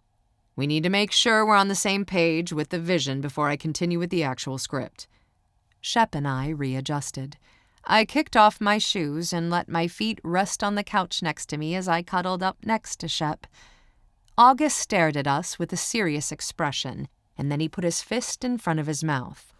Oh my gosh, this right here is a scene. This is going to be a scene in the play with me showing you all of this information. You guys are too much. This is too good. He took a deep breath, staring at all of his material, making mental notes. Are you saying this moment that's happening right now is going to end up being a scene in your play? Shep asked. Yes, it is. I didn't know it until just now, but this has to be part of it. I'll figure it out. Hang on, let me make a note. August leaned over and made a note on a notepad. It took him a minute, and we just sat there and waited for him. Do you guys know I'm taking this seriously? I've never written a script before, so I don't know technically what the process should be, but I know how a script reads. I have an idea of how I want to make my process work, and I'm going to share it with you now. After I get this script written and I'm satisfied with it, I will give it to you to make sure you're happy with it. And let me just add that I would love if you consider letting me direct it. I think it's realistic to say we could perform it at a black box theater, and I would definitely feel comfortable directing it if you guys are okay with it. I want to. That's sort of what this whole thing is leading up to. I would love to write and direct this play. I hope you'll consider that. But don't say anything now, just think about it. I know you love Abe and he has experience. Just think about it. But for tonight, these are the bones of the show, laid out how I see it happening. I have a tentative plan for how it's going to go scene by scene. About a third of the play will be young Natalie, you as a child. We're going to have to find a special little girl to play that role. Owen said he knows someone who might be right, his little cousin, I think. I'm also thinking I'll ask Owen to play you, Shep, but I haven't mentioned it to him yet. We've still got a long way to go. He knows I'm writing it, but I don't know how seriously he's taking it. Honestly, I don't know how seriously anyone will take it. I've never done this before. But we have a good story here. He pointed to the inspiration boards, looking at us with an expression of hopefulness. I really think I can make this great, he said. I think it's going to be a great story. It is a great story. Obviously, I just added a scene, so this is Still just a rough outline, but I have a plan, a good plan. Now, I just have to write the lines, fill in the blanks. I've done a lot of the work already, a lot of the planning. I feel like the lines are going to come easy now that I have the scenes and the story pretty much built. And this drawing. This is my best idea of them all. I couldn't resist having someone draw it for me. He pointed it out. It looked like a theater inside a theater. That's going to be the last scene. The very last scene of the play, the actors will be on the stage, but in the audience. Whoever is playing you two will be in the audience on the stage, watching your own play. We'll have some of the ensemble come up and pretend to be doing the play while the mains are in the audience watching. That's the last scene. And it's going to be amazing because you guys, the real Shep and Natalie, can actually come to the show. The show will end with a scene of your characters watching the play be performed, and then the spotlight will go on you, and the audience will realize that the real, actual couple is in the playhouse, and they're living the last scene in the play. August paused and looked at us with wide eyes, hoping we would understand what an amazing idea it was. He clapped a few times. Woo! Isn't it perfect? August brought his clasped hands up to his face, hiding behind them, smiling and waiting for our reaction. He held his breath, and Shep surprised me by letting out a loud whistle from right next to me. He began clapping, and I smiled and joined him, clapping a few times and laughing at their excitement. That's a great play, August. That's such a great idea about the last scene being us watching it. That's the most recent thing that will be happening in our lives at that very moment. How cool. It catches the audience up to real time. Isn't it so good? August said. I almost cried when I thought of it. I don't know how we're going to pull off an audience on stage with a small production, but I'll think of something. Of course, you can direct it if you want to, Shep said. Yeah, we certainly don't mind, I added. I think you have the vision. Oh my gosh, you don't mind?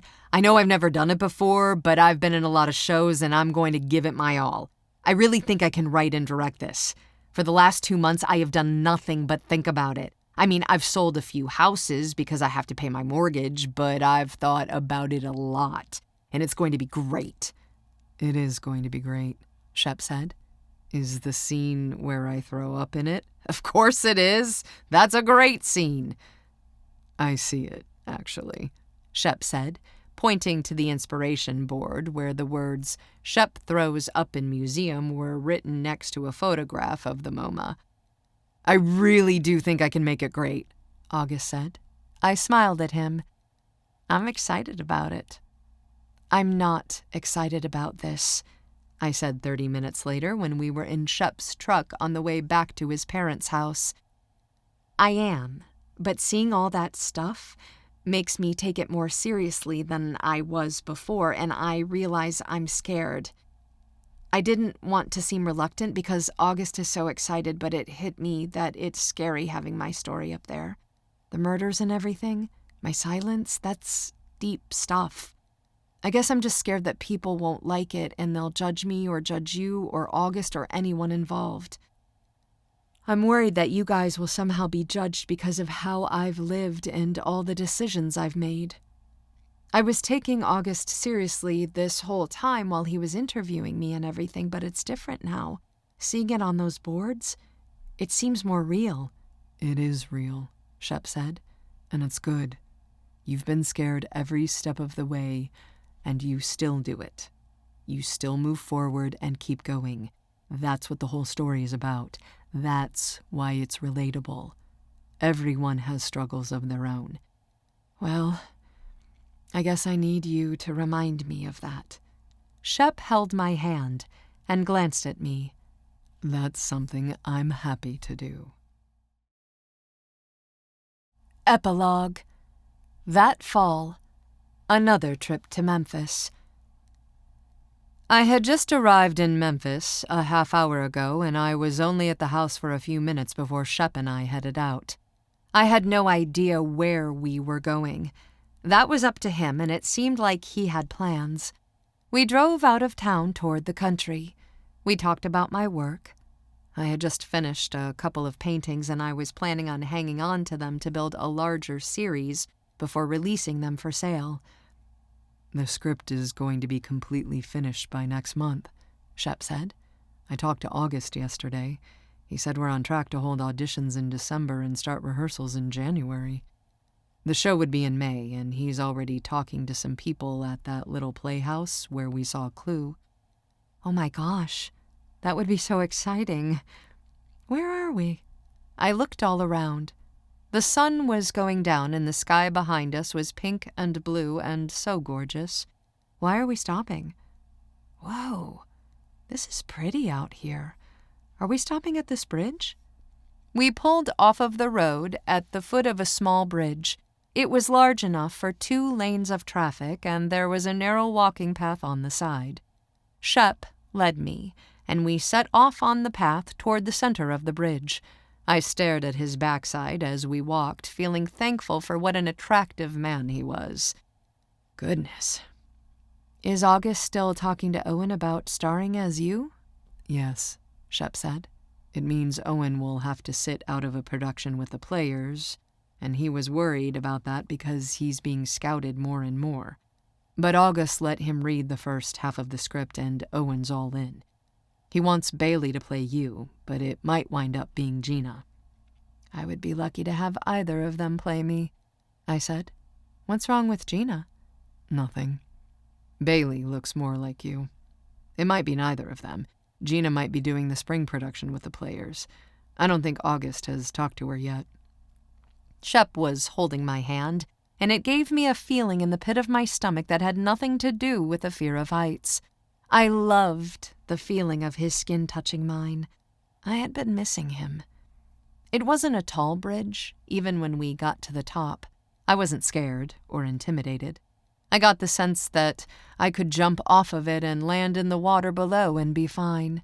It was a small stream or river below us, and I didn't even bother asking where we were. It was gorgeous, and the most amazing part was the sunset. We sat down at the center of the bridge, letting our legs dangle over the edge. There were rails, and we held on to them feeling secure. This is the coolest place to watch a sunset ever. I can't believe we're the only ones here, I said. It's private property. I know the owners. We sat on the bridge. There was no traffic, and we had the perfect view of the sunset. I held on to Shep's hand, looking out at it. Thank you for taking me here, I said, staring at the sky. I rarely get to see skies this color, even on the lake. I was talking to Owen about a scene that's going to be in the play, but hasn't been written yet. What is it? It hasn't happened yet, but it's a proposal. A marriage proposal? I asked, my heart starting to pound. Yes. I was quiet for a few long seconds. Does the proposal happen at sunset? Yes. With our feet dangling off of a bridge? Don't you think it would be a good scene? I shrugged casually, even though I didn't feel casual about it. I loved it up there. I didn't feel afraid, and I loved the view. I might as well have been in heaven at the moment. This was really happening. He was proposing. I could feel it. It would be a good scene, I agreed, casually. But how would they do that, set-wise? We're so high off the ground. They can't build this on a stage. He shrugged. Sure they can. They can build some rafters and make it look like the actors are up on a bridge with set pieces and lights. Shep gestured to the bridge itself as he spoke, and I could just see the actor doing that same thing as he recited this scene. Are these words going to be in the play? I asked, when that thought crossed my mind. Yes, probably. Well, if you brought me up here to ask me to marry you, then my answer is going to be yes. I have a ring in my pocket. I'd love to see it. He took it out and removed it from the box. Let me put it on you, he said, reaching for my hand before I could see it. I gave him my hand, and he found my ring finger and confidently slipped the ring onto it. I pulled it back, holding it several inches from my face so that I could inspect it. Malcolm, it's the most beautiful ring I've ever seen. It is the most beautiful one that exists, he said confidently.